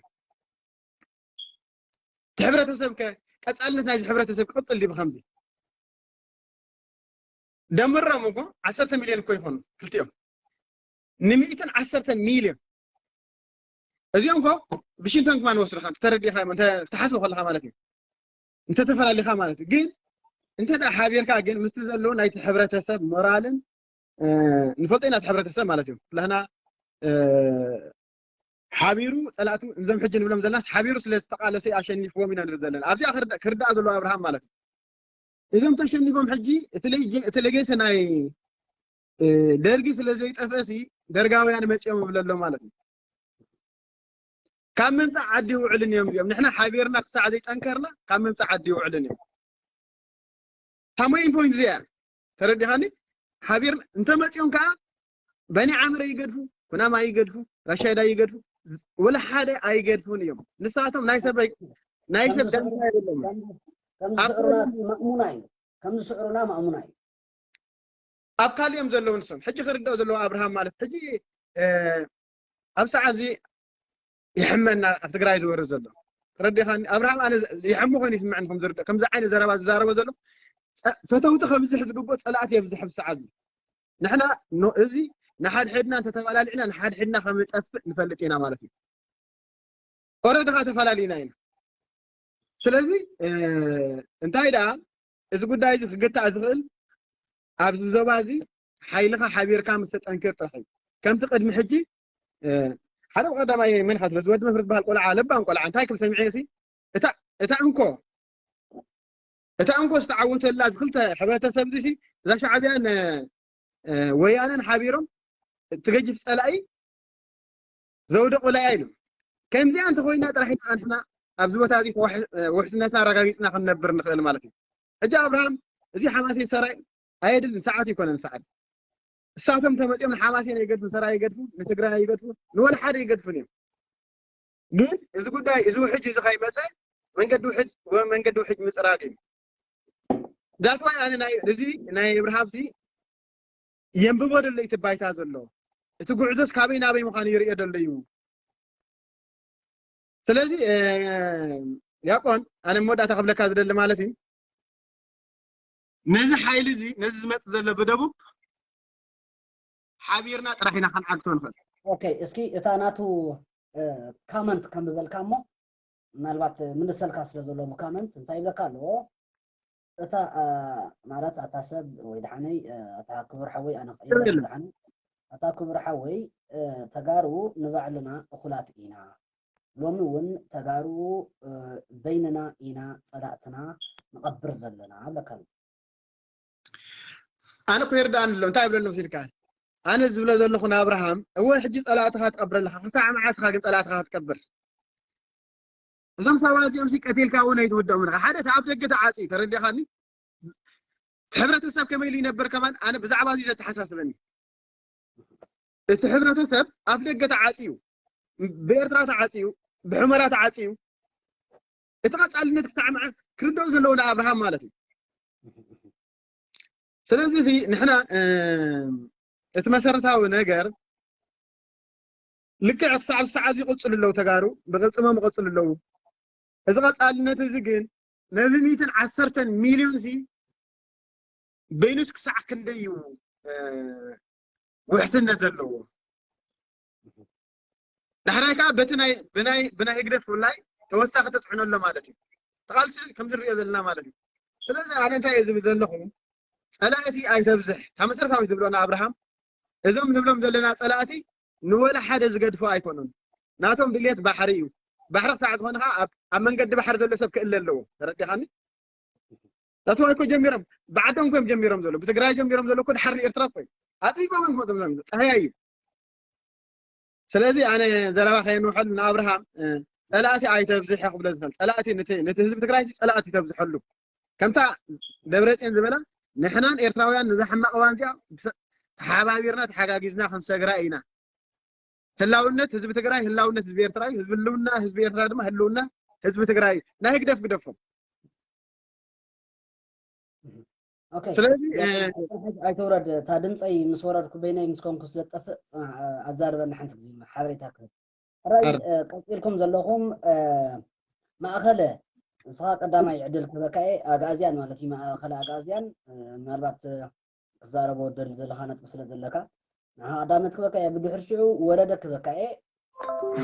أمان حدقو جون ودي حبوس مادر عبدول أبو قبرو شلا يوناس كبكومي سلازي ممورادي زناي تسفاتين تحساسبا بليس أبزي تمسوه تراشي ما يقرأ كمالتي تسفاتين تلوخو زلو سبي أبزي دياقون حاوي أبوه قارتك نو حسابهم نو بالي نزل قاعد يكون زياده سنت كنت ذاكل حبرتسب نايت فاتين كم تعذبنا يخلنا مالتي تردي خاني حدا نابزي علي خان حدا قراريسكا جماميدكا دحراي تتلوخا رينا يحج مالتي وصي تيجي تسفاتين بيل انت دايلكاسي ابتي جمرو غعزي يكون نزل مالتي ስለዚህ እኔ ላይ ናብርሃን ግን አነሳ ብሎ ጸላትን ህዝብ ትግራይ ተብዝሐሉ ኦኬ ቴንኪው ዲያቆን ሐዊ መልሰ ዕድል ክበካ እያ ምናልባት እንደርሳን ኦኬ ቴንኪው appreciate ኦኬ አብሪሽ ዕድል ክበካ እያ ሓንቲ ግዜ ማእኸለ ሓደ ጽሓፍ ማእኸለ ሓደ ጽሓፍ ማእኸለ እንተራሃሊኻ ቁልጥፍ ኢልካ ሓደ ጽሓፍ ማእኸለ أو يا أبرش كبكاء عدل سلام يقولون كبكاء عدل كاب حجي حصر دبل الدقيق حزوركم سلاد هونكو يا كبكاء ما أخله قلت فيلك ما أخله حدا صحف أوكي ورد أوكي ثانك يو أوكي ورد بدو حرشعو الله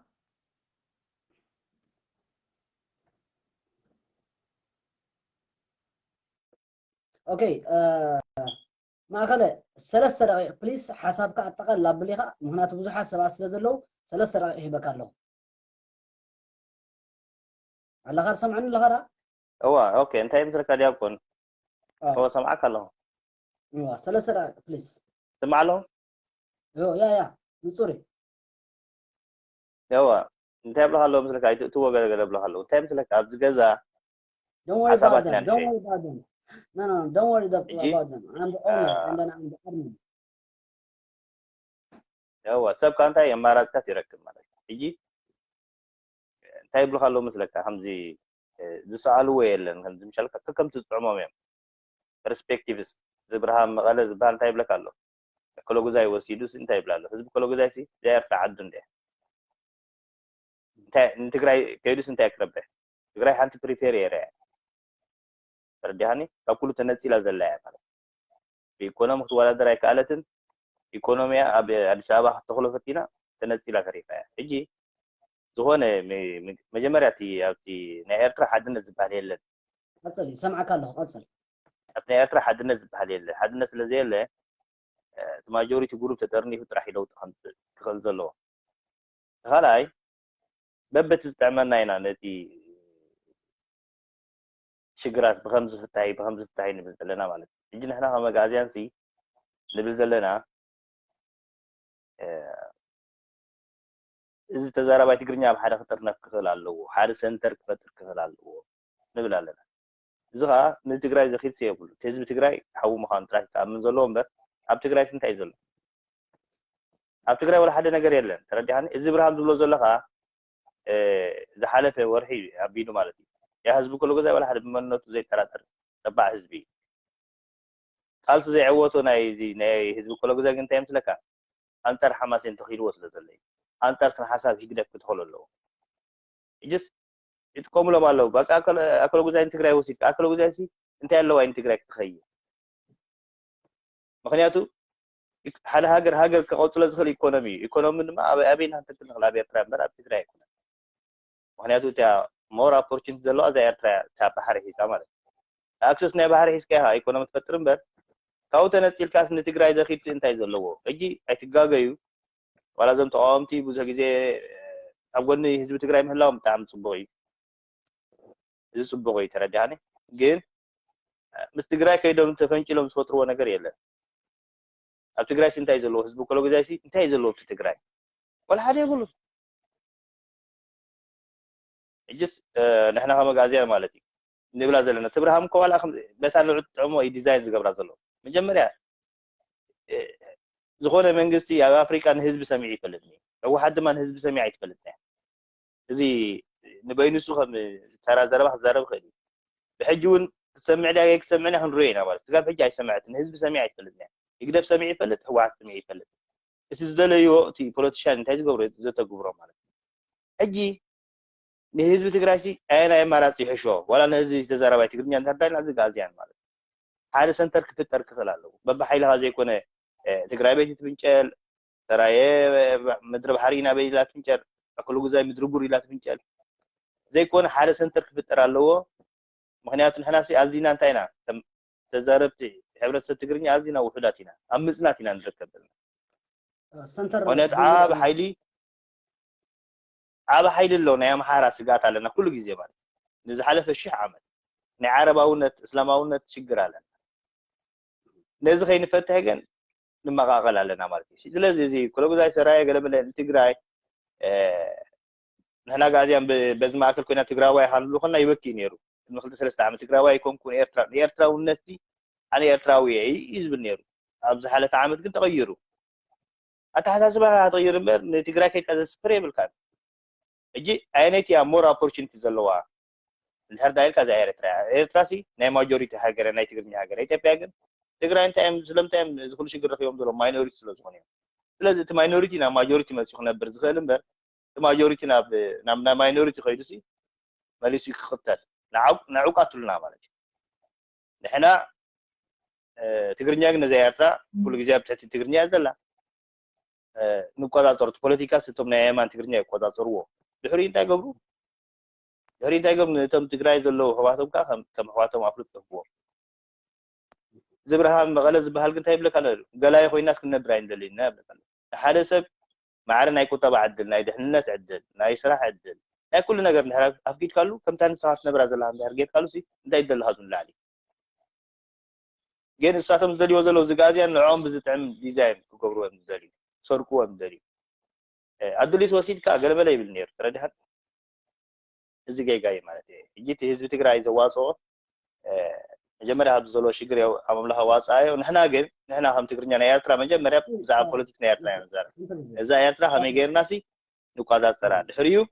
ሽግራት ንፈትሕ ማለት እዩ ኦኬ እስኪ ማለት መክቶ ግን ኣብዚኣ ዲያቆን እዚ ዝገብሮ ዘለዉ ተረዲሓኒ ንህዝቢ ኩሉ ግዜ ናብ ትግራይ እናስገሩ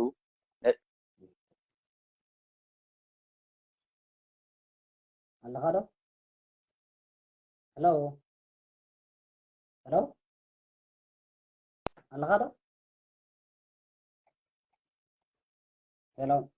كيف صنيخة اها اوكي زبلك زلو مودات ابريم حوي كيزكا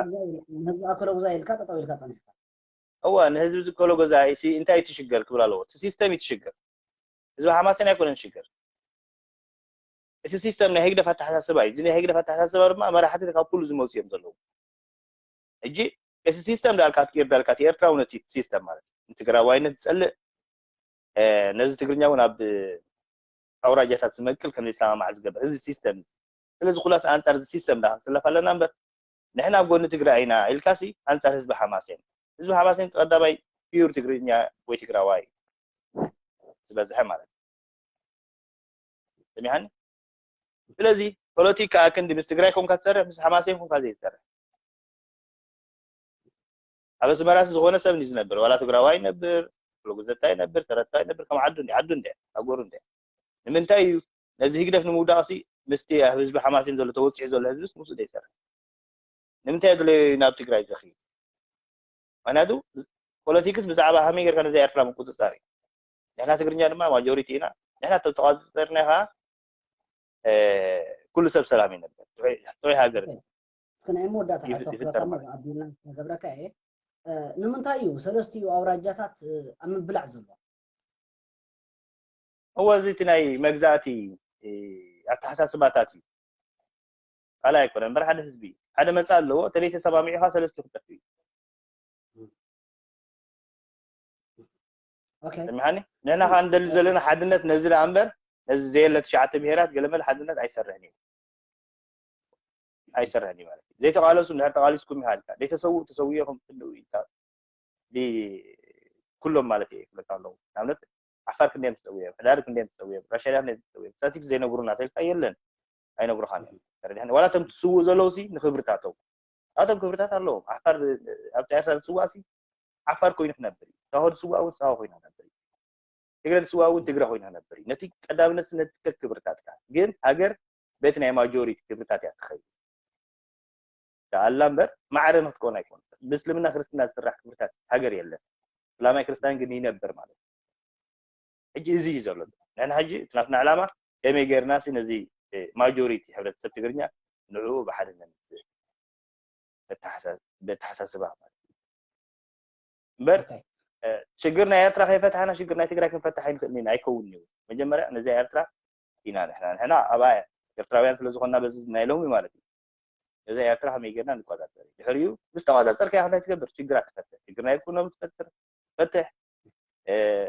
መንግስቲ እንዳርኮም ከዓ ሽግርና ትግራይ ትፈትሕ ማለት ንሕና ሕጂ ከመጋዝያን ትግራዎት ኣሕዋትና ክልተ ሃገር ኮይነን ከማሪ ኸላ ኤርትራን ትግራይን ሓደገኛ እዩ ትግራይ በይና እንድሕር ሃገር ኮይና ፎር ኤግዛምፕል ማለት በዝናትና ተሓሳስባ ማለት እዩ አንጻር ኤርትራ ያክው ቁጠባ ምሳሌን ታትገብረካ ያትዋጋከ በቆንዶ ሞንጎ ኤርትራ ኢትዮጵያና ሞንጎ መለስን ኢሳያስን ዘባሰም እኮ ናይ ምንታይ ናይ ሸርፊ ናይ ገለ ናይ ቁጠባ እዩ ባዕላቶምን ይገልጽዎ ናይ ቁጠባ እዩ ትውግእ በር ናይ ባድመ ኣይኮነን ለሚሓኒ እቲ ናይ ካረንሲ ኤርትራ ናፋምስ ገበረት ገለቲ ኣብቲ ኤክስፖርት ኢምፖርት ኣብዚኦም ተባይሶም ድሕሪኡ ግን ናብቲ ናይ ቀደም መጣልዒ ካርታ ናብ ባድመ ተመሊሶም ለሚሓኒ ኣብ ናይ ሰማንያታት ተመሊሶም ምክንያቱ ኣብ ግዜ ጀብሃ ባድመ ኣብ ትሕቲ ኤርትራ እዩ ነይሩ ሻዕብያ ምስ ሓዝዎ ግን ውሰድዎ ኢልዎ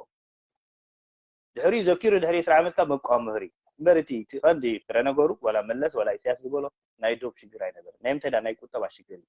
ሕጂ ህዝቢ ትግራይ ሕራይ ይተዓወት ንበል ምስ ተዓወተ ትግራይ ሪፓብሊክ ይግበር ንበል ድሕሪኡ ትግራይ ሪፓብሊክ እንታይ ማለት እዩ ብሓደ ዘይብላ ገለ ዘይብላ ኩሉ ወልቃይትን ሕመራን ከማ ነምሓራ ረኪባ ዘላ ትስተያ ክልል እያ ሕጂ ኣብ መወዳእታ ኢኮኖሚ ክህልው ኣለዎ እዛ ሃገርሲ ሃገር ማለት እኮ እንታይ ንህዝብها ኢኮኖሚ ክብራይ ነገር ፅናሕ በቃ ሰዓት ኣኺላ ኣላ እሞ ምናልባት መሊስ ሕጂ ሓራይ ድሓን በቃ ያኽለኒ ዲያቆን ሓወይ ካል ግዜ ክንዛረብ ኢና ዝኾነ ግን ታንኪዩ ኣብዚ ከዓ ዝኾነ ሰብ በብትናቱ ናተይ ሓይሽ ኢልካ ዕላጋ ትብል ሰብካ ይሽምት ማለት እዩ ኣገመለ ኣነለይ ቴንኪዩ ማእኸል ሓወይ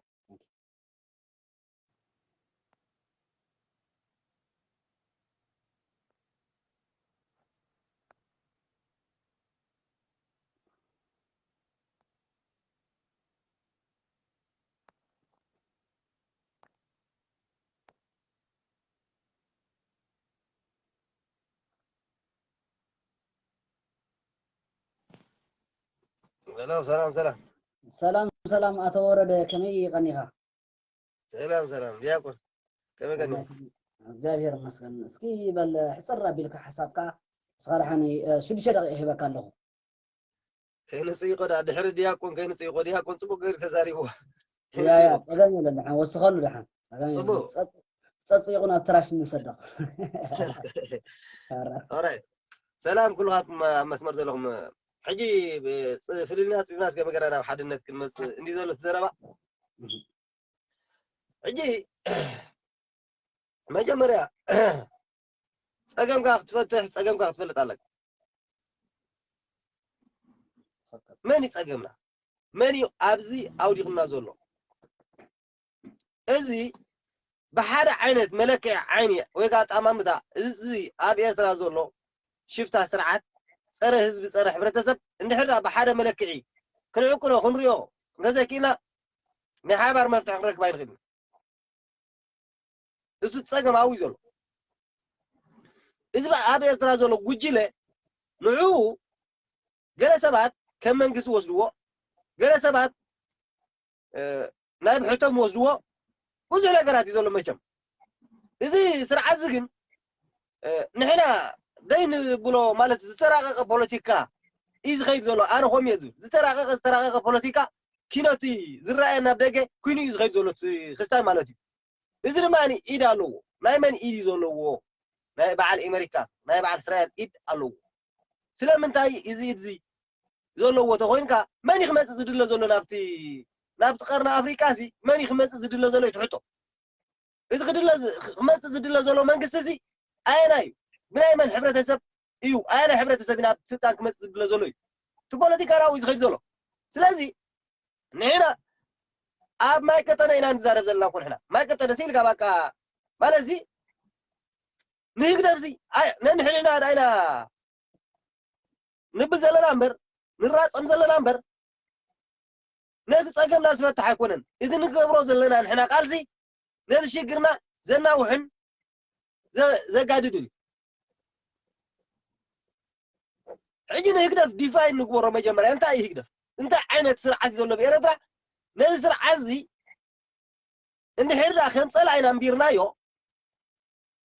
ነዚ ፀላኢ እዚ ከመይ ገርና ንገጥሞ ዋላ ምስ ሰይጣን ዲና ዋላ ምስ ዝኾነ ኮይና ገጢምካ ነዚ ስርዓት ምጥፋ እዩ መጀመርያ እዚኣ ክንገብራ ተኽኢልና ምስ ተጋሩ ከዓኒ ከመይ ጌርና ተሓባቢርና ኢና ከምቲ ናይ ህዝባዊ ግንባርን ወያነን ከመይ ኢልና ኢና ክንሰርሕ ንኽእል ከኣስ ከዓኒ እቶም ኤርትራውያን ኣብ ሓደ ምስ መፃና ሓደ ዓይነት ኣረኣእያ ሓደ ዓይነት ሓይሊ ነቲ ፀገምና ሓቢርና ክንፈትሖ ኢልና እንድሕር ተበጊዝና ምስ ተጋሩ ከዓኒ ሓቢርና ክንሰርሕ ንኽእል ኢና ማለት ግን ንሕና ነንሕና ሓድነት ዘይብልናስ ቫይረስ ዲና ሕዝናሎም ክንከይድናው እሱ ችግር ዘሎ ማለት ተጋሩ ኮኑ መንነቶም ንክብረቶም እቲ ዝኸፍልዎ ዘሎ ዋጋ ንመንነቶም ንኤርትራ እዩ ተጋሩ ተዘይህልው ኣምሓራ 4 ነጥቢ ኤርትራ ማእተወት ነይራ ግን ሰብ ኣዝዩ ኣይርዶን ኢንዳይሬክትሊ ተጋሩ ዝኸፍልዎ ዘሎ ዋጋ ንኤርትራ እቲ ኣብ ትግራይ ዝግበር ዘሎ ዋጋ ኤርትራ ናብ ኢትዮጵያ ንምእታው ዓንቂ ኮይኖምና ኣለዉ ኢሎም እዮም ንዕን ዘጥፍዎም ዘለዉ እዚ ዘይፈለጦ ዘሎ ሰብ ስለዚ መን እዮም ዞም ሓይሊ እዚኣቶም ክንፈልጦም ኣለና ብጣዕሚ ኣነ እንታይ ዝመስለና ዓቢ ርድኢተይ እቲ ፖለቲካ ካብዚ ንሕና ንብሎ ዝተራቐቀ እዩ በዓል እስራኤል ዘለዎ ንሳተን ዝደልዮ ሓይሊ ጎኒ እስራኤል ክኸውን ዝኽእል ሓይሊ ኣብቲ ቦታ ክትከል እየን ዝደልዮ ዘለዋ እዚ ከዓኒ ከምቲ ዝበሃል ዘሎ ናይ ኣለቃምሽ ንሕና ናይ ኣይሁድ ዘርእና ከምዚ ኢና ዝበሃል ዘሎ ንሱ እዩ ብድሕሪት ኮይኑ ዝሰርሕ ዘሎ በዓል እስራኤል ካብ ዝሰርሓሉ ዘለዋ እዚ ክመፅእ ይድለ ኣሎ ናብቲ ክስታይ እዚ ከንመን ከጥፍእ ኣለዎ ንዓና ከጥፍእ ኣለዎ ነቲ ትግርኛ ተዛራቢ ኣብ ትግራይ ሃሉ ኣብ ኤርትራ ይሃሉ ኮምፕሊትሊ ጥፍዮም ታሪክካ ዘሎ ገሌኻ ዘሎ ጥፍዮም ሓደ ድኻ ነብዚ ደይክእል ዝስተረፈ ማለት እዩ ዝስተረፈ ድሕሪኡ እንታይ ይፍጠር ማለት እዩ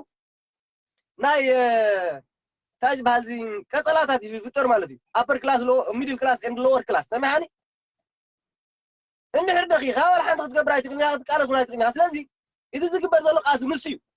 ንሕና ነዚና ክፈልጦ ዝግባእ ዝንሃና እቲ ሕብረተሰብ ማለት እዩ ሲልና ኢና ንሕና ኩለን ንብዘና ተማድ ኤርትራ ዘለና ተዛረብቲ ትግርኛ እዚ ናይ በዓል ኢሳያስ ቃልሲ ምስ ኣምሓራ ምፅማድ እንታይ ማለት እዩ ነዚኣ ፅሒፎም ኣለዉ እዚኣቶም ኣብሎ 12 ነገደ እስራኤልና ይብሉ በዚጋ ንሕና ደቂ መለሊክና ደቂ ክርስቲያና ይበሃል ኣሎ እዚ ፖለቲካ እዚ ከዓ ብሓንሳብ ተኣሲሩሎ ማለት ክልተ ፖለቲካ ኮይኑ ነዚ ሕብረተሰብ ይጭፍልቆ ኣሎ ማለት ንሕና ዝተባሂልና ንኽእለና ንሕና ዝተባሂልና ንሃሊና ስለዚ እዞም ኣብ ኤርትራ ዘለና ስርዓት ህግደፍ ከም ፀላኢና ንድሕርና ቀሚጥና ይሃሊና ንኽነጥፎ ምስ መን ኮይና ዋላ ምስ ሰይጣን ምስ ዝኾነ ክነጥፎ ንድሕርና ኣብ ሓደ መፂና ሓደ ረኣያ ሓደ ክሳይታ ሃሊና እቲ ምስ ትግራይ ክግበር ዝከኣል ናይ ምትሕግጋዝ ድዩ ገለመለ ክግበር ይከኣል እዩ እቲ ትግራይ ክንፀሉ ድዮም ኣይንፀሉ ንዕኦም ዝምልከት ኮይኑ ኣነ ግን ከም ወረደ እንታይ ዝኣምን ኢትዮጵያ ትበሃል ሃገር ክትብተን ኣለዋ ኢለ ዝኣምን ኣነ ክትብተን ኣብዝኻ ንሕና ታሪክ ንፃወት ኣለና እዚ ኸ እንታይ እዩ ዘድልየና ዘሎ ንሕና ምስ ተጋሩ ተጣሚርና ክንሰርሕ ግዴታ ክኸውን ኣለዎ ግዴታ እዩ ምክንያቱ ኢትዮጵያ ክትብተን ኣለዋ ቀሲምና ክንነብር ተኮይና ኣብ 4-5 ስጋኣት ዘይብላ ኢትዮጵያ ክትፍጠር ኣለዋ ኣምሓራ በይኑ ይኸይድ ኦሮሞ በይኑ ይኸይዱ ዓፋር ይኸይዱ ኡጋዴን ከይዱ 6-7 ክትከውን ኣለዋ ኢትዮጵያ ተጋሩ ንሕና ስቴት ኮይኖም ንሕና ምስ ተጋሩ ፖለቲካሊ ኢኮኖሚካሊ ከምዚ ክስታይ ኮይና ክንከይድ ንኽእል ኢና ንሕና ከዓ ንሕና ዲሞክራሲን ፍትሕን ንኣምን ኮይና ድሕሪ ስርዓት ይግደፍ እቲ ህዝቢ ምስ ሱዳን ክኸይድ እየ ተኢሉ ክኸይድ ህዝቢ ኤርትራ ምስ ትግራይ ክንከይድና ተኢሉ ናት እዩ ናይ ኣማራፂ ፖለቲካ ክንፈጥሮ ኣለና ነቲ ሕብረተሰብ እዩ ዝብልኾነ ናብዚ ንክንፈጥር ግን ነቲ ዓንቂ ኮይኑና ዘሎ ህግደፍ ክነጥፍእ ኣለና እዚ ስርዓት እዚ ኪኖ እዚ ሲልካ ኣውራጃ ዶ ገለመለታት ኣውራጃ ምሕደራ እዩ ኣሕዋት ምሕደራ እዩ ዋላ ኣነ ቤት ምክሪ ኣውራጃ ሰራያ ዘለኹ ኣብ ኮይነ ይቃለስ ኣለኹ ስለምንታይ ነቲ ሱልኳና ይግደፍ ነቲ ንፅባሕ ንኮኑ ደልዮ ባይቶን ምሕደራን ዲሞክራስን መንገዲ ክፈጥር ዝኽእል ሓይልን ንቕሓትን ክንፈጥር ኢና ንቃለስ ዘለና እምበር ብኣውራጃ ዝግበር ቃልሲ ዋላ ሓደ የለን ፍፁም መንፈስ ቅዱስ የለን ብኸመይ ገና ንጠመር እዩ ዝሕቶ ክመፅ ዘሎ ተጠሚርና ሓይሊ ንፍጠር ሓይሊ ፈጢርና ንህግደፍ ነፅድፎ ነጥፋእዮ እዚኣ ክትከውን ዘለዋ ኣነ እዚኣ ዝኣምናኒ እዚ ነገርና ንሕና ሕማም ናይ ኤርትራ ንድሕርና ኣሊናሲ ሕማም ናይ ትግራይ ተኣሊሎ ማለት እዩ ፈቲና ፀኒና ከዓኒ ምስ ተጋሩ ከዓኒ እቲ ብሓደ ስለ ዝኾንና ክሳይ ስለ ዝኾንና እቲ ናይ ፖለቲካዊ ናይ ሓደ ስትራቴጂክ ፖለቲክስ ክንሰርሕ ንኽእል ኢና ኢኮኖሚክስ ክንሰርሕ ንኽእል ኢና ኣብቲ ከባቢ ፀገም ኣይኮነን እንድሕርና ኣብቲ ሓውና እንታይ ይነብሩ መስለኩም ማእኸልነት ክንፈጥር ኣለና ናይ ምንታይ ማእኸልነት ናይ ኣተሓሳስባ ማእከልነት ኢና ክንፈጥር ዘለና ህዝባዊ ማእከልነት ዝኾነ ኣተሓሳስባ እምበር ማእከል ናይ ቦታ ዝበሃል ኣይኮነን ንሕና እንድሕርና ህዝቢ ኤርትራ ሲ እቲ ካፒታል ኣስመራ ዘሎ ንሕና ዘዋፃና ኮይኑ ባፅሕ ክንገብሮ ንኽእል ኢና ኣይገድስን እሱ ምስ ኩነታት ዝፍጠር እዩ እዚ ኣባውት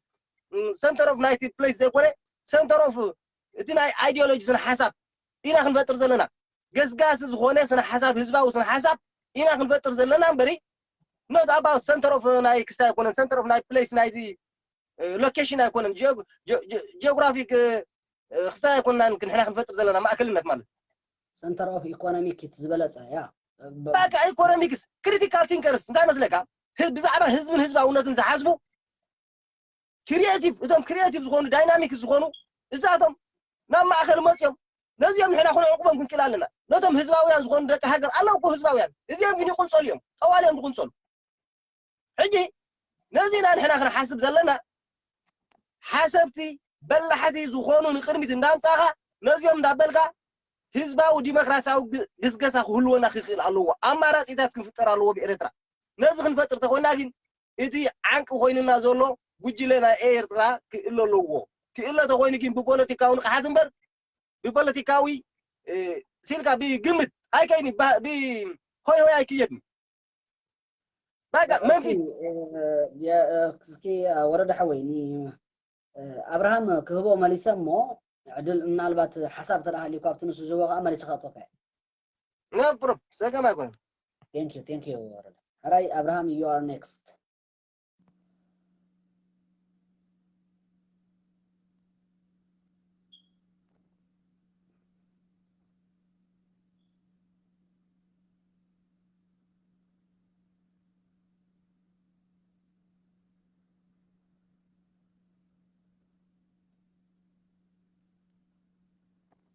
እዞም ሓደ ሰባት عدل هاونا إلكم مستعد تقبروا ديكلاين تقبروا لهم سبات دون إنتر. Thank you Dakon. سلام. تملك كان نتبع. Thank you. just قلت أنا تبي جوكا رجيلي هزار عن توقع قرب بشيء يعني مثلني. يا جن أجن تاي أخذ كذا لذا هو. بنس قبرنا شكرا. أوكي اسمع كان ذا. حجي سمو ما أعرف كنا عاتم نقسم عنه. اوكي انت اخذ كذا ليه بزعبه ما تودي ماشي انا ندعي نحن قرب يردهم ثم اجاوان اي مثلا فلتنا من عيده كالي كن انت لهني كاي يقولوا لي اجون دقيمه ما تتحساسبا تحمى زلا بقى اجاوان فلت ازلو لهزبا ما اخيرا ما يكون الصرح بزعبه حزب يكون الزارو بزعبه انا سلطان من الزارو زلو هم جرم ترانساتهم نتهزي سلطان حزب مرحوه قال اذا عينه حساس كالكوليشن يتقدم نظر بزعبه بحر حيزو حزب تግራይ هافت سلا زلون سو حزب تግራይ ገዝይ ኢሉ ንሰይኮነን ባሕር ዘለዎን ሃገራት ብምልአን ድኻታት ሃገራት ከነ ሕጂ ተናዕራን ማዕለን ናፍቲ ባሕረን ገዲፈን ናፍቲ ዝሕረስ መሬት ዘለዎን ሃገራት ሃንደፍደፍ እየን ዝላ ዘለዋ እዚ ሓደ ነገር ውድቂ ይገብሮ ካልአይቲ ነገር ኤርትራ ንባድመ ክትወርር ከላ ብቁጠባ ኢልዋ ኣብኡና እውን ተሓሳውስ ይዋቃዕ ኣሎ ረዮሞ ቁጠባ ምክንያት ኣባእስዎም ኢሉ እንድሕር ኢኮኖሚ እንድሕር ኣባእስዎም ባሕሪ ሒዙ ከመይ ገይሩ ባድመ ይወርር እዚ በዓል ንባዕሉ ይጋጨውን تودي زحاسة الزخون تردهني تقرأي دما بزعادنا يتود بزي ودي الله حجي تسأجم عبي خوينا زول لقن نحنا كم تقارو أبوتاتنا نسو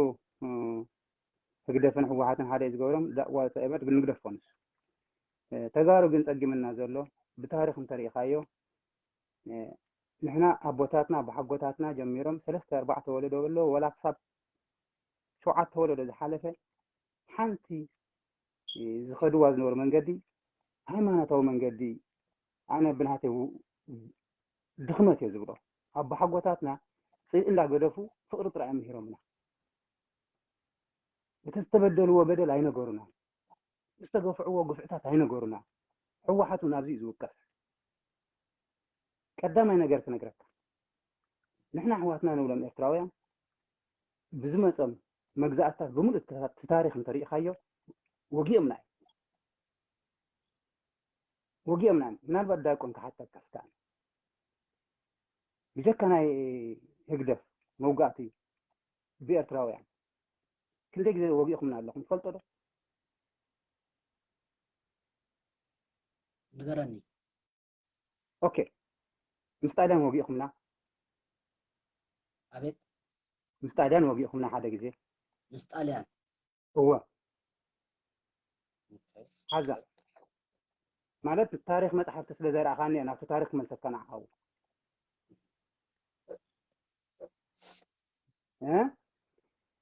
لكن مستركون توقينا هنا مستركون كون وتقدركم كون وقيخمنا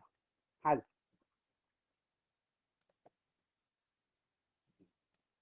مس قبطون وقيخم مناكم صالتاي حاز راو عايد ماني مس هقدف كأني وقينا حجوني وقعنا الله هقدف كل تجزي وقينا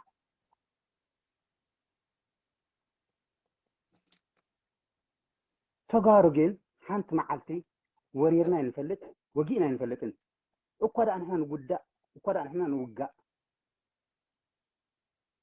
أفتنا يا محارون كم آية ما يبعدنا نير تسجمات تسجم مستعلي درجز بها مستعلي نقول لهزم معري لهم كده من سبب إثيوبيا حواتنا ينعم لهم كده من بري كم زجرهم زقفعوا مخانم تسفلت نيرهم وكان هاي تاريخ تزم مهارنا ونبع قوتاتهم مساتهم ولي تزم مهارنا نيرهم إذا كل ينقعت مننا نير تقراواي زمات يكونن ورار يكونن حنتن حقي تامريتوني مصيبوا أفتح مريتوني أسبوعهم لزلوا حجت تحسقم كويننا زلو عايز أقم كويننا زلو مجمرة 5 زي حج قلبي أكل نور ودي أنا بتعمل زي مسكونه ثانك يو زبلو منتاي حقي مجمرة إرتراوان بجهم بزعبنا هاجركم زلو أقم عايز أقم تاريخ كم يجركم كتاليوه كم يجركم من فتحوه ናይ ባዕልኩም ከ ኣብይኩም ፀጊምኩም ዘሎ እጂ ተርእሲ ፀጊሙ ዘሎ ብዛዕባ ኤርትራ ከይተዛረቡ ብዛዕባ ትግራይ ኮይኑ ዘሎ ዳብከን ከመይ ክኸውን ገዛ ካዚ ዕረኻ ገዛ ማታህ ነገር ካተዕረ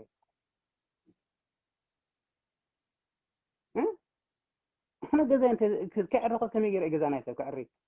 أنا إذا ما حتى خطول كم يجري كان تقرأ بزعات جزء حاجة اللي بتاع زعات تقرأ تزارع توعسي حتى ليسو لوجيك ليسو حقيقة أي خوي أي خوي أبوك مسكاية من البات التاني إيطاليان زبالكايا كورس كادرات زي طم تأمد بهالو عسكرات نايت إيطاليان نيروم يوم جن كأسومال أوكي تنحني أبصومال شدوش تشح إذا أكل إيرتراوي وتهدر إيطاليان نيرو نسو قلبت إلو نابتقرأي آتيو نتاليان يوغيو مستقرأي تقال سخوين ما التاريخ تفوتنا هون كمان قال أي عساغرنا إيطاليان زينا برو إيرتراويان كوينوم نتاليان زوغو خانيو جاب تزيد عساغرنا إيطاليان أزيوم بزحات بغزري أزيوم بزحات نيروم ولا إسياس أفوركي تمالي كزارة بعد سمعكو ستايسي حنت أقداسي التاريخ يا ترى دي خان إسياس سلسلة زارة بعد رأي كنصقا يبلنان انتاي يبنيرو مثلوكا نحنا سي بتقالي أنا يتجزأنا إلو نحنا بتقالي أنا يتجزأنا إلو لمن تاي بتقالي أنا يتجزأنا نزبل كساب مئتن كندين مالبات تي exact word تي number أي ذكرونا لغن كساب مئتن حمسان شح وتهدر إيرتراويان يمنيروم إلو استايمنر حجز انتا إلو تحسابو تناتو حساب تايم سأزلو بتقاليان ديكونا بناي بعلنا هزبينا تجزئنا نيرنا هزبنا بناي بعليو زوقع نيرو ويدما زشفشف زنبرسي بناي بعلنا أنا بعلنا إنا جزأت نيرنا أي بالمالتي حجي تحقزي سايل هذا هو الله صح حجي تاي زرد أكاتي إرتراوي أبتجزي تقاليان فرق من باريو أزيو بغطري بعسرتات أشحد زوصر وتهدرات ناي إيرترا مس ألولا بانجا خوينهم جن نتاليان كم زوج بدحريت بقدميت بقول خوينهم ما كم نتي قالسناي إيطاليان بتجارة رأي يكون تسعير وزيك نفوتهم كلنا مالتي هو جن عبزيك أهم فوت أقولنا مستاليان كوينكم وجي أخومنا زبالكايا تمام بوتاتنا نهزو من وجيهم ولا نهز بإرتراء وجيهم مستاليان كوينهم هو نتاليان وجيهم نهز بإرتراء انتلا وجيهم منبر نحدا نهز بتجراي نزاع بزح جن فلت أزلنا تجراي ستاي نعات راي تنشن جيروم زو ستاي كم زي كونه زي كسمروا له زلوا حقي مثلا نمارتي أوكي أنت أقول لك هذا اللي توستخيت دحين يرد إن يعني فلت يتخن زول كايو جين كم تجارو جين يزلك هذا كم تجارو جين أب تاريخ نزخون سلاعي مسيم نزخون خبابي زوج ولده أنا من الوقت عفلت موت نقرن تهلو ده تفضل نقر بمسارة مصحفتي هو اوكي مالت حقني اي حقن نمصحفت استايخون جن ابنت ابناي ويون كسدلك يا بوشت مسمر ما ايميل كاس دلي ميكائيل حراكا ميكائيل حسامه راكا دبال صحافي الله نسو ابربعتات باكل زنبره عبي سبايو نسو اب صحافات تاريخ زانتا ايرتات بالمصحف الله اب 230 شو عتنت يتغاغي 230 انوي اب 230 ابتناي 30 تستاي جاز انتاي لو تغارو ناب إيرترا كور كم داتو بفلاي دما ني راس ولد ميكائيل نموساد بألولا أباناغا بيهاتس يوهانس تلايخو بألولا أباناغا استوسده أزي بزح وقت خمس نبرة ينقر مالتي حجب مسار التاريخ ترى أبو استاي it's like نعيد بلون التاريخ عند أتمريسنا جن بزح نقر الله كاب مسافة تتقرأي مسيوم أب تقرأي زوج نبرو بزح بتاريخ مسارات لك هذا اللغة ماتي زي جن كاب تقرأي مسافة مسيوم أب إيرترا موجات رايدي كونه أب إيرترا ولا أبتنا نبعلوسي كاب سراي ناب أكلوج زي مسيوم زوجو سباتون يرون مالتي ولا أب تقرأي نبعلون أب تقرأي أمريت تقرأي نبعلوسي تحد كلل مستي مالت كلل ديكون تحد أوراجا مستحد أوراجا كستاي تجبروا النيري بزح نقرأ ردي يعني بمسار تاريخ ترى أخذنا ما يجيك ناي سلطان هو ناي سلطان أما مالت حجي سلطان ناي محاز شمية بهجراوي يكون الجبلات وسو نيرو ما كله قداس يكون ناون ملاسكنا قداس يكون مالت أبتنا كبر حاو أبتنا ناي جزء مسافة جزء أزي بزح سبعة مسلي جاس نيري تردي خاني نندو بي أو رجع جلتي ولا كل تعدي عند واقع أنيرا أبتتقى أسمراسي كل تعدي اللواء دم استفاسو مالتي إحواتهم تردي خاني أبت زمن رأسه ولا ميكائيل زمن مالتي حجيس كموتات خمسة تخليها جن that's not important in this time طبعا لحن جن بقى لحن بالنسبة أنت يا خبر دليل تحكي حج أنت أزرق زول خاني هلو إرتاوي بتخكل مسانات بطل زوالين مليو تصبو دس دي بلكا كلي جن بنصرف طريق كلها جن كم سبوني زي حفرة خاطري زي دري لا متى تحسس وقت أدم كم زلوا إزر كامبر كم سبون سبس إلكا صبوا غيركم صبوا اللهم كده نداول كان حمانا غير مرقة زي أنا واري كم يطلع أنا وني بعلف ما يكون زي تطلب تزبل صبوا لسه لاني قال على حنتي تزبل كان لي مصحف جن إيميل سجل إيميل كسر اللي بوش مسمر سجل كاي تام مصحف كتم ببا سايد بركة ما تأري كمان ديو إنه نكال عدل كنب تينكيو غنى لك ورحو alright okay شلا okay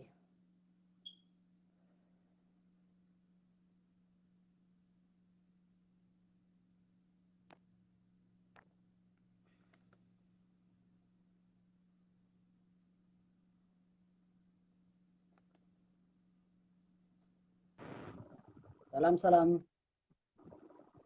هلو مرحبا دابين سلام كبر حوي كم تكون اللهم مسجن سلام دي سناي اللهم مسجن اسكي ابزا حساب حصر ابيلكا بليز تا لايفون تودا الله بعلا بستاي مالت غزي اخيلا حصر ابيلكا اكلت سلسله اسك حساب كاود ثانك يو هو انا كبزح غزي كتلكاندي جن حفشاوي قاطام كل غزي بصراحه سلازم حج همانا باركين تفدس ام نايز ودي يعني نايز خزارب صنح اي ثينك تغراواي يመስلني كنغرك داكو انت له مسيلكا ابتي تفوت حقي نمزراب دحراي تبل حراي نايز حلفه انديو اوريدي حليفيو بتز حلفه تاريخي خم زبلكايو تصحيفيو ولا كل نجر حجسي تقارو ولا حنت نجر اي غورون كبلكا كله صح كمان مصحف انديبكا كمان كله خاص ازس نورمال تاريخ كله سب زفطه بزح ነገር يم ገይሮም ولا تناي مستاليان كونكم وغيخمنا زبلو نبره تجديدم يم عسكر كوينم دامبر ترديكالو كم تزبل كاي سياسه فرق الزارو نبره 150 شيخ وتهدرات نيروم سمعان لها يا سمعك الله اب كنات عدوى زي حجي كنات عدوى سعرنا لهم زوعلو زلو حجي حواتنا يمبلنا لو مش حواتنا يم كبلو تخوينم تابع الكبعلو يقبوم نيرو فركبت كيزاتسي شمانتا ميتي طالياناوين تماريخهم 600 ኤርትራውያን ተማሪኾም ነቶም 800 ጣልያናውያን ንዓዶም የመሊሶሞም ነቶም ኤርትራውያን ግን የማነይቲ ኢዶምን ጸጋመይቲ እግሮምን የቆሪጾሞም ነቶም ሙሩኻ 600 ማለት እዩ بفاس ገረም የቆሪጾሞም بفاس ترديها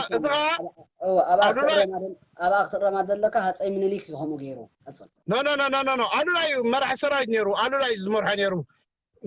ولا ملالك ينبر أبتي نقص ملالك نيرو مرح سراج زنبر لكن أنا لا ينيرو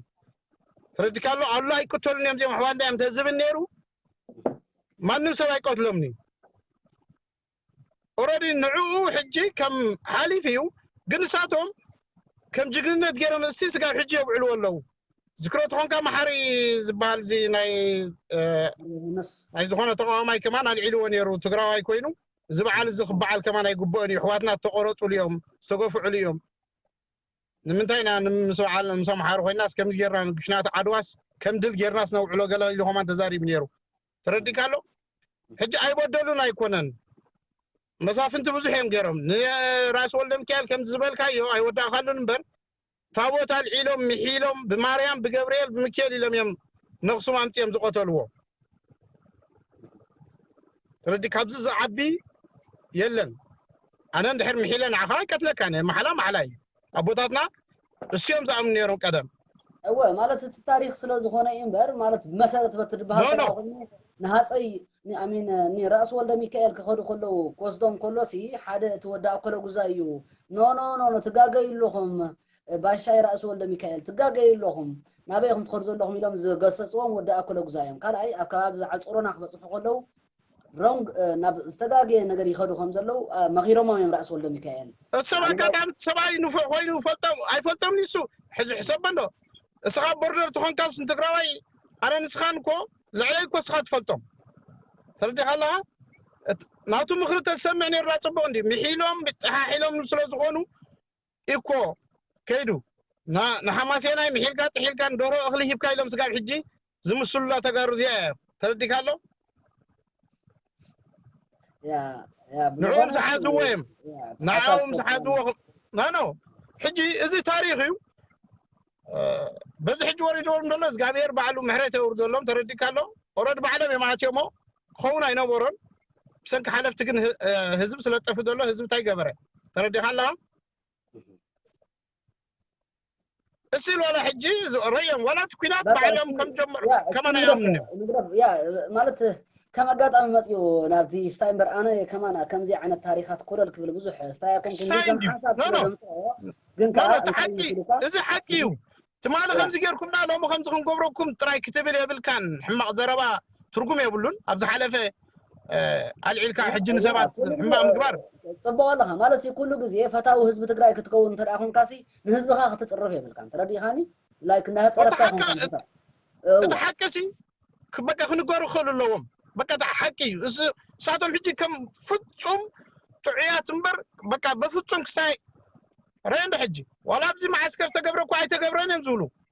انا سيب علي ود حوبي الله او نير عد حرش تردي لها حجي ارترات يلهم مسو ارترازاتهم مالتي زو 10 ساعات قتلوا خلو ساو نير مسو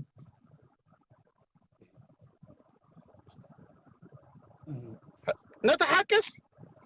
اوريدي حزب تግራይ يتعامل ساعتهم قاعد يطعموا مني كمو خدبت تغليخا تردي لها ግን ኩሉ ግዜ ክሳይ ይኹኑ በቃ እስራሲ ኤርትራዊ ኢኻ ኤርትራውነትካ ማንንም ሰብ አይሐከካኒ በኤርትራውነትካ ትኮራ ኣለካ ንኻልኦት ኣህዛብ ጥራይ ብሕማቅ ክጸርፎም የብልካን ኣብ ኤርትራውነትካ ግን ኣይትጠራጠር ማንም ይኹን ዋላ ኤርትራዊ ይኹን እንድሕር ልክ ክሓልፍ ጀሚሩ ልክ ክትስምዖ ክትክእል ኣለካ بقى زي اسكي بقى ذا لايف تو دقن لامو حد سب عدل انتراهي تازبلصاتيا ثانك يو تحساب سلده حقاني ابقصال ግን بصفح دبلك بقى يمات قطعمታ لايف ግን ትውደን ላ ኖ ተገቢ ይብልን حራይ በቃ انا ማን ኣብ ስራሕ ያጸነየ ብዙኾነ ግን በቃ ثانك يو በቃ ተሰናይ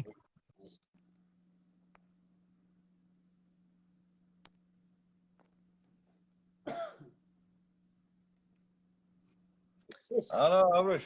اوكي ويلكم باك اسكي ترى بالكا بليز تا لايفون تودن لا بدحرك انا حدا سب كهبي اوكي ترى بالكا حسابك تقاللي نافت تاريخ قدف او اذا سلازيبنا اصنع حد يوم ابراهام سبيت علي قال ملا زول زناره بحلف تودي اذا مصلع يكونن قداي ነገር ኣብ ኤርትራውያን ሰለስተ ዓይነት ቋንቋ ኢና ንርኢ ዘለና ንዚ እኮ ኣነ ኩሉ ግዜ ኣነ በይነይ እውን ዘይኮንኩስ ኩሉ ትግራዋይ እንታይ ዝብል ትግራይ ሃገር ንግበር ናይ ባዕልና ንግበር ንብሎውን ሓደ ምክንያት እዚ ሰለስቲኦም ተቐረብካዮም መጀመርያ ተቐረብካዮ ወድታ ኢሉ ዋ ኢትዮጵያ ክትበልዐና ስለዚ ንሕና ወላ ካሊእ ተዘይተስማዕሚዑ ኣብ ኩሉ ግዛይ ምስ ኤርትራ ማነው ምስ ትግራይ ኣሕዋትና ንኹን ኢልካ ኦኬ ደገና እዚ ካልኣይ ዝመፀኻ ኖ ህወሓት ክጠፍእ ኣለዎ ብድሕሪኡ ህዝቢ ትግራይ ግን ሓውናይ ስለዚ ህዝቢ ትግራይ ምንም ማንካ ምንም ኢኮኖሚ የብሉን ባሕሪ ስለዘይብሉ ዓቕሚ የብሉን ድኻ እዩ ስለዚ ዕድሉ ኤርትራ ናብ ኤርትራ ክኣቱ ኣለዎ ማይኖሪቲ ስለዝኾና ማጆሪቲ ክንገብር ባዕልና ይብለካ ኣሎን which is ናይ ተስፋ ፅዮን ሓሳብ ማለት እዩ እቲ ሳልሳዋይ ዝመፀኻ እንታይ ኢልካ ኣይ ናይ ገዛና ንግበር شعبيا يتصلعينا شعبيا نطفئ بدحري سرعه مسريتنا ناي بعلنا عدل بدحري من السودان دي مستقراي دي زبل اتناي مጨረሻ ወዲ يحيش زغير يابو سلازي إرتراويان استفلالي سمعيتن حسابن زي حدكم زقاج يزلو بابي إذا تقاللنا كلاتكم تلك أبرش تبغى مجرش أزبال أوردي بتعمي تسفاز اللو ساوني لك أنا شعبيا يطفى أمه شعبيا مستفعي لك عنده جاي بالليل كلن كمان مرات إيدا زبكاز نور كمبر قدم قدادم تجارو علامانا لك مريتنا قو عفار يكون الوها من الله شغل ماليسنا لك هاجر نخونينا زي أمريكا يدخل كلنا قال يدخل كلنا يكون الإيرتراويان دفو زي أغازيان دو قال دو دفو موزي تعرف يكونن تخكل حقي إذنك ركاز تجارو هاجرينا مريتنا بهال كل خا بملء أنت زنبرة تجراي أقول لك زي قلبنا قدفهمه سو إيرتراي تازنا تجراي تن ملس من الفيدراليزم يلو نعفار نعدم حران زأتونن مليسنا هاجر نقوينا 4 سنة بدحري إيرترا تأحطون أيوة علىكم عدلي تقالوا سو تبرتعو ديمقراطيزيشن تسفعوا بس ما نيخم تحوسون أيتونني أنا كم تقراوي هو يخعص وزقل مالتي كم حسابي دا نسخاتكم حساب تليكم سي تقامي لن كنزارار نخلينا زول كامبر أنا إرتراوي يكون كنا إرترا عدل إرتراوي هم توصلوا تقرأ جين هاجر نخونينا أتود زولا جين تقرأ عقمية بالله غازيان زبها مبزحت يوم ملخ تزحل كله تقرأ عقمية بالله دخاعة قالها سمع أبراهام تقرأ لعلى 400 مليون هزبي يقلب زخل تكزل لنا ورقتات لنا المازات لنا لعلى 11 بليون متر كيب غاز ان اويل لنا تقرأ ردي خاني تفوتر هافتز تخعبت هافت لنا نالباتون بعلم درجة مبل شامناي تاشعي درجة هافت ناي تفوترو هابزلون تبهالا هاجراتون حدا قبر صغير بحلف ناي غاز ان اويل برودكشن صفي شيلز بهال تمرت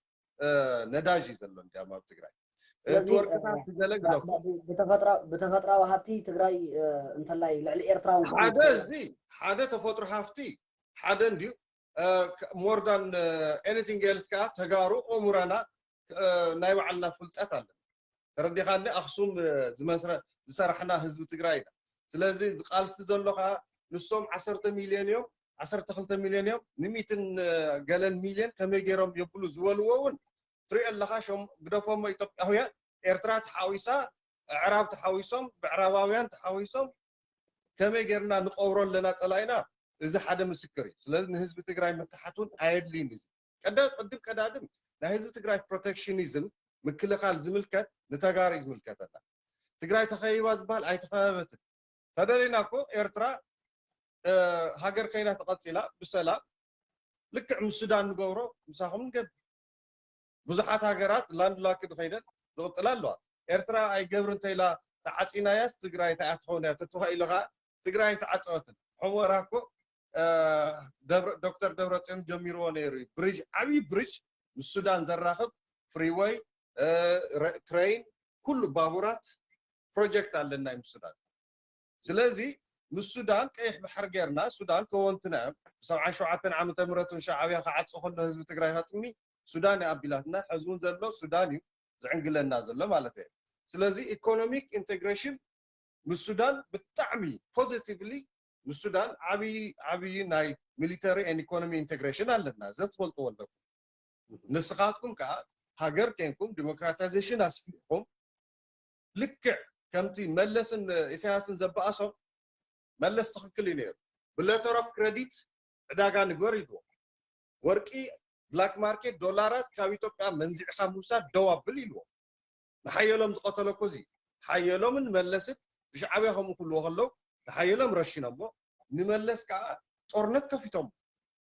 تردخاني سلازي ايكونومي زباسا هو ايكونومي بايسنا ايكونومي نمنتاي ابايسو بلتر اوف كريديت زبال السي ناي بانكينج سيستم دتفل بهم انا اكاونتانت اوديتور سلازي خالد مويا ولا خلو كهل كم مويا جيني نغركالو هاجرات زراخوالو لتر اوف كريديت مالت بيزنس امبورت اكسبورت غورو بناي بانكينج سيستم ناي جلوباليزيشن دولار سيستم ناي وعلو ستاندرد سيلينج اند باينج ريتي الله بو مسرتي خاطفي شعبيا جن تايلو اساس نو ናቕፋ versus ብር ኢኳሊ ትሪት ክንገባበር ኣለና ኤክስቼንጅ ንገብር ኣለና ኢልዎ እዚ ሓደ ባይሱ ካልኣይ እዚ ብላክ ማርኬት እና ዘየለ ማዕረ ሜዲን ኤርትራ ኢልካ ቡና ናይ ኢትዮጵያ ምሻጥ ደው ኣብል ኢልዎ ቲፒካል ኤግዛምፕል የዝበካ ዘሎ እዚ እንደገና ካረንሲ ብዶላር ንቀይር ክብል ከሎ መለስ ካረንሲ ዶላር የብልና ግን ሸሙተ ኢልዎ ሸሚቱስ መለስ በዓሉ እውን ኣሰና ክሓቶ ከሎ ጋዜጠኛ 2 ቢልዮን ፐርሰናል ኣለቂሕዎ እዩ ኢሳያስ ስለዚ ብዛዕባ ዶላር ኣብ ኢትዮጵያ ዝነበረ ናይ ደርግ ገንዘብ ብር ብዶላር ኣይተቀየረን ገለ ዝብሉን ዝሕሶት እዩ መለስ በዓል ብሂወት ከሎ መስኪርዎ ሎንግ ስቶሪ ሾርት ክሕፅረልካ እንድሕር ኤርትራ ከም ሃገር ትቅፅል ኮይና ልክዕ ምስ ኢንተርናሽናል ኤንድ ሪጅናል ሃገራት ዘለዋ ብሌተር ኦፍ ክሬዲት ቢዝነስ ኢምፖርት ኤክስፖርት ናይ ቦርደር ካስተም ፕሮቴክሽን ፕሮክላሜሽን ሎውስ ኣለው ማንማ ካናዳ ኣሜሪካ ትካየደሉ ናይ ቦርደር ካስተም ፕሮቴክሽን ሕግ ኣሎ ቢዩቲ ኤንድ ታክስስ ኣሎ ብኡ ኢና ክንመሓል ብዶላር ኢና ክንቀያየር ዓለም ትገብሮ ሕጊ ናይ ወርልድ ትሬድ ኦርጋናይዜሽን ዘውፅኦ ፕሮክላሜሽን ፕሮቶኮል ኢና ክንክተል ካብዚ ወፃኢ ትግራይ እንታይ ዓቕማ ህዝብ ኣለዋ እንታይ ትግራይ ዓቕማ ሪሶርስ ኣለዋ ትግራይ ናይ ባዕላ ኢንቴግሬሽን ቴሪቶሪያል ኢንቴግሪቲ ኣለዋ ስለዚ ማንም ኣጋዝያን ትግራይ ድኸያ ባሕሪ ስለዘይብላ ገለ ስለዘይብላ ዝብል ፅያፍ ዘረባ ጦርነት እዮም ዝኸፍቱልና ዘሎ ኩናት እዩ እዚ ሰላም ክህብ ዘይክእል ህዝቢ ትግራይን ህዝቢ ኤርትራን I'm telling you ስለዚህ ምክባር first before loving each other we have to respect each other that's the boundary respect boundary red line زي محلاف ቀይሕ መስመር زي محلاف مفتاو ጥራሕ ይኾን ህዝቢ ክፋቶ ይኽእል ድሕሪ ዘይተከባበር ኮንካ እሱ እዩ ዘባላዕና so isolating ፋቶ እዩ هو ድሕሪ ዘይከባበሩ ኸ ድሕሪ እሱ ሰኺሩ መፅኡ ፍንጭራዕ ዝብላ ኮይኑ ኸ ክፋትሕ እዮም they will end up in divorce ኣይኾነን ህዝቢ ትግራይን ህዝቢ ኤርትራን ከዓ ትከባበር ኣለካ ናይ ትግራይ መሬት ተኽብር ኣለካ ናይ ኤርትራ መሬት ነኽብር ኣለና ህዝቢ ትግራይ ዝሰርሖ ዘብሎ ናይ ባዕሉ ኣጠቃልላ ምክንያቱ 4 ደቂቃ ተሪፈና ኣለዋ ንክትውድእ ላይፍ أو أنا تعرف لك هذا ليه حزون حزب كل تجراوي ملأخت زحلف له قدم كداد ما نحنا تازنا ورا تجراين عبد محرا زلوا خسالوا هم لاش قال ملا كساب عفار زلوا دالو هو حتى مليس لنا قد حريو ندوليو هاجر يكون قال يكون حزب يكون يلا هاجرينا نقول دلي قد حريو زمات زعطوا تهاليو بناي مقدمين نجرك هاجري منجستي بوش قدام مستر درجة زراعي ውጭ ጉዳይ ሚኒስትር ደረጃ ክሕወስ ደልዲ ገለዲው ክመፀና እምበር ኣንሕና ንቆዶ ሃገርን ህዝብን የለን በዚ ክርዳሉ ኣጋዝያን ዝበሃል ሕጊ ናይ ሻዕብያ ዝመስረቶ ድዩ ካልኦት ሓደሽቲ እውን ከኣለው ከም ዝናትካ ዓይነት ምስ ህዝቢ ትግራይ እንድሕር ኣማራፂ ስኢና ትብሉ እዙን ከም ፕላን ቢ ፕላን ሲ ኢና ንሪኦ ቅድም ቀዳድም ትግራይ ኢና ኣብዚ ንምንታይ ትግራይ ፈረስ ትብል ዝብለን ትግራዋይ ተሃልዩ ጎፍ ንጎፍ ምሳይ ይግጠም ፀገም የለን ከምኡ ዝብል ትግራዋይ ግን የለን كنتم عن توي زنور ناي وعلى تصفات ناي تقراوي التحساسبة بأخا بأبراهام كله زسخات له زلخا إذا حسب تقراوي 100% فرست تقراي هاجر جرنا بدحريو لقمص مص عين بلمس غراوتي إثيوبيا تكون إرترا تكون ناي وعلى العدل اللون أنا إحنا ناي وعلنا هفتي ناي وعلنا هزبي ناي وعلنا بس على مرار حوحت علنا نحوحت صلقا زي أسمرنا ንሕወሓት ፀልእ ህዝቢ ትግራይ ዝመረፆ ፀልእ ተኮይኑ እቲ ህዝቢ ንምብላዕ ከምቲ ዝሕረድ ዘሎ ንክሓርድዎ እቲ ኦርጋናይዜሽን ጦርናፈ ናይ ፖለቲካ ጠርናፈ ክነጥፍእ ኣለና ኢሎም ስለ ዝሓስቡ እዚ እኮ ሊትራል ዝኾነ ፖለቲካ እዩ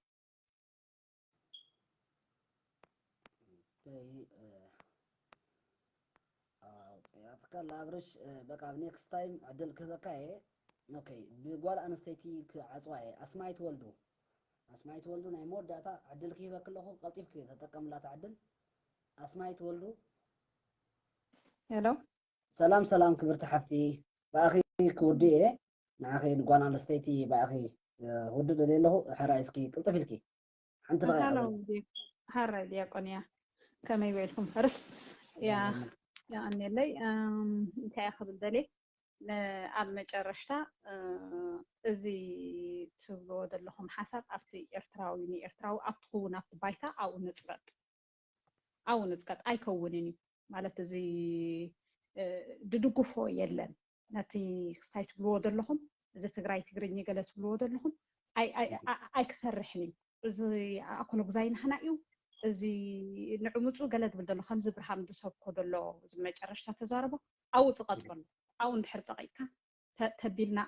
ተኸባቢርና ክንነብር ኢና እሱ እዩ ሓቂ ሓማሴናይ እንዳፀረፍካ